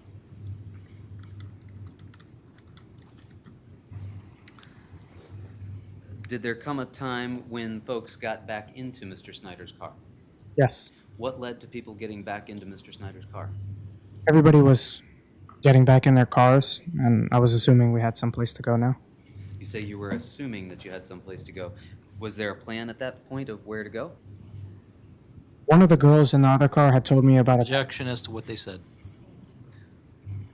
Without telling us what anybody said, and as you understood it, was there a plan to go somewhere else at that point when you got back into Jack Snyder's car? another party in Trumbull. Another party in Trumbull? Yes.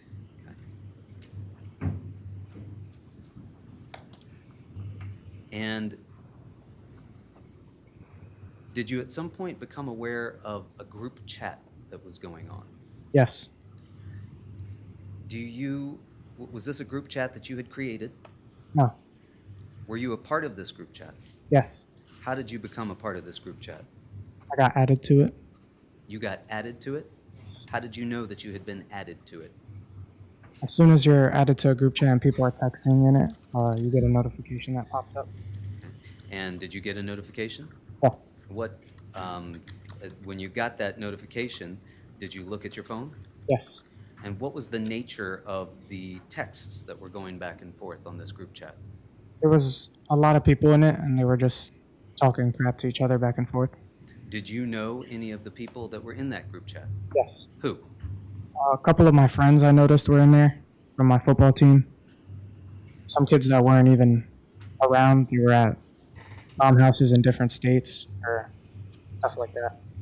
Did you ask Jack Snyder or Tyler DeSilva to add you to the group chat? No.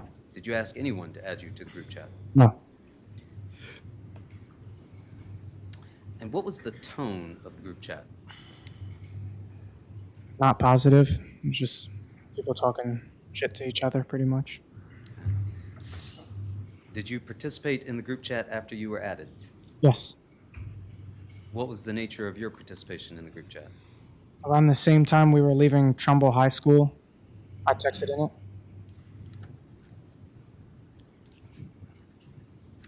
Do you recall how many texts you sent? No. Do you recall how many texts you received? No.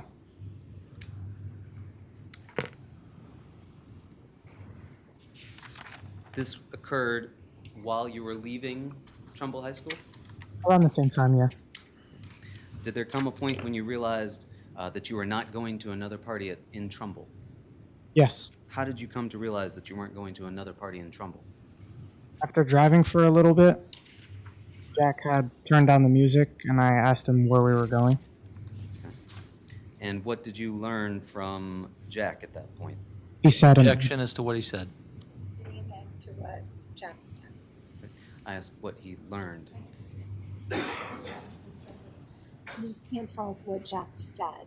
Okay, it's what you learned upon speaking. So what did you learn from Jack about where you were going or where he was driving the car? we were going to a house in Shelton, And do you recall what the address of the house in Shelton was? 43 Laurel Glen. Was that an address that you had seen in the group chat? Yes. Was that an address that you were familiar with before having seen it in the group chat? No. Had you ever been to 43 Laurel Glen Drive before? No. Did you know whose home that was? No. Did you remain in the group chat? No. When you say no, did you leave the group chat? Yes. And how do you leave a group chat? You click on the top, and then there's a little drop down that you can click leave. Is that what you did? Yes. Why did you leave the group chat? While they were going back and forth, there was a picture sent into the group chat. What was that picture? It was just a group of kids, and upon looking at the picture, I noticed that I recognized a few of the kids that were in the picture. And how did you recognize those kids that were in the picture? A couple of the kids, I wouldn't say I was friends with, but I had seen them at other parties, drank together, stuff like that. Did you recognize any of those kids from 5 Lazy Brook? I don't remember. Did you understand that those were the same kids that were texting the address of 43 Laurel Glen Drive? Yes. Were those kids that you saw in that selfie kids from St. Joe's? No. Why did seeing that picture cause you to leave the group chat? I don't want problems with people I'm like cool with. Did Mr. Snyder continue to participate in the group chat? Objection, he says he left, so how would he know? If you know. There's no foundation. We could know, I just don't know. So I'll overrule it if you know. At the time, I did not know. Did you know if Mr. De Silva continued to participate in the group chat? At the time, I did not know. And what were you doing at this point in the car? Talking to Will, I think we were drinking. I can't really remember. Where was Miss Trafficante at this point? Still on my lap. And did anyone in the car indicate that they knew where Mr. Snyder was driving? No? Did Mr. Snyder appear upset to you? A little bit. When you say a little bit, what about his appearance indicated to you that he was upset? At Trumbull High School, there was a few people like teasing him for basically losing. Did Mr. De Silva appear upset to you in the car? No. Did Ms. Trafficante appear upset to you in the car? No.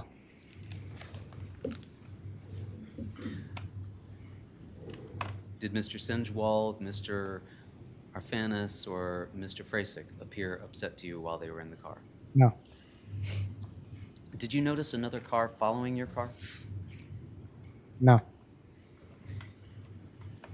And did Mr. Snyder ultimately drive the car somewhere and stop? Yes. Did you recognize where that was? No. What did you see when the car stopped? I saw a yard, and then kids started coming up to the car. When you say you saw a yard, had you ever been to that house before? No.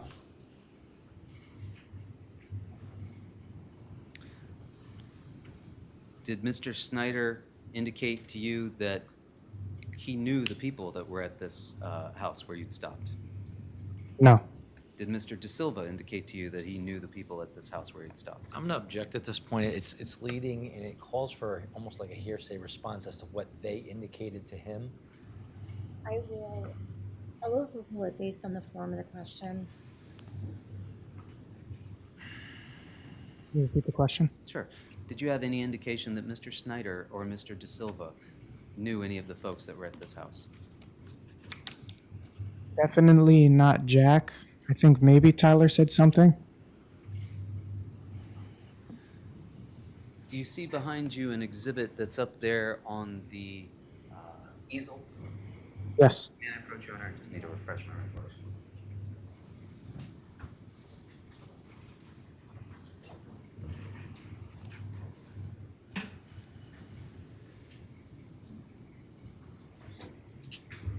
So on the easel behind you, Mr. Valle, is States Exhibit 52. Do you see that? Yes. And do you recognize that as the address which Mr. Snyder parked his car at? At the time, you couldn't really see much, so now I'm. Well, can you put us there? Describe for us what could you see when you arrived there? I wasn't really looking around. The only thing I saw was kids coming up to the car. And how many kids did you see coming up to the car? I want to say it was like rows of people. There was about 10, and then at the max, it was probably 30. And what did these people that you saw do? At first, I had my window rolled up. I didn't know if I saw anybody I knew. Jack started conversating. Tyler started conversating. And then I saw somebody I recognized. Who did you recognize? Ricky Fiola. How did you recognize Ricky Fiola? I've drank with him before at parties. Just hung out with him a couple times at parties that we were both invited to. And these people, did they stay on the driver's side of the vehicle? No. Where did they go? All around the car. Did they surround the car? Yes. Objection, leading. All around.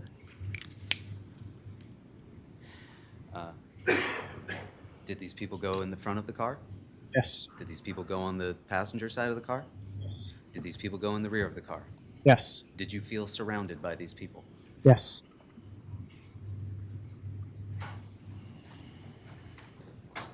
Once these people were on all sides of the car, what did Jack Snyder do, if anything?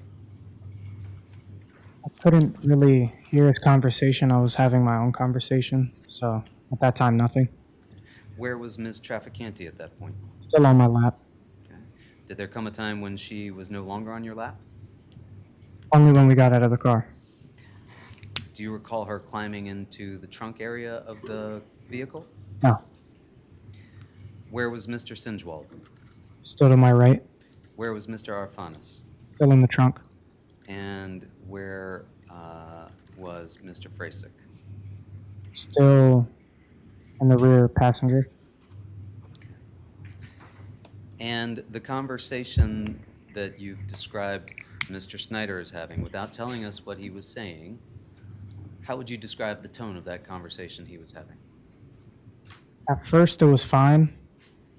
And then it got really aggressive. What about it was really aggressive?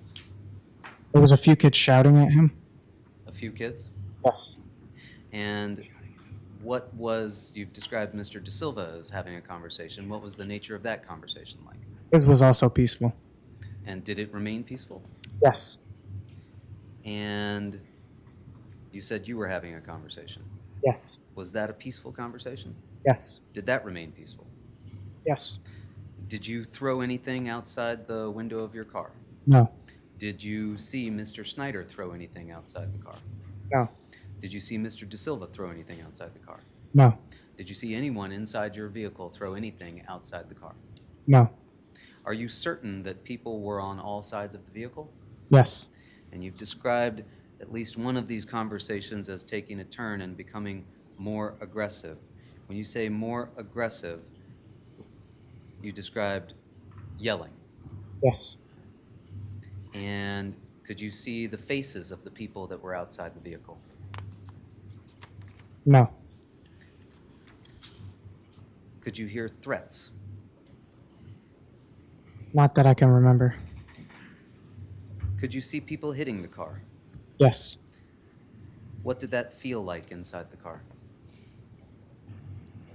It's weird to describe. I've never been in a situation like that. They were just punching and kicking and hitting the car from everywhere. On all sides of the vehicle? Yes. Could you tell if things were being thrown at the car?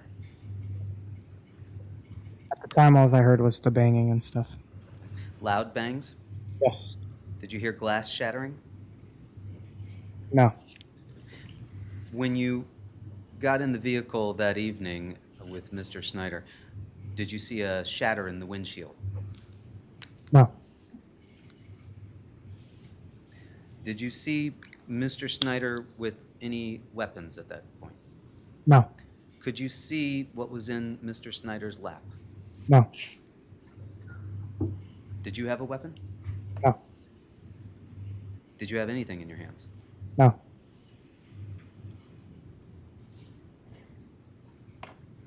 Could you feel the car begin to rock? Yes. And did you see anybody on the rear bumper? No, I didn't look backwards. Did you begin to worry? Yes. Did you begin to feel unsafe? I'm going to object. This is leading. How were you feeling as the car was rocking and the hands were hitting the car and other things were hitting the car? Nervous and a bit of panic. You say a bit of a panic. Had you ever been that panicked before? No. Did you feel like you could get out of the car? No. Objection. Leading. I'll allow that, but just keep an eye on the leading questions. Why didn't you feel like you could get out of the car? Because there were so many people surrounding the car.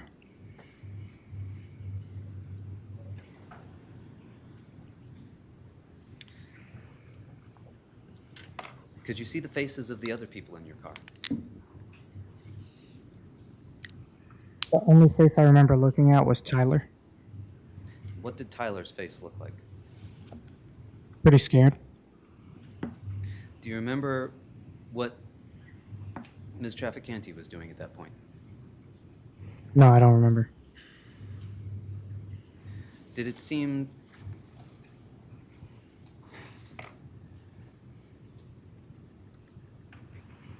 to you that the situation in the car was calming down? No. I'm going to... Late objection, counsel, but I would have sustained the objection. I'll allow the answer to stand.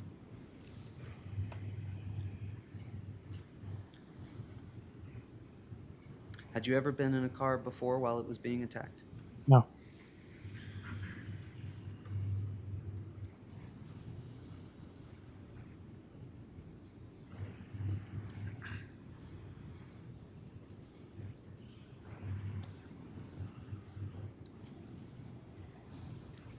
What sorts of things did you worry about as you sat there with the car surrounded and being rocked? Mainly that they were going to break the windows. Why did you worry that they were going to break the windows? Because they were punching them. Did you worry that anything else might happen if they broke the windows? At the time, I was just wondering why Jack wasn't driving.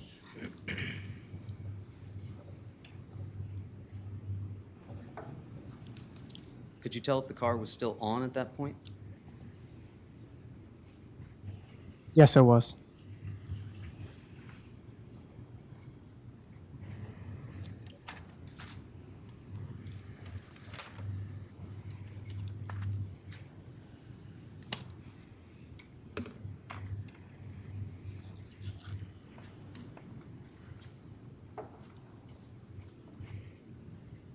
How did you think it was going to end at that point? Objection, that calls for speculation.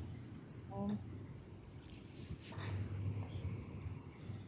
What did you expect was going to happen next? Okay, we're going to break the windows.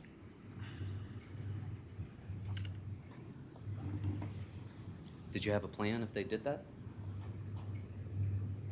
No.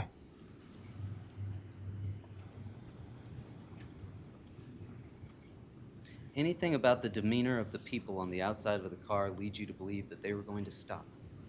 I'm going to object, that calls for speculation as well. I'll overrule it. No.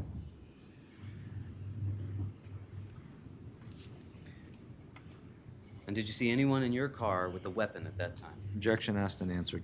Sustained. At some point, did Jack finally move the car? Yes. And where did it go? Straight. Did you know where you were? No. Had you ever been in that neighborhood before? No. And did Jack ever stop the car? Yes. Could you see anyone outside the car when Jack stopped the vehicle? No. May I approach again, Your Honor? Take this one down from behind you.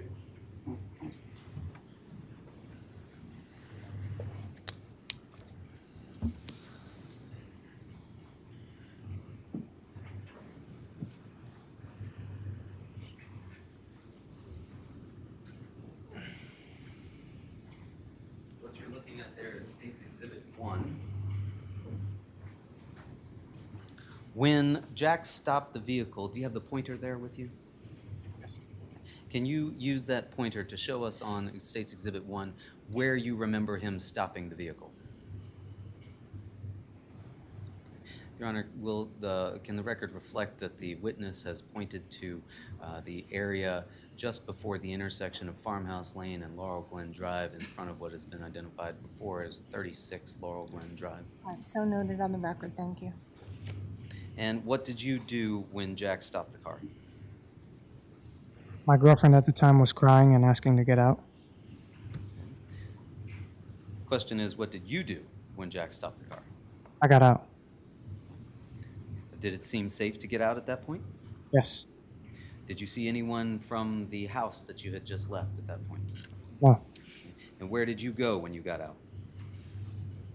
Side of the road. Can you show us on Exhibit 1 there which side of the road? May the record reflect, Your Honor, that the witness is pointing to the side of the road opposite from what has previously been identified as 36 Laurel Glen Drive. So noted on the record, thank you. Did anyone else get out with you at that point? Yes. Who? Tyler De Silva and my girlfriend at the time, Mackenzie. Okay. Did anybody else get out? No. And when Mr. De Silva got out, where did he go? At first, he was right next to me. And when Ms. Trafficante got out, where did she go? She went to the end of the road. And so, in your recollection, the other occupants of Mr. Snyder's vehicle did not get out of the car? No. Where did Mr. Snyder drive the car at that point? Straight. Did you see where he went? No. Could you see any of the folks from 43 Laurel Glen Drive, the house that you had left? No. At some point, did you see any of those folks again? Yes. When was that? When they came running down the road. And what were they doing when you saw them come running down the road? I believe screaming and just running. Were they throwing anything? Yes. And do you recall what they were throwing? I believe only one person threw like a water bottle. Did it hit you? No. Did it hit anything? I believe it hit the car, but I wasn't really looking. Did you have any interactions with the kids from 43 Laurel Glen Drive? Yes. Who do you recall interacting with from 43 Laurel Glen Drive? Tyler Rich and Ricky Fiola. And when you were interacting with Tyler Rich, what was that interaction like? At first, he just ran past me and chased the car until it fully drove off. And after that, they all kind of started walking away. He was trying to ask people to walk away.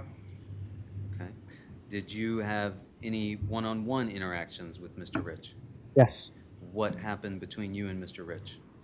As he was walking away, he came up to me and sprayed WD-40 in my eye.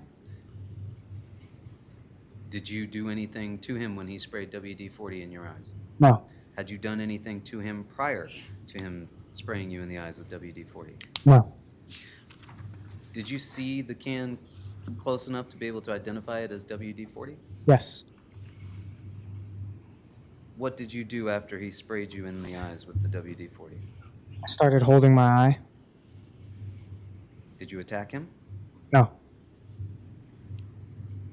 Did you have a weapon on you at that point? Yes. You did? Yes. What weapon did you have on you at that point? I had a knife in my pocket. Where did you get the knife from? Before Jack left, he tossed it to me. Okay, let's back it up a little bit.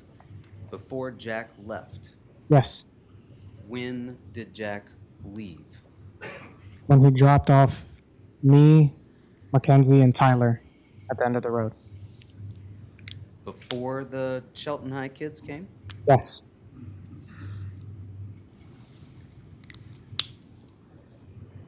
Put us there. Tell me how Mr. Snyder gives you this knife. Mackenzie exited the vehicle. I got out right behind her, and then Tyler got out from the passenger. Me and Tyler were standing on the side of the road. Right before Jack's about to drive off, he says, Objection as to what he says. You can't tell us what anybody else says. You can tell us what they did. he tossed a knife. And what did you do when he tossed the knife? At first, it hit me and then fell on the floor. I picked it up and said, "What are you giving me a knife for?" And what did Mr. Snyder do at that point? He said, Objection, hearsay. Can't tell us what Mr. Snyder said. Your Honor, I would claim it not for the truth of the matter so much as the effect on the listener. I'll lay the foundation for that because I'm going to ask the jury to leave just to remove the jury.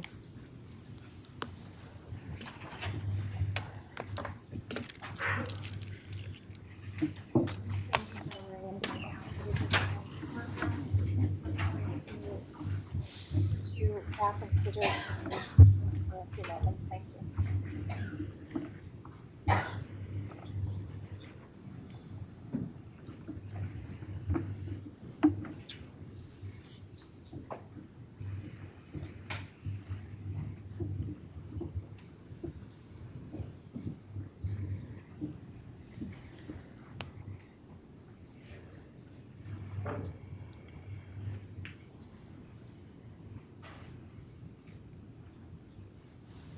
All right, Attorney Smith, I asked the jury to exit because as we've often stated with our phrase that we like to use, I guess we can't, it's difficult to unring the bell. So you're claiming this as not being offered for the truth of the matter.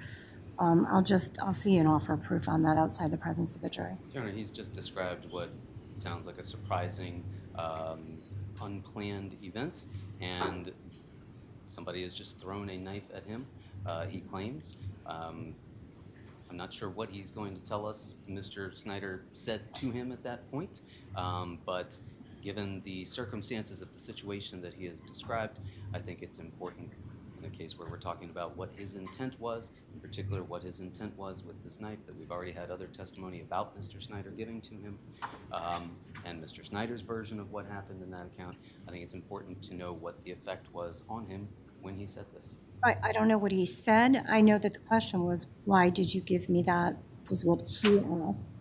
Yes. And then his response was starting with, he said. Yes, Your Honor. So what would be the effect on the defendant at that point in time? Right. As far as understanding what he was thinking when Mr. Snyder gave him this and what Mr. Snyder is telling him as far as why he is giving that to him. I think in this situation and under these circumstances, again, whether or not it's true, whatever Mr. Snyder said to him, what the effect on him was. Why don't you establish outside the presence of the jury right now what the effect was on the listener, the defendant, from hearing whatever the statement is before I make a decision, and then I'll be heard by the state. You've told us that Mr. Snyder gave you. Excuse me. Make sure your cell phones are on silent, please. You've been asked repeatedly. Thank you. Thank you. You told us that you had just been thrown the knife by Mr. Snyder, and you asked him, "What did you give me this for?" Right? Yes. And you were about to tell us what Mr. Snyder's response was, correct? Yes. What was his response? He said something along the lines of just in case, and then it sped off. All right. And what effect did that have on you when he said, "just in case"? Confused? Okay. And did that increase your sense of danger with the situation? I'm going to object to that. He just said he was confused. I'll sustain it. So the response was confused. I mean, if that's the effect on the listener that you're looking for, I'll hear from the state on that. I don't think that it's even relevant at this point. If he's confused, he should just say, he could testify to whatever he's testifying to, and at that point, I felt confused. I don't think the statement of what Mr. Snyder says comes in for effect on listener at this point. And to me, I'm concerned with it. We're really bootstrapping here because we want to hear what he says Jack said for its truth, and that's the concern, right? So, Snyder testified. Defense counsel could have asked him what was said, and I believe he may have asked him what was said, and Mr. Snyder actually said no. The defendant asked him for the knife. So now we're getting into this bootstrapping of hearsay statements and trying to guise it under, effect on listener. The response is what the response is. Now, if he felt confused, so to me, it doesn't come in for the effect on listener. That can be elicited without the hearsay response, Your Honor. I have to agree. You can ask him how he was feeling at that point in time to extract from the witness that he felt confused. So the court is having a difficult time understanding the relevance of that particular hearsay statement. Court's going to sustain the objection to the hearsay statement. Understood. Thanks. Bring the jury back in.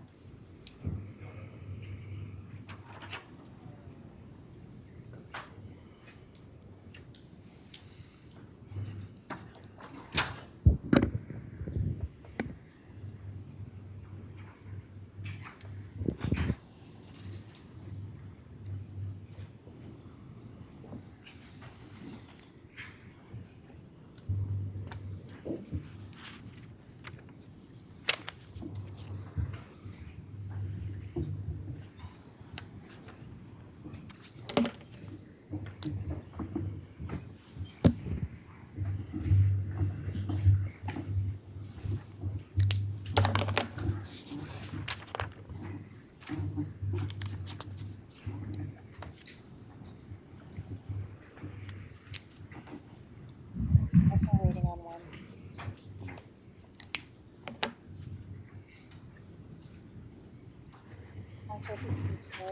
You can leave the door open, please. Thank you. Waiting on one jury. Thank you. Counsel, please stipulate to the return of our jurors. State will stipulate, Your Honor. Defense stipulates, Your Honor. Court notes return of all jurors. All right, I believe that when the jury left, the question pending was what? That was the response. Okay. Thank you. And how did you feel when he threw that knife to you? Confused. And what did you do with the knife? Put it in my pocket. Do you remember which pocket? My right pocket. And did you have that knife on you when Mr. Rich sprayed you with the WD-40? Yes.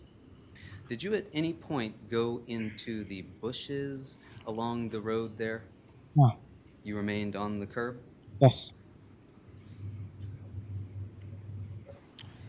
Could you see where Mr. Snyder drove off to?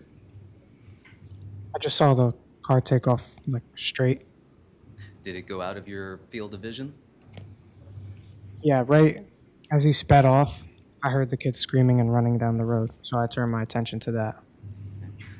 And did there come a point in time when Mr. Snyder returned? Yes. And what happened when Mr. Snyder returned? All the kids that ran down had already left. He came back and everybody got out of the car. Other than the interaction with Mr. Rich, did you have an interaction with any of the other Shelton kids while you were down there on the side of the road? Yes. Who else was that? Ricky Fiola. And what was that interaction like? He saw Tyler Rich spray me with the WD-40 and he came up to me.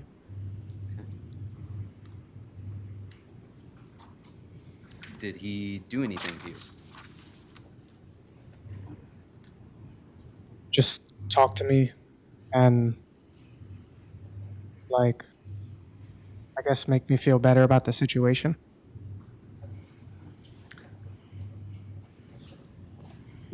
When the vehicle came back, did Mr. Snyder park the car? Yes. Can you show us on Exhibit 1 behind you where he parked the car?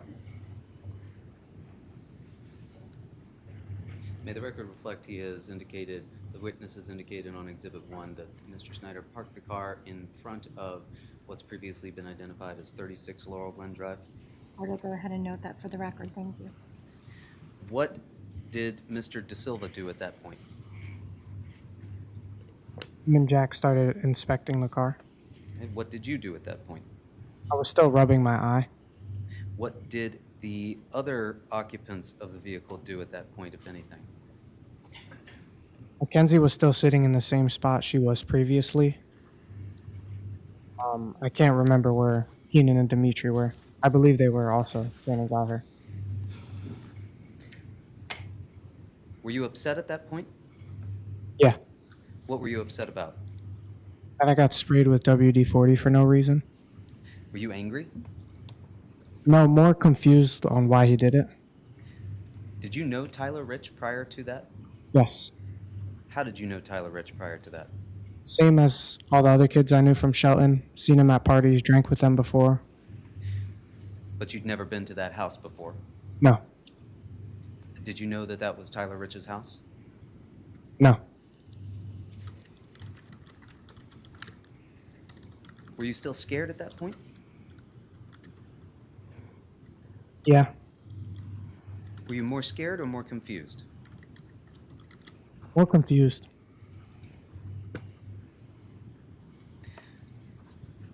What did you do next? I walked over to where my girlfriend was sitting. Where was she sitting? The same spot at the end of the road on the curb. And what was her demeanor like? She was really upset. Did you, at some point, go over to inspect the car? No. What did you do next? I asked Mackenzie for a ride home from her sister. And was her sister present? No.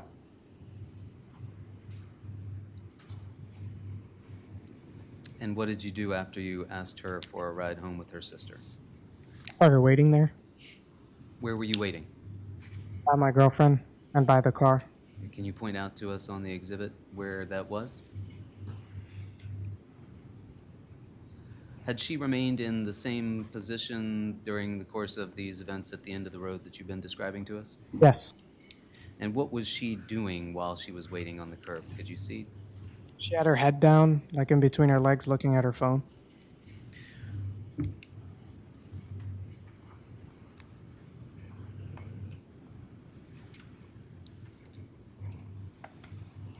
And what happened next? Tyler and Jack started talking about going back. Where were you at that point? Close enough to hear them. How far away? Want to say 5 feet? Away from them? Yes. And what happened next? Tyler started saying... Objection calls for hearsay. Well, the answer seems as though it's providing hearsay, so I would know. The question was what happened next. Sustained the objection to the extent that the witness is going to respond with what someone stated. Your Honor, may I remind the witness that he can't tell us? So, again, listen to the nature of my question, okay? You can't tell us what somebody else has said, okay? So, you were telling us what was happening at that point, okay? Can you tell us what you saw Mr. Snyder do? Talk to Tyler De Silva. Okay?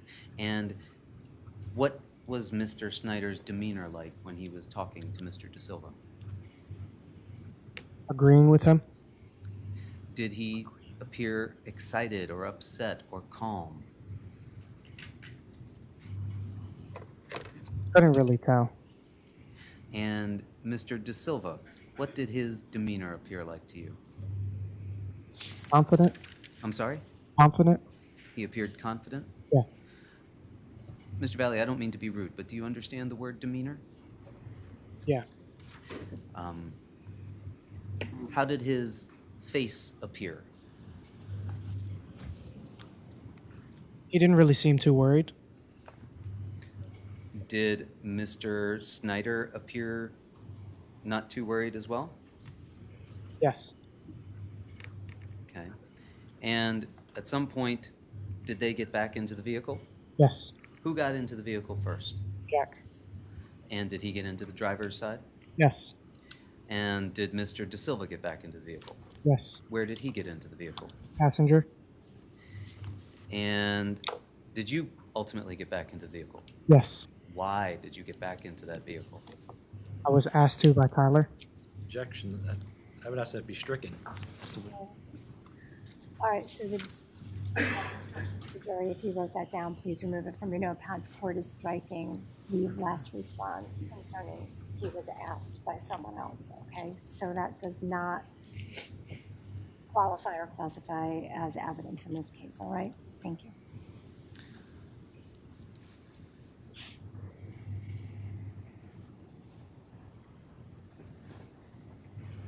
When you got back into that vehicle, what were you thinking? I trusted my best friend that everything was going to be okay and we were just going to go and make peace.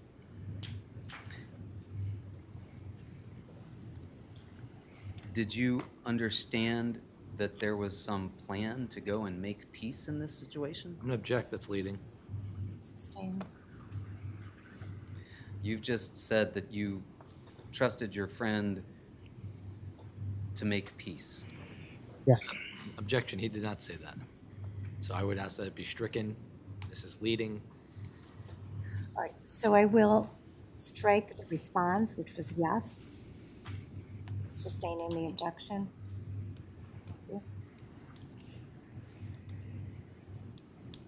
You got back into that vehicle last. Yes. Where did you get back into that vehicle? Behind the driver. Behind the driver? Yes.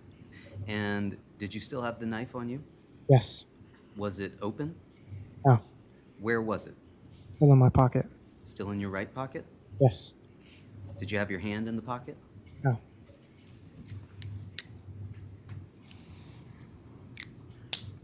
Were you scared to get back in that car? A little bit. Where did you think the car was going to go? Back down to the house. Did you think that was a good idea? At the time, few interactions had already been peaceful here and there, so it didn't seem like the worst idea in the world at the time. You understood that Ms. Trafficante was not going to be getting back in that car? Yes. Did you think it was a good idea to leave her there? Yes. Why? There was other people with her, and her sister was on the way. Were you upset or angry as you got into that car? I'm gonna object. It's asked and answered. At the time that he got into the car, I don't believe that we've been to that location yet, so I'll overrule it. Can you repeat the question? Sure. When you got back into that car, were you upset or angry? No. Not about your eyes being sprayed with WD-40? No.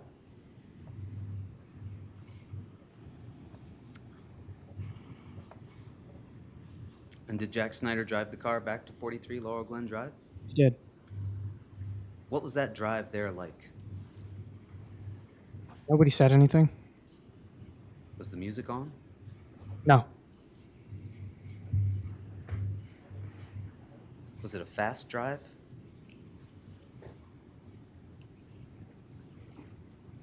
I can't remember. And did Jack Snyder ultimately stop his car at the same house as before? Yes. Did you see any people in the yard? Yes. How many? At first, they were far back in the yard, so I want to say 10. You say at first they were far back in the yard. Were there any on the curb or near the street? No. And you could see 10 people in the yard? Well, yeah. Did you recognize any of those people? No. Did they remain where they were? Yes. What did Tyler DeSilva do when the car stopped? He opened his door and got out. What did Jack Snyder do when the car stopped? Nothing. Where did Tyler DeSilva go when he got out of the car? As soon as he got out, he started walking onto the lawn. Walking? Yes. Not running? No. Did you stay in the car? No. What did you do? As soon as Tyler got out, I got out. Why? It's my friend. I knew a couple people there. I was just going to help ease the situation, I guess. Where was the knife? In my pocket. Did you have your hand on it? No. Where did Tyler DeSilva go as you were following him out of the car? We started walking up the yard. May I approach your honor?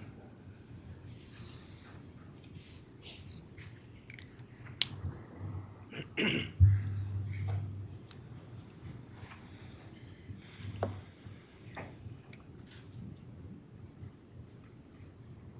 you on the easel is States Exhibit 52.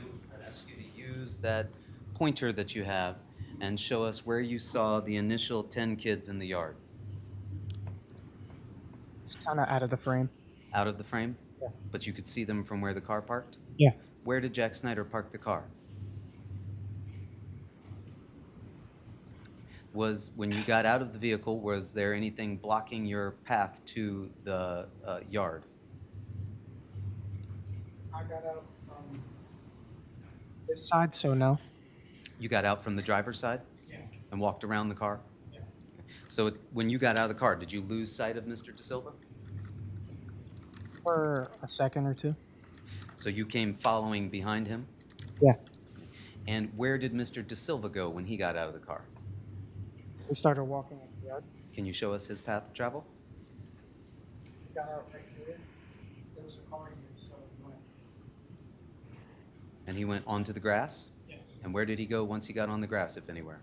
I met him around this area, and we started to walk up, and we were approached by somebody right here. Did you get up to where the red bush is? No. Did you get up to where the black truck is? No. Did you get any further than where the tree is in the middle of Exhibit 52? Yes. Where did you get up to? Probably around right here. And so you got just past where the tree is? Yeah. And then what happened? After we were approached by the first person, which was a girl, she moved out of the way, and then we were approached by Tyler Rich and a whole bunch of other people. And how many people were you approached by that included Tyler Rich? At first, they were all in front of us. I'd say it was about 30 people spread out in a line almost. Okay. And when you met Mr. DeSilva on the grass as you came around the car, did he indicate to you in any way that he was surprised that you had followed him? No. Did he indicate in any way to you that he did not want you to follow him? No.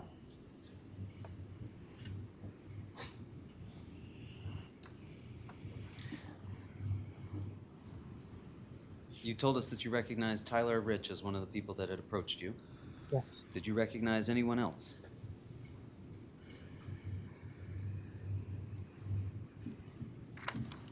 No. Did the people, you've described them as being in sort of a line, did they stay in one area? No. What did they do? Shortly after we were both in our own conversations, they started to surround us. And you say you were both in your own conversations. Do you mean Mr. De Silva and yourself? Yeah. How close were you standing to Mr. De Silva when you were confronted by these other folks? At first, we were right next to each other. You say at first. Did there come a time when you got separated? Yeah. And so, who or how many people was Mr. De Silva engaged with? At first, we were all talking to the same amount of people. And then, after a little while, when I looked to my left, there was a wall of people blocking me from Tyler. Okay. Let's break it down a little bit. You've said at first you could see Mr. De Silva was talking to the same amount of people as you were. Yeah. How many people was Mr. De Silva talking to?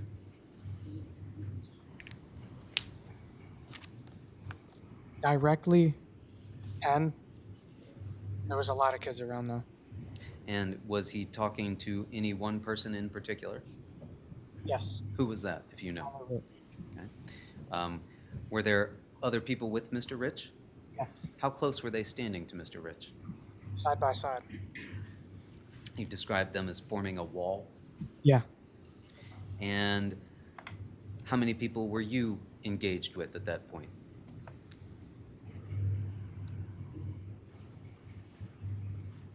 Before or after they surrounded me? Let's take it frame by frame. You've described Mr. De Silva talking with a group of people, and you said you were talking with a number of people as well. At that point, how many people were you engaged with? I was directly talking to about 4 to 5 people. Okay. And how many people, were there people behind them? Right next to them. Were they shoulder to shoulder? Yeah. And where were these people positioned, if you can show us on the exhibit there? I was about right here. And they were right here. And right here. And did they stay just in front of you? No. What did they do? They started to surround me. Did you have, how were you wearing your shirt at this point? Normally? Did you ever at any point pull it up over your head? No. Where was the knife at this point? In my pocket. Did you have your hands in your pockets? No.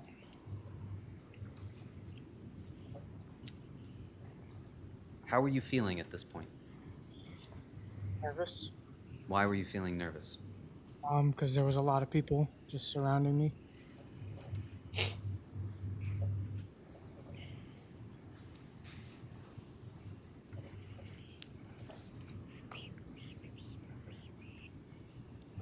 Attorney Smith?